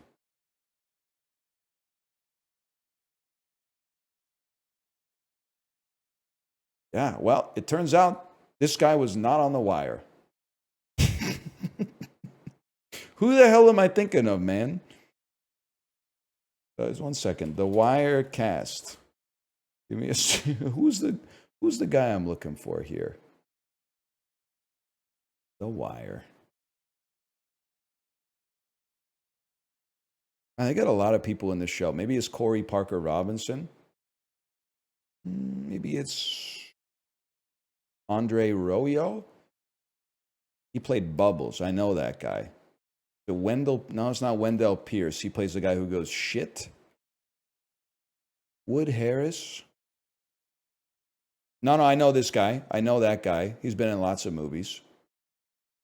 Chris Bauer, maybe? Nope, definitely not Chris Bauer. What are we doing here? Just relax, buddy.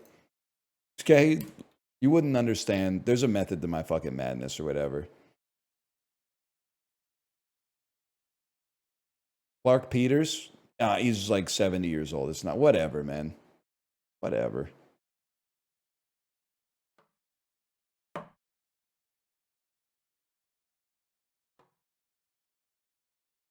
Kind of an encouraging performance today, though. We had a couple semi-close ones. My cousin was the quarterback at Queens while you went there. He has the same name as you, so I imagine you were friends, right? Yeah, I was really popular with the football team. They loved to pull down my pants and glue my butt cheeks together and then force feed me Metamucil until I exploded. I don't know. We did win. That didn't really happen, by the way. We did win, but if it did happen to you, my condolences. We won the Canadian football championship one year. But I don't remember the name of the quarterback, but I would remember it if someone said it. I feel like his first name started with a D. 2006 CIS football championship. It wasn't, oh no, sorry, it's the Vanier Cup. That's it. Vanier Cup 2007. No, that's the University of Manitoba. Let me see. Give me a second here. Vanier Cup. You guys fucking with the Vanier Cup?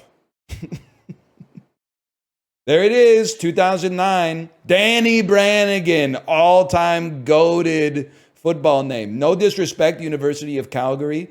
Fucking frauds. You lost 33-31 on November 28th, 2009. Get owned, buddy.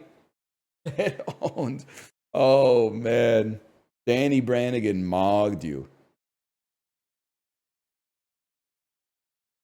He has his own Wikipedia article, man. That's crazy. I don't want to say it's sad, because I think it's nice that they got that time in college to, like, play sports. But every Canadian college athlete's Wikipedia article is like, they set records that have never been touched in Canadian university history. They were released from their tryout with the CFL literally like 2 weeks after graduation. Like, it's as soon as they entered, like, I don't want to call them real sports leagues, but as soon as they enter, like, professional sports leagues, they're just like, buddy, go work at Royal Bank. Like, you're not cut out for this lifestyle. We got NCAA, like, washouts coming in. What the hell is a Golden Gale? I'll be real with you, buddy. I went to the school for 4 years. I don't have a fucking clue. It's something Scottish, I think.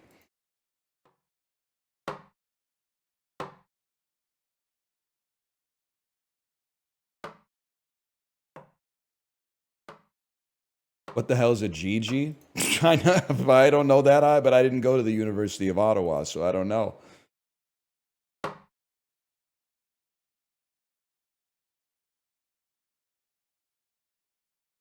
Are you the most famous person from your graduating class? No, no. Because I don't know if she graduated the same year as me, but we were definitely in school at the same time. Celine Song went to the same university and graduated probably 2010 or 2011. The writer and director of Past Lives. I don't know her. Well, her movie was nominated for like Best Original Screenplay, Best Picture, and she was nominated for Best Director. And it's a 5-star on Letterboxd. It's an amazing movie.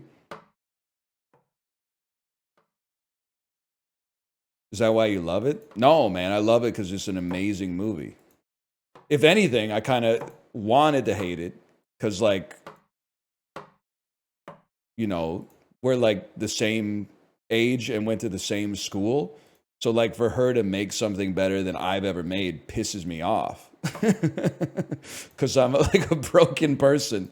But, like, it fucking clears that. It's that good, man.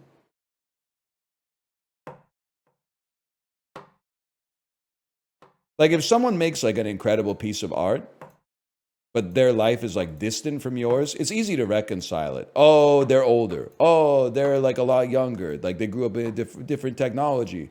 Oh, like they're from a different part of the world. But like, we were kind of like, I mean, don't have the same story, obviously, but you know, we were probably more similar situations than different. And I'm throwing the fucking cards in the clothesline. And yeah, trying to invent heavy soda. Oh, man. But that's okay. Ah! Oh, that would have cleared, man. That would have cleared.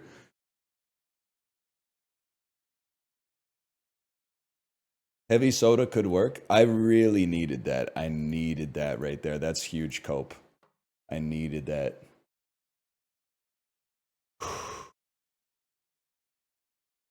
Not sure about heavy soda, but Beer Zero is a great idea. Dude, I can't believe nobody's picking up Beer Zero yet. An alcoholic beer with 0 calories would be like one of the most popular beverages on the planet. It doesn't, stop telling me it exists. Non-alcoholic beer exists. Alcoholic beer with 0 calories doesn't exist. Alcohol has calories? Well, that's why you need the fucking R&D department, man, okay? That's like, I'm not saying you can just, they don't have the shit ready to go. They're going to need to do some fucking research and development, okay? Like your ass, when they invented Coke Zero, you were probably like, sugar has calories. Yeah, well, they just invented something else that makes shit taste sweet, man. Surely they can invent like a sorbitol that gets you drunk. You could have a Heineken Zero and a benzo. Okay, Gen Z boss and a mini, fake tan hands and a hoop type cadence.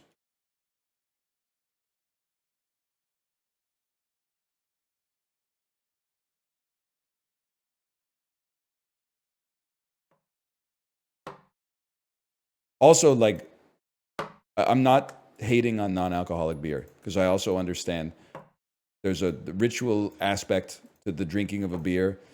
Maybe you want to go out with your friends, but you don't want to like relitigate you not drinking for like the 100th time when you order like a lemonade or something like that. That being said, for me personally, a beverage that accomplishes nothing made for nobody. You really want me to drink a 130 calorie non-alcoholic beverage that tastes like Heineken? Have you lost your fucking mind?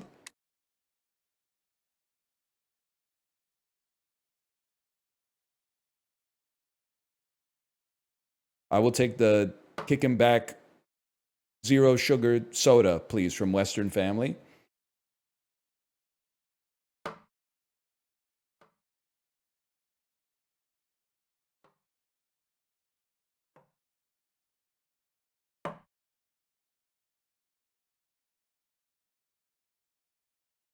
I know they do. I feel like being alcohol free is a lot like being vegetarian in like the mid 2000s right now.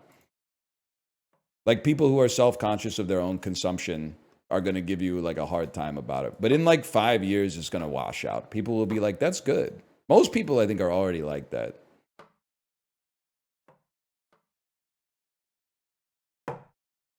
Actually, you're not wrong. Maybe a non alcoholic beer might go crazy after a long bike ride.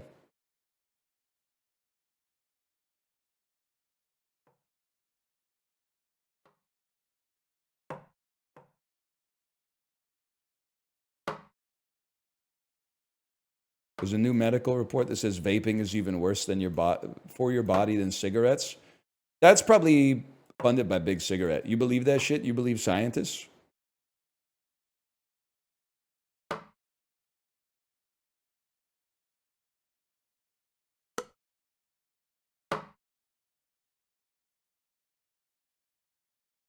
Damn, I got to stop vaping, up my cigarette consumption a little bit. That dude in the Insider didn't know what the fuck he was talking about, man.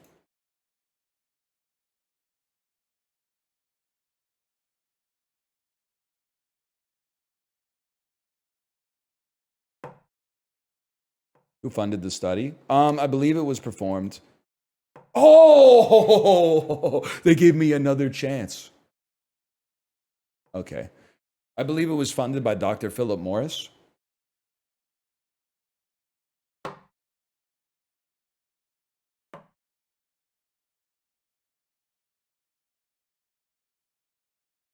You ever think about how amazing it is that we've washed out such a high percentage of weak viewers, man? I guess it's like bad from a business standpoint, but like, I haven't seen a single comment as we were approaching like the final 20% of the stream today. I haven't seen a single comment that's like, wow, he's really been at this for 5 hours. Like it's people just get it now. They're like, yeah, it's going to take a while. How long? Nobody knows. Nobody knows, man. Still early. We're so fucking early.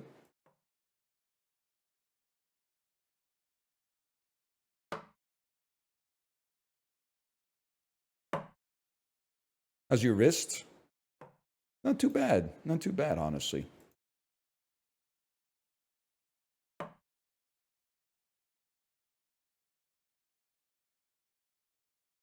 Maybe because I'm shaking my hands out all the time. What's your strength rating as a viewer? Strength rating. My strength rating. Like Dragon Ball Z style?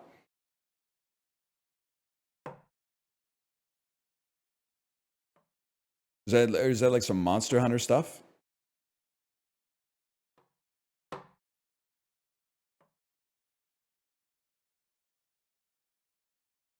It's RuneScape. Ah. Not like I know anything about any of the other games that I mentioned, to be fair, but...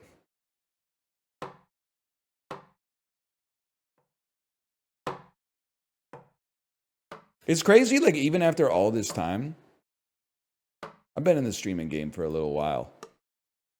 I found myself saying, maybe I should play Monster Hunter Wilds. And I thought about, like, rather than just think about, that seems like a good idea, I sat and I visualized what the stream would look like with me playing Monster Hunter Wilds. And here's what I saw in my head. Me being overwhelmed by the number of mechanics in the game. Me playing it on PS5. Everybody in chat asking why it looks so bad. Me saying I'm playing it on PS5. Them saying, why didn't you buy it on PC? Me saying my PC is old and I wanted to make sure it could capture at a reasonable frame rate. 4-hour-long argument about like having not upgraded my PC yet.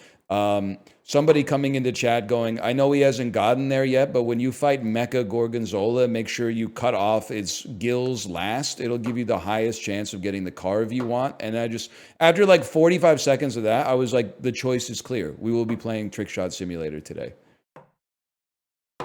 The visualization exercise is very helpful. I like Monster Hunter, by the way. If I was at a different position in my life, I could see myself getting really into Monster Hunter, but I don't think it's a good fit for me to stream. Play it with your kid. She ain't at that level yet. She's doing okay with Minecraft. I'm trying to get her to play Animal Crossing because I think she would really vibe with it. She likes Little Kitty Big City too, but sometimes it's hard to, like, she doesn't really know what a Metroidvania is, so I'm like trying to explain to her that like sometimes you gotta like leave a task, go further into the game, and then learn something that lets you then go back and complete the task that you saw early, but it's a bit of an uphill battle.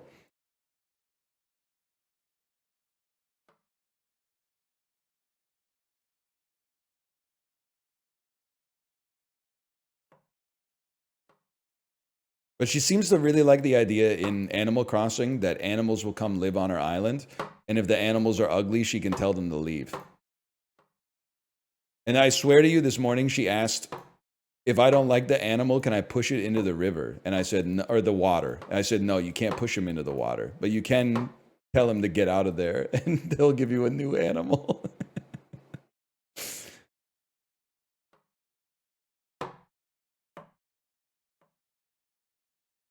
I don't feel good, man. I don't feel good evicting the animals from my island. They literally come to your island. They're like, I'm happy to be here. Wow, it's so awesome. You're a great mayor. And then like 3 days later, you're like, hey, can you please leave my island? Nobody here is fucking with you. We're trying to get the squirrel with the glasses. Any chance you could tell Marshall to show up? We're gonna give Marshall your house.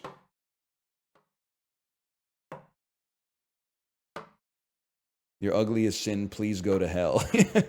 Tomo, are you okay? I wasn't talking to you, Tomo. Are you all right? He was walking behind the monitor and he jumped like straight. You know how cats, like they jump with all 4 feet at the same time? He jumped straight up. He did go eek mode.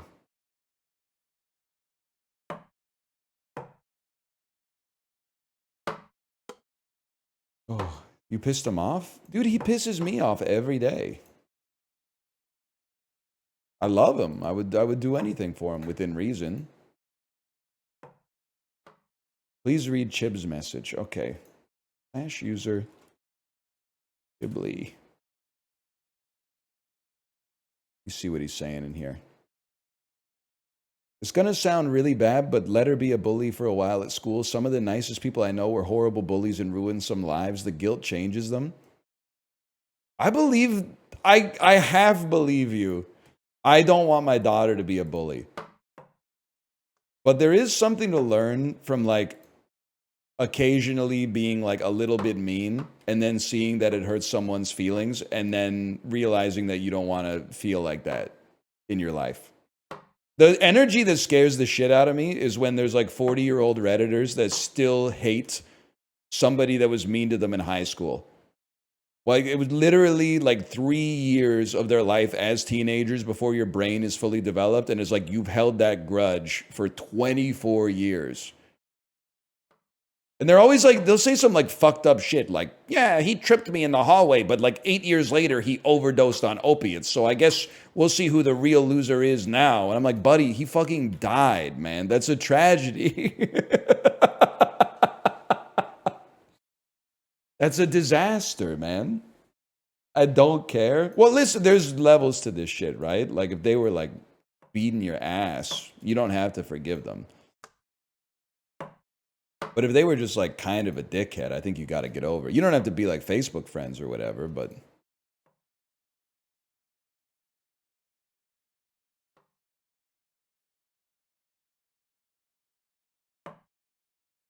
they poured blood on me when I went to prom. You will never be Carrie, okay?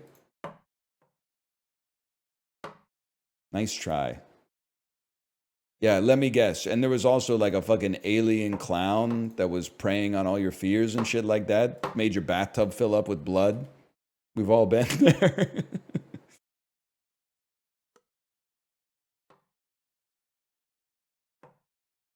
They're all gonna laugh at you. That's a movie. I mean, an album. Ghibli, I think you're kind of real for that, man. Kind of real for that. Also, like, I have to start, well, kind of. I have to start reconciling with this because I'm actually, like, I'm not LARPing having a kid. Like, I have a kid in school now. If the bully punches you, you got to hit him back, right? Are we all on the same page with this one? Like, violence is never the answer, but if somebody, like, sucker punches you, you got to square up. Yeah, yes, of course. Okay, yeah. Because I grew up in an era where, like, I wasn't really bullied, but my mom was like, there's never an excuse for violence ever. Like, if somebody hits you, go tell a teacher. But I think, like, even as a kid, I was like, I'll do it, but that doesn't really make sense to me. I think you got, the older I get, the more I'm like, I think you may have to throw hands once.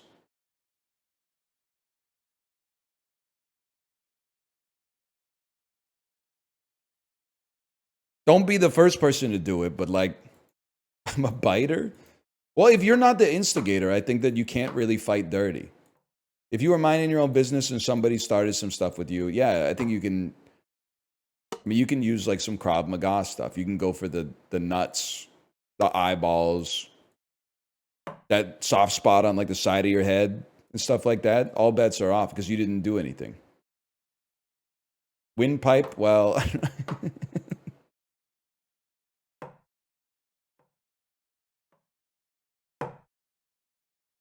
I didn't say that, just in case this clip ends up used against me.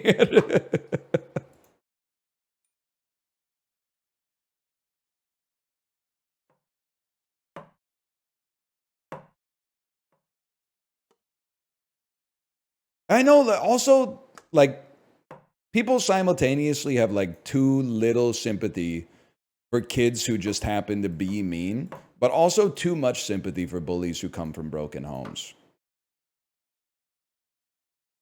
Like, yeah, your family situation's messed up. I'm a 36-year-old man. I could be like, I have sympathy for this kid who's like acting out.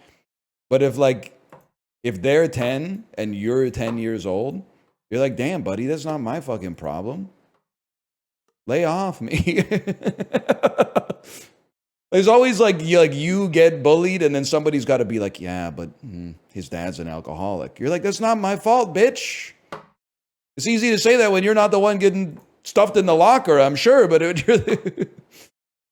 I'm the one getting stuffed in the lock. Oh, I wasn't even paying attention. I got it in the closer. Okay, lock in. Fair enough. Fair enough.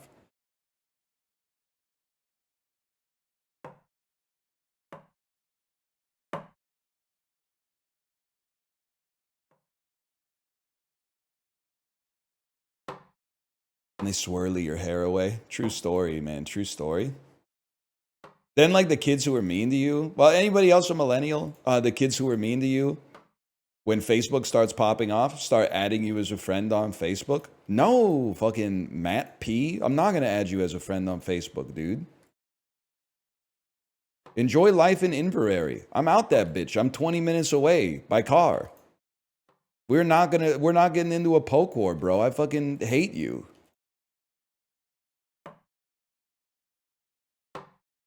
Fuck you, Donnie R.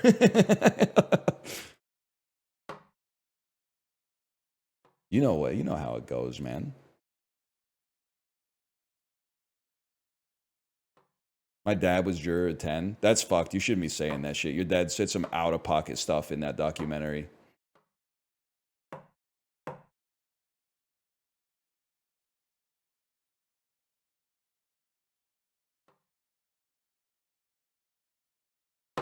It's crazy watching... Maybe I'm not the guy for this kind of nuanced conversation. It's crazy watching 12 Angry Men and, like, half of the jury is, like, violently racist towards, like, Italian people. That's crazy, man. They have no idea that, like, just 50 short years after that movie, Jersey Shore is going to be the biggest show on the planet. They must be pissed the fuck off in hell. They must be screaming their fucking shit off in hell right now. No! And the Irish? It's crazy, man, because, like, I don't know if maybe I'm the wrong one, but when I think of an American, like, if you said picture an American in your head, I'm picturing a guy who's, like, half Irish and half Italian. And I'm not just doing it to piss them off. I'm just like, it's Boston and New York, man. It's Boston and New York. What do you want me to say?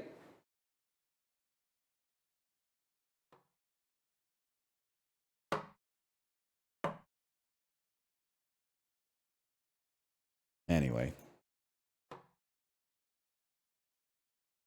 One day I'll have, like, a cultural identity, man. Ghibli, do you have a cultural identity? I've been shopping around trying to pick one. A lot of them, it's like a, you know, they're not fucking with me.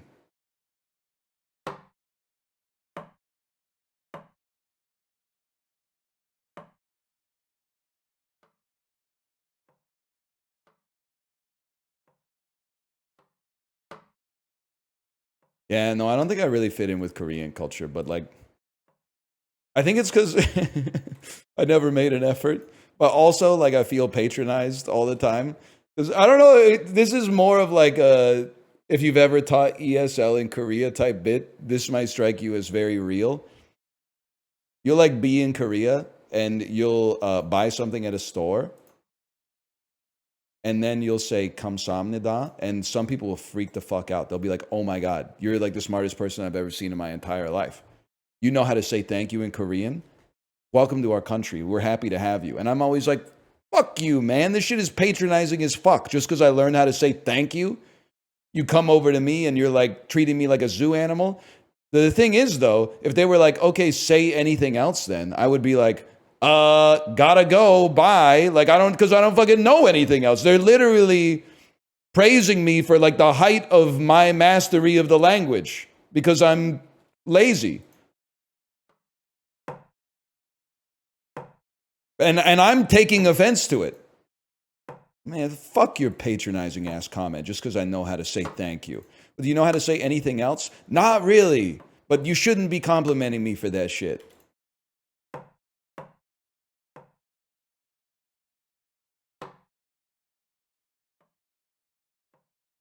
You're the asshole? Yeah, no, I know.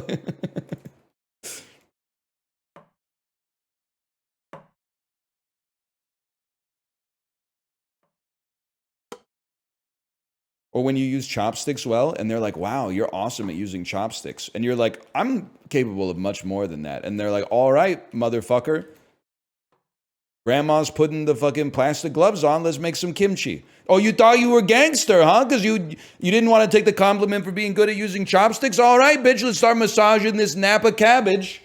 Stuff it in the fucking urn and bury it in the yard, motherfucker. I'm just saying, like, be careful what you wish for.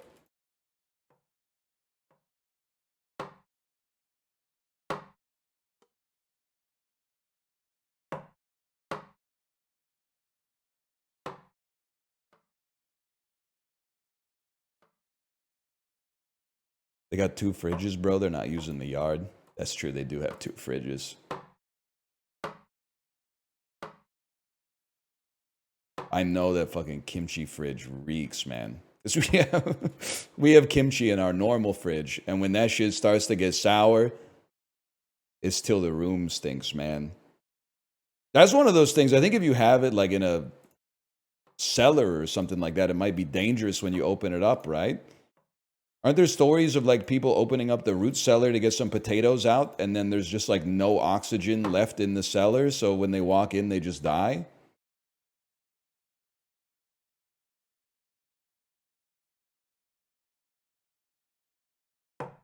What? It happens, man, because you leave the cellar closed like all winter, and the potatoes like are releasing like a infinitesimal amount of like toxic gas or something like that. Then you open it up and it's full of toxic gas.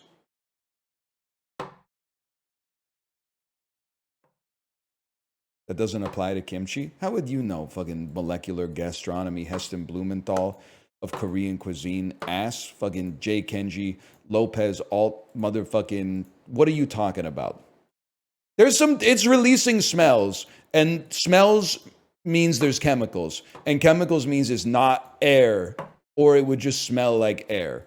So I think that there's a risk. You're telling me if I shoved the room full of fermenting kimchi and then left it for like 2 years in an airtight fucking room and then opened the door, there wouldn't be a risk? Come on, man. Come on. Ratty Boy 3, hand washer.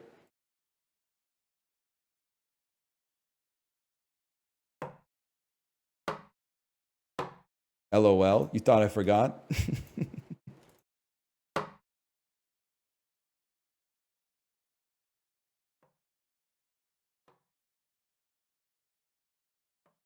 What should I name my child if I want him to be a bully? Snecko I is like Nathaniel.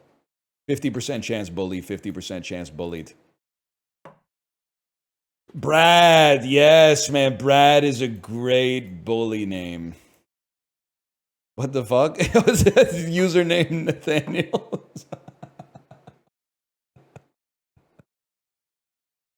Sorry.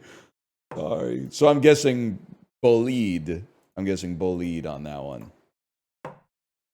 Sorry, I didn't mean to bring up bad memories.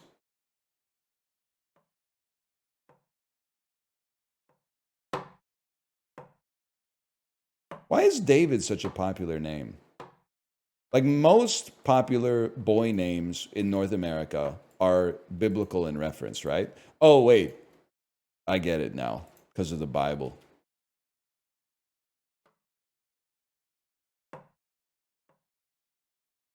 Yeah, that's fair. I told you I don't know shit about the Bible. They should put David in Mugen. They should put Bob Dylan in Mugen. Is that how you say it? Maybe it's Mugen? Mugen sounds like a district in Gothenburg.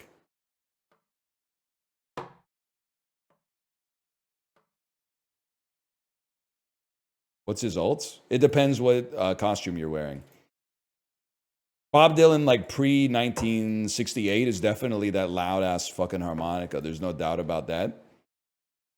Bob Dylan, like 1968 onwards, is that loud-ass harmonica, but he's dressed like a cowboy.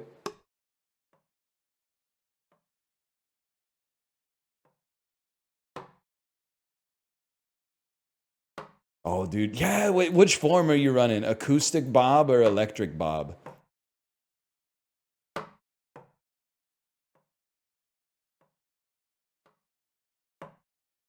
Or wiggle wiggle bob?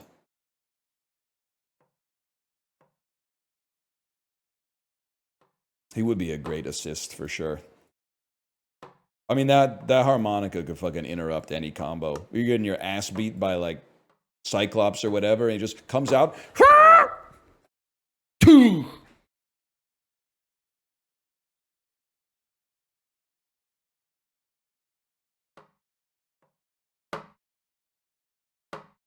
does too a little bit. Say that again. Octua biopic would go hard, man. Say that again. Hang on. Say that one more time.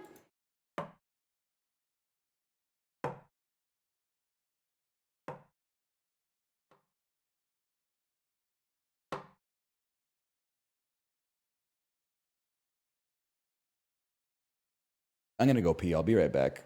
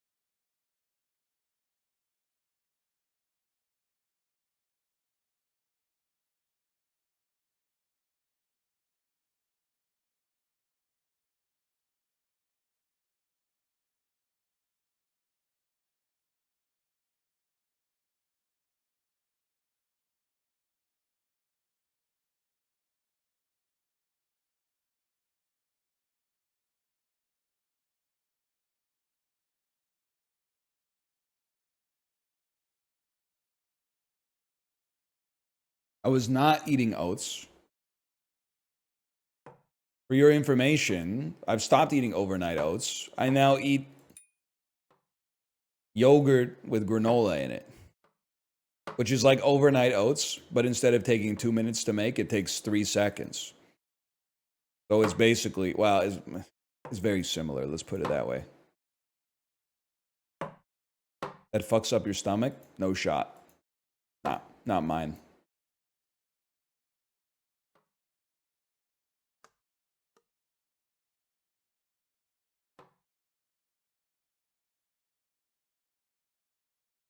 You got an iron stomach? Not even close. Probably have diarrhea once every 2 weeks for no reason that I can discern. I'm sure my body knows what's going on, but it doesn't feel the need to like let me know. But it's like self-resolving. Same. We could talk about it, you know.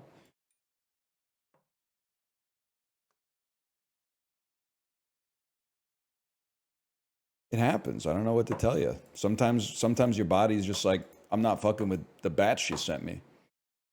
Here's some diarrhea for you. Here go 2 more for y'all.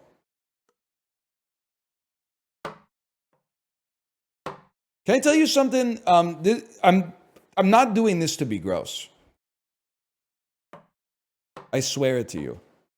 But there's like periods of time where like I'll be on a double poop system, okay? Like poop 2 times a day. which I think is fine. They're not painful or uncomfortable poops. It's just like sometimes the urge strikes. Plus, I'm eating a lot these days. Why is the morning poop always worse than the afternoon poop? I'm not asking to be gross. I'm asking if there's like a biological reason. There's never been a world on a 2-poop day where the morning poop was like goated and the afternoon poop was horrible. If there's going to be a difference between them, if the poops are going to be different, the morning one is always going to be worse than the afternoon one. Like for me, a morning poop is like an 8% chance of diarrhea, even when I'm not sick. But an afternoon poop is a 100% chance on the Briggs stool chart to be like the ideal shit. And I don't know why. It's just an interesting thing. It's been on my mind. -2? You can't -2 like my lived experience.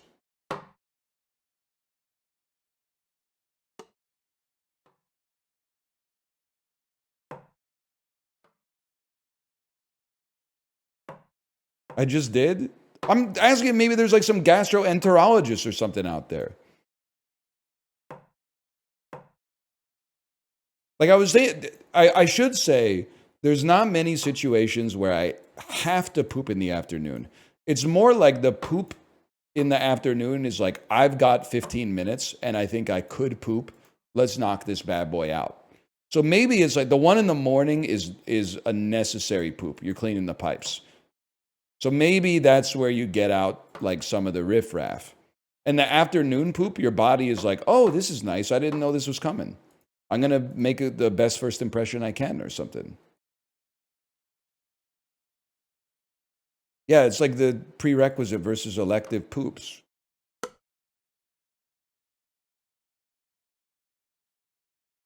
I don't know, man.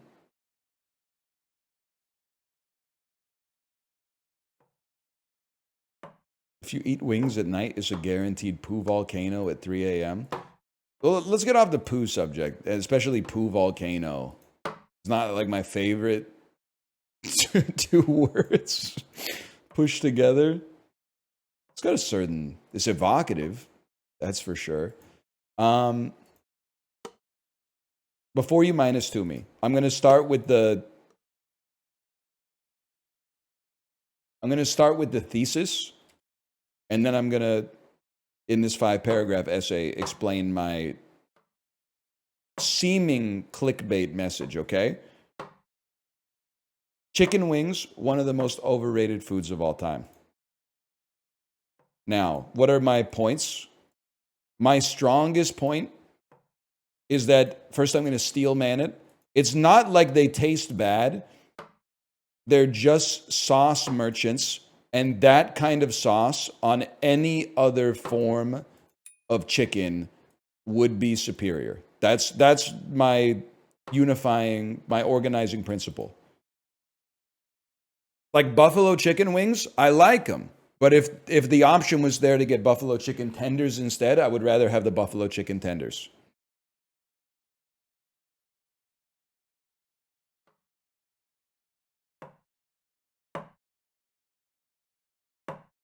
Okay, don't hit me with 8 question marks. I think it's a simple premise to understand.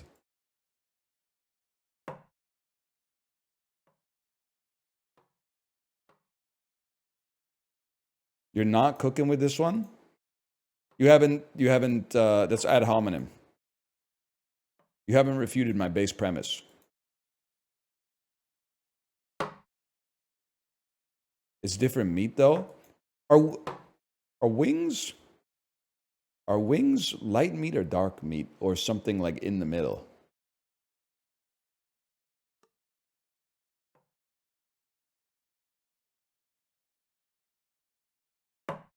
I guess I could understand what you're saying. They're dark meat. They have that dark meat sort of gaminess to them.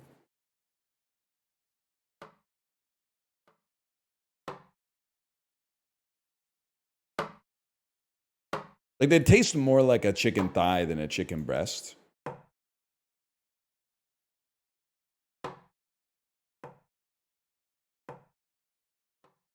Could be gray. I'd settle for gray.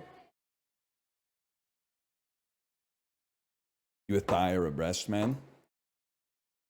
Well, okay, it's complicated.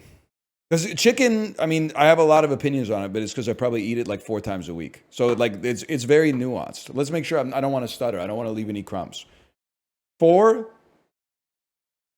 if it's tough.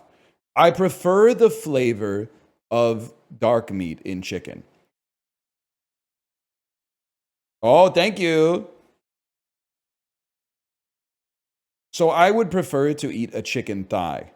But eating a chicken thigh with the bone in is annoying.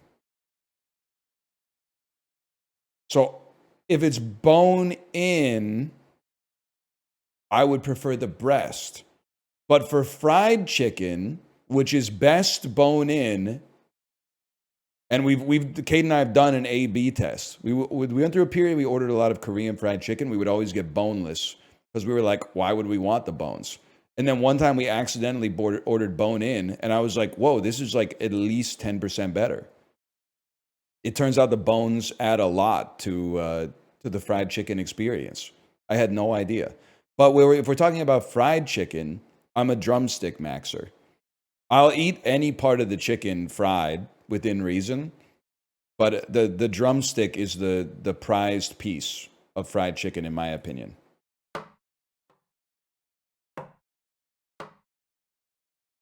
That's all I got. Like if I was making like if I was meal prepping like a chicken teriyaki, I'd be getting boneless, skinless thighs. If I was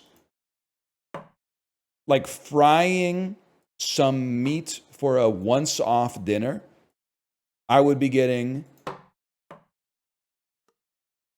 boneless, skin-on thighs.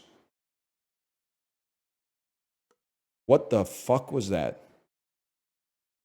Anyway, I forgot what I was talking about.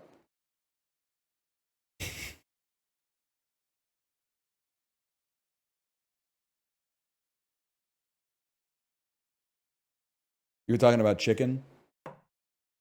You left no crumbs. Opinions on Korean barbecue? I got lots of them. My most controversial opinion, I love Korean barbecue, by the way, and we eat it at home probably like 1 to 2 times per week. My most controversial opinion about Korean barbecue is it's crazy to me that people will have like preferences to the extreme about like what Korean barbecue they want to go to. Because I'm like, I've been to a number of Korean barbecue restaurants, and I'm like, every single one of them is about 1% different from the other ones. If you're making me choose, and I guess it's Japanese, not Korean. If you're making me choose and I could teleport there, I'm going to Gyukaku. Because I think they got some fun appetizers, they got some fun sides, and the meat is the same as it is at all the other ones. It's meat. Getting a lot of +2s on the Gyukaku. The only thing that's annoying is when you go to Gyukaku with like 5 people and you order one of those like dinner for 5 combos, and then you got 900 dishes on your fucking table. And you're like, the dumplings are on the other side, so you got to figure out, am I gonna like reach for the dumplings? Am I gonna ask for the dumplings, or am I just gonna eat the shit that's in front of me? They ruined my shirt. Yeah, you can get a lot of sauces or like smoke on your clothes there for sure, but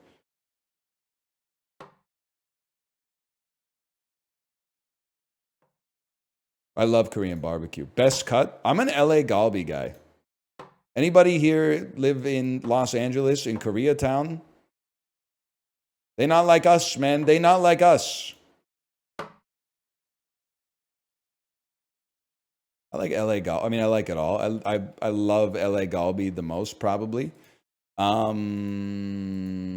Pork jowl, pretty fucking good. Pork rib, sure, man. I'm not against it.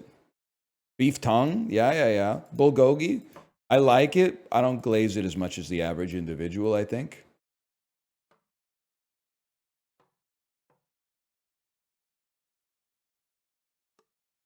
How did that not make it, man? Makjang? Nah, first off, you're a real one. Secondly, nah, I'm not fucking with Makjang. It smells like gasoline, tastes like melted plastic from the fruit roll-up. I respect it. I respect it. You're a real one if you're ordering the Makjang. I don't like it. I don't like the Makjang. I don't like any of the balls. I don't like the choke ball. I don't like the dock ball.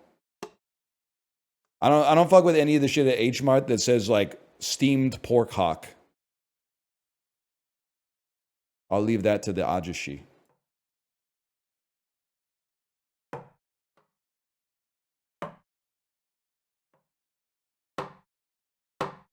Team what? Don't make me say it again. I'm just seeing where this is going.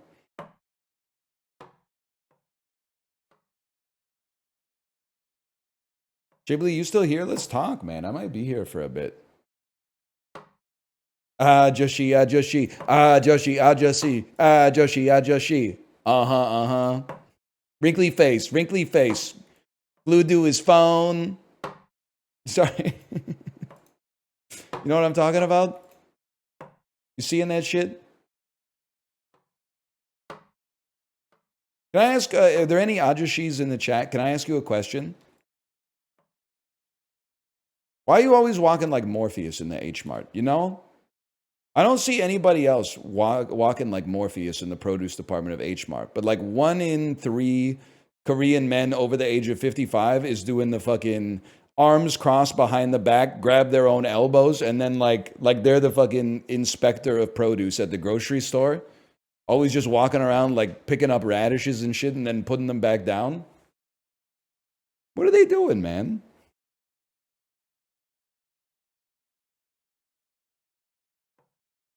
Don't you do the same thing? Oh, when I'm trying to fit in. I do Morpheus walk on occasion, yeah. Mostly because it's funny, but sometimes like your arms just want to do that, man.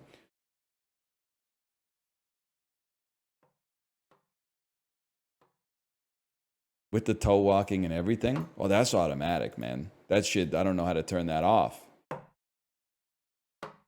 He's bald too. Less bald than I was yesterday. Kind of. Kate, you know what I'm talking about, right? That when I talk about the Ajushi produce inspector walk in the H Mart? A bunch of white guys from Ohio are telling me I'm racist for this. Buddy, go to H Mart. You will see it within 30 seconds. You'll be like, wait, this guy was fucking right about this. I just live my life. That's a good answer. Don't get yourself in trouble.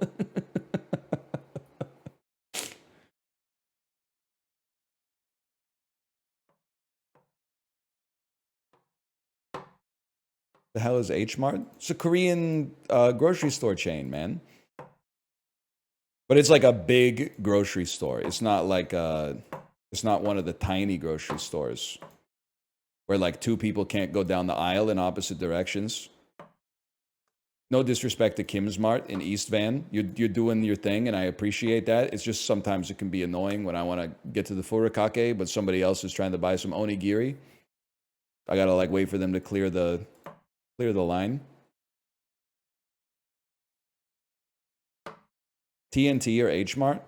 Well, okay. I mean, this is an easy answer, right? I gotta go with H Mart on that one. TNT's got some good stuff as well. I'm not gonna get sanctimonious about the fact that they're owned by Walmart, or sorry, Loblaws, Canadian Walmart, but I don't know. I just prefer H Mart. Some of the H Mart I can deal with because I lived in Korea. Some of the stuff in TNT is still like intimidating for me. Like you go down an aisle in H Mart that's like not where you expect it to be. You're like, oh shit, snacks I've never seen before. You go down the aisle in TNT that you've never seen before. You're like, what the hell is pork floss, man? I don't even know. I'm not sure I'm allowed to be here. It's good, but what is it, man? It's like cotton candy, but meat. It's meat, cotton meat.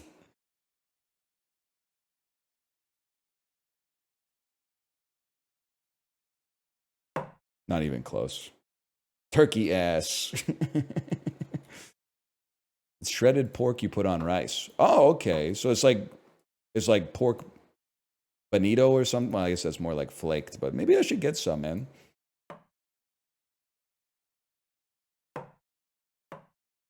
Oh, let me guess.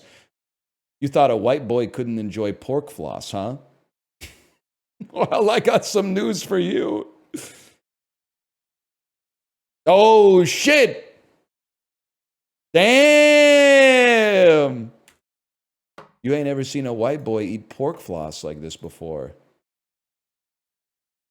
You're not white or a boy. I am white, okay? I can't deny. Look at me, man. I might be 10% Chinese. The 23andMe hasn't come in yet because I think the board is like trying to do like a hostile takeover of the company or whatever.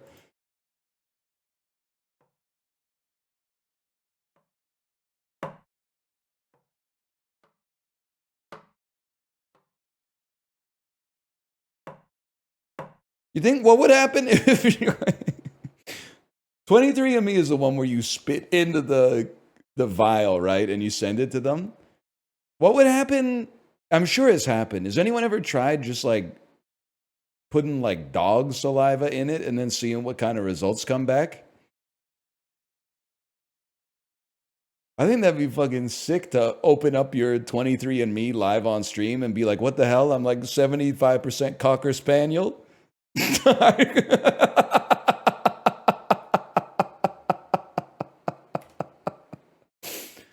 Oh, man. You gotta, if you can't make yourself laugh, what are you even talking for, man?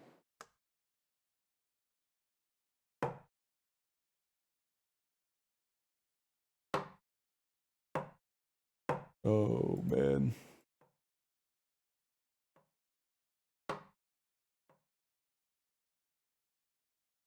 Whatever. What the hell is Pirate ESPN, man? We've been dancing around this bit for like 4.5 hours.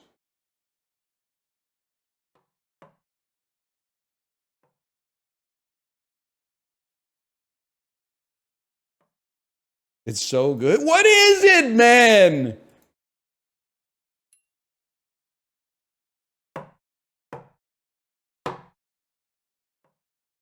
It's where they show the swashbuckling competition. Okay, blather around, man. I don't know, where do I find it? Don't say it's on Clit, okay?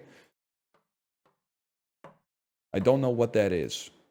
And I'm certain that I don't get it.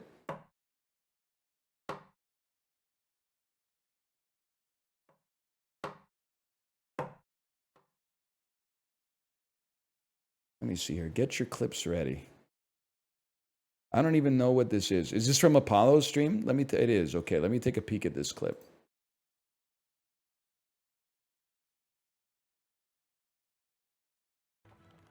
Get your clips ready. My dreams are too big for you to steal.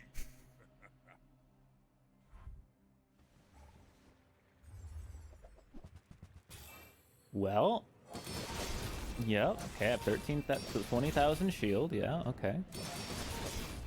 31,000, yeah, okay, yeah, yep, 54,000, yeah, okay, bye. He did do a lot of, he put on 60,000 shield in about, I would say 8 seconds. I honestly thought he was going to be talking about the 23andMe bit if you sent in like dog saliva. I'm not sure what that says about me.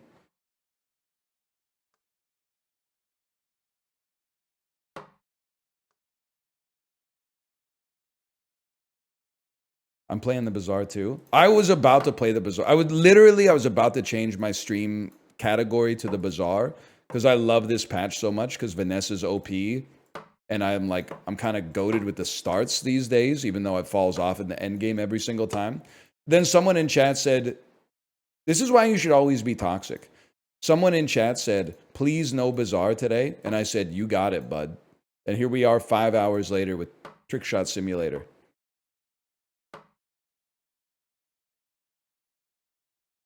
So if you hate the Bazaar, this person saved you. But we will probably play some Bazaar tomorrow.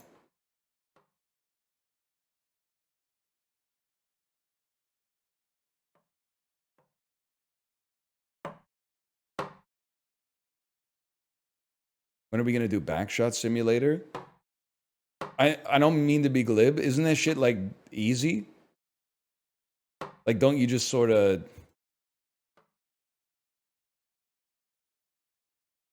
You gonna make me say it? I don't want to say take it. Like, I'm sure it's more nuanced than that, but like, I don't think there's that much more to it, I guess.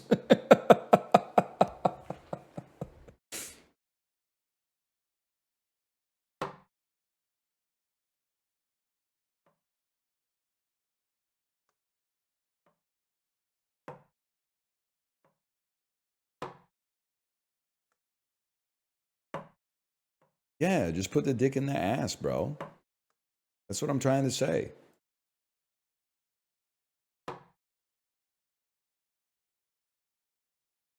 That's how I know you're bronze. Damn, that's true. That is fucking true.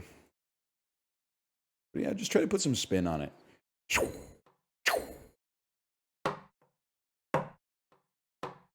Woo! You all don't know how long I've been waiting for this.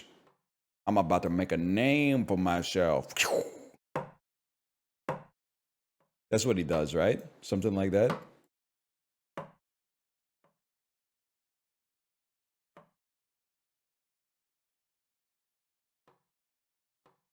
Yep. Oh! Pelotoners, what are we watching on tomorrow's ride?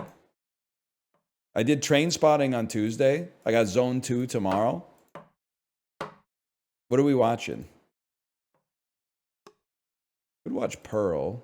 Probably not going to watch Space Jam. Should watch Poor Things and Kinds of Kindness. I'm behind them, my Yorgos. Train spotting on the Peloton kind of crazy. Yeah, although I really liked the movie, I would not recommend, sorry to play the hits, but as I stated yesterday, not the best movie to start your day off with from 6:10 in the morning onwards is Train Spotting.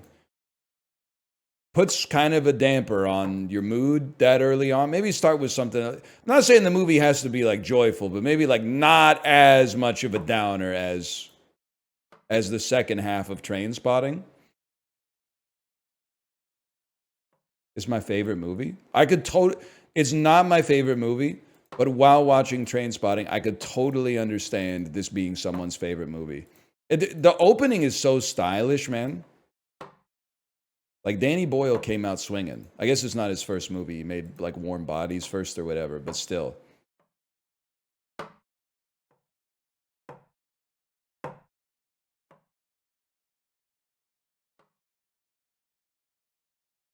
Not Warm Bodies, sorry. Shallow Grave. My mistake. It's another two-word death-related word.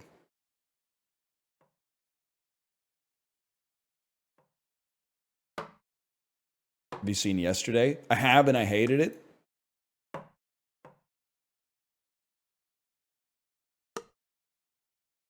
I really, really don't like Yesterday.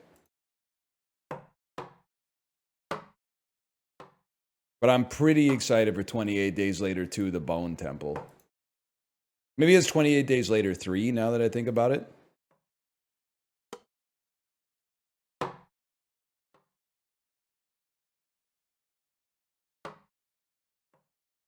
28 years later. 28 years later. What is that? A story about me finally getting this trick shot done?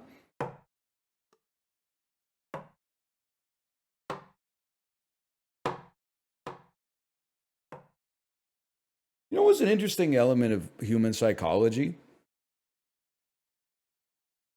1995 was 30 years ago, but it doesn't feel like 30 years ago.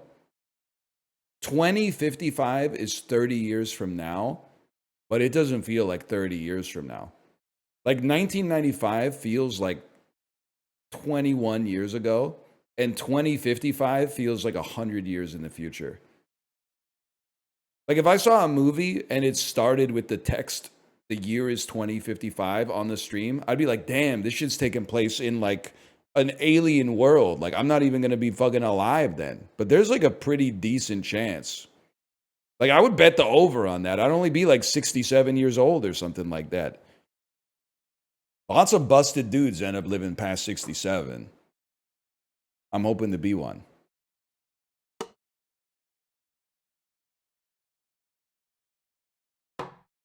You know what's another interesting thing to think of? And I don't mean to make anybody, I don't want to ruin anybody's life. But like, do you ever, so average lifespan for a man in Canada is probably like 77. I'm 36. So I'm like basically approaching the halfway point. But do you ever think about like the fact that you have to kind of like adjust that based on the fact that like when you're a kid, a month feels like as long as a year feels when you're an adult? Like, is it possible by 36, given how fast time seems like it's moving, that by 36 you've actually like lived 80% of your life? Even if you have another half in terms of the years to go? Yeah, it's like, it's the opposite of RuneScape, man. Or Pokemon Go. Isn't it like in RuneScape, going from level 98 to 99 requires like more experience than going from level 1 to level 98? This is like going from year 1, like I'm 1 year old, to year 2 must have been like fucking crazy. Like that shit must have taken, it took a lifetime essentially. But now, like, I'll be like, because I was going through like documents looking for accounting shit. I was like, damn, this shit's from like 2021. I don't know if I have any memories from that whole fucking year, dude. The shit just goes, it just flies by, man. And like I was there the whole time.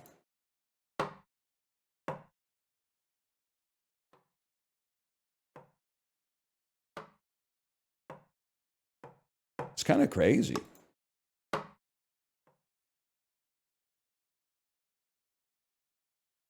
The tweet that people who were 45 in the year 2000 are now 70 made me feel really old. Well, that'll also, like, it'll fuck with you as you get older, too. I mean, you might be my age, but for anybody who's not.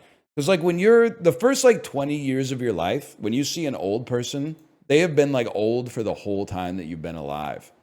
But, like, if you live long enough, you'll watch, like, people who were 40 turn old, like, slowly in front of your face. And then you're like, damn, those motherfuckers who were 70 when I was 5, they weren't always 70, man.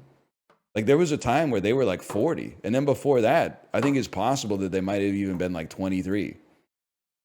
And I'm still reconciling this, so don't quote me on this, but I think that there's a chance they might have been like kids and babies. Like, it follows logically from that premise, I guess.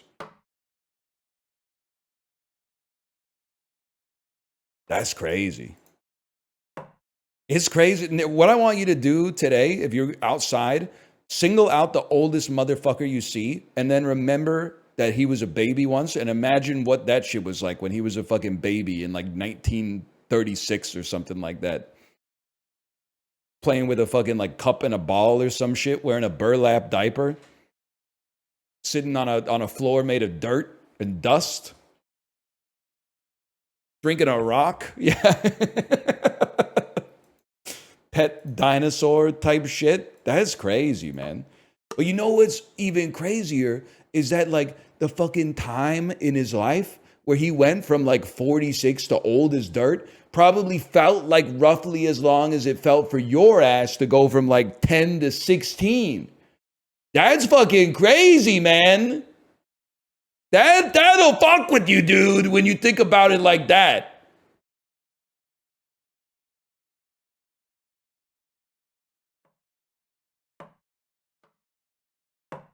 I'm logging off. We're all beholden to it, man. Why the long face?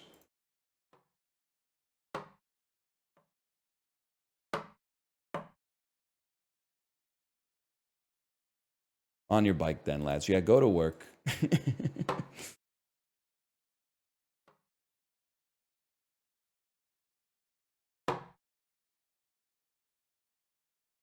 I'm going to throw 5 more times.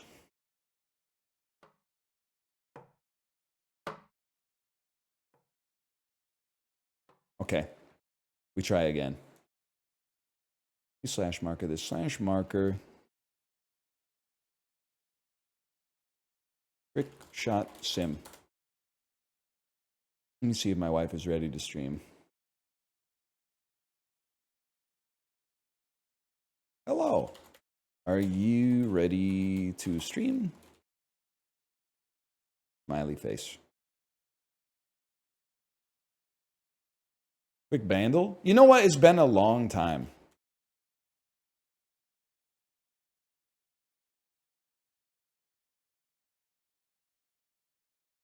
And not now, please. Bandle. 2003 with 1 billion views. Please don't be something that they only know in Europe. Because this shit sounds like it's right in like the Hoobastank, The Reason era.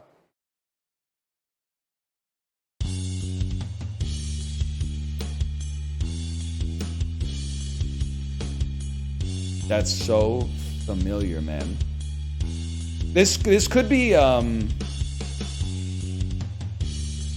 want to say that there's a chance that this is Chop Suey. That seems like a song that could have gotten to 1 billion views by this point.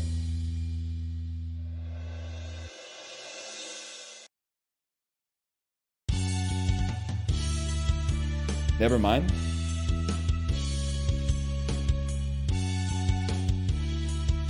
It's very familiar. There's the meat. There's the meat.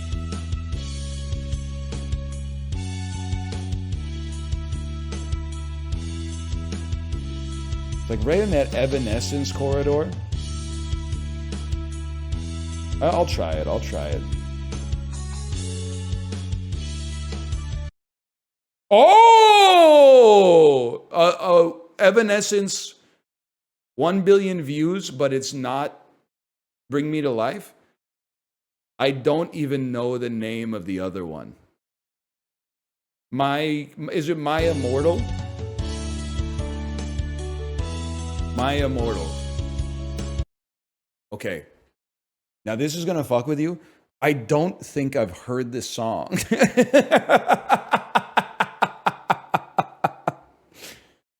I know a second Evanescence song.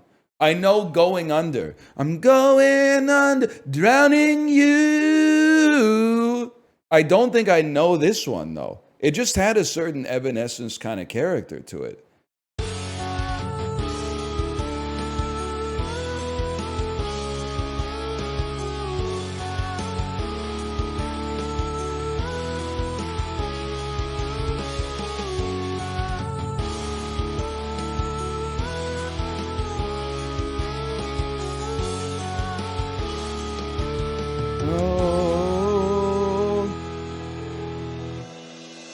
Okay, I'm gonna, after hearing the whole thing, I think I have heard it, but I don't remember shit about it. But it does sound familiar.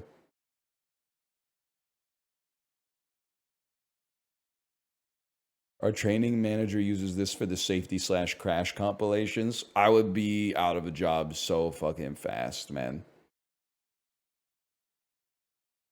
Because that shit would make me laugh so quickly. I honestly, this is fucked up. If I was at a funeral and the song that they played as like their last song was like some Evanescence shit, I couldn't go to the funeral. And that's not fair to them because it's like their life. They should play whatever they want, but I don't think I would be able to hang. Unless they died like as a teenager, and then I would be like, that's like, sure, Evanescence, go for it. But like if an old person died and at their funeral they were like, we're playing this song by Evanescence, I would be fucking freaking out, man.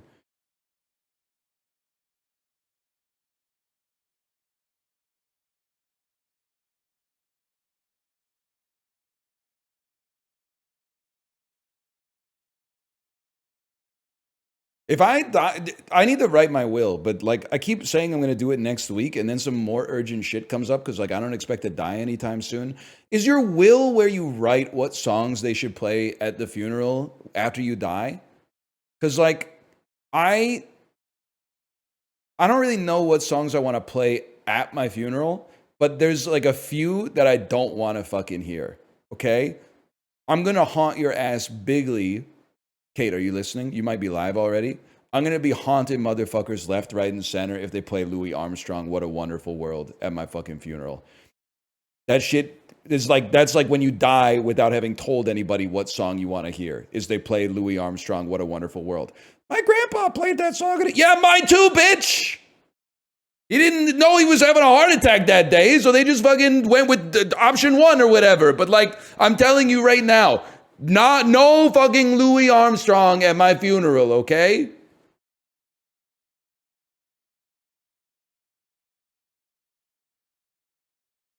No Somewhere Over the Rainbow. Under no circumstances, okay?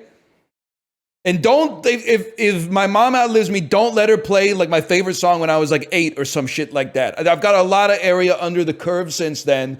I do not want to subject the whole audience to like The Thunder Rolls or Standing Outside the Fire by Garth Brooks, okay?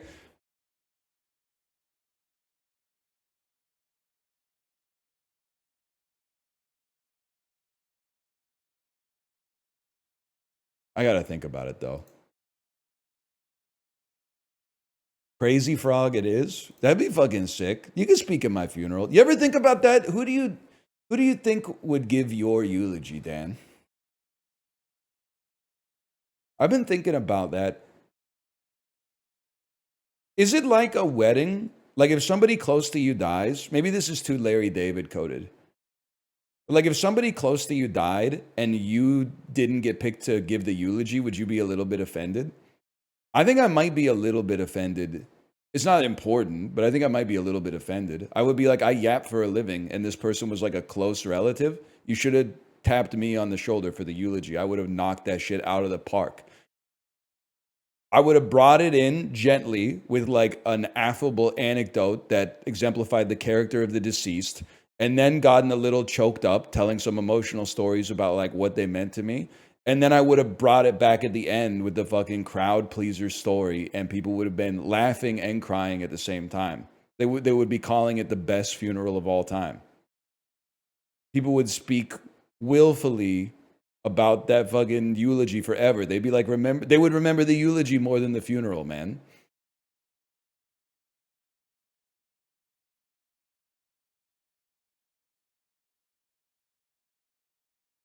Anyway, I think my wife is live. LA and LA Galbi does not stand for Los Angeles. It stands for lateral axis Galbi. You don't know shit about that. You don't know. Let me fucking. Why is it capitalized? Why is it called LA Galbi?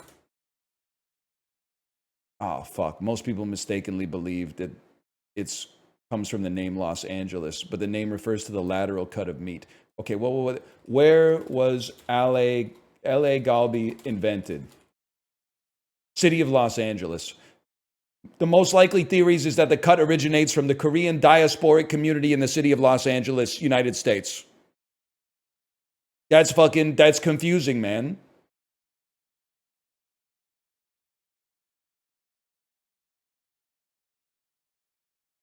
Don't talk to me about fucking lateral axis Galbi. This is Bob Dylan saying that Blood on the Tracks isn't about his divorce. It's all based off some fucking Chekhov poems. Buddy, listen to Idiot Wind. The fuck are you talking about, dumbass? Anyway, okay, I'm going to send you over to my wife's stream. I'm going to go eat some lunch. Enjoy yourself for the rest of the day. I'll be back tomorrow. Later.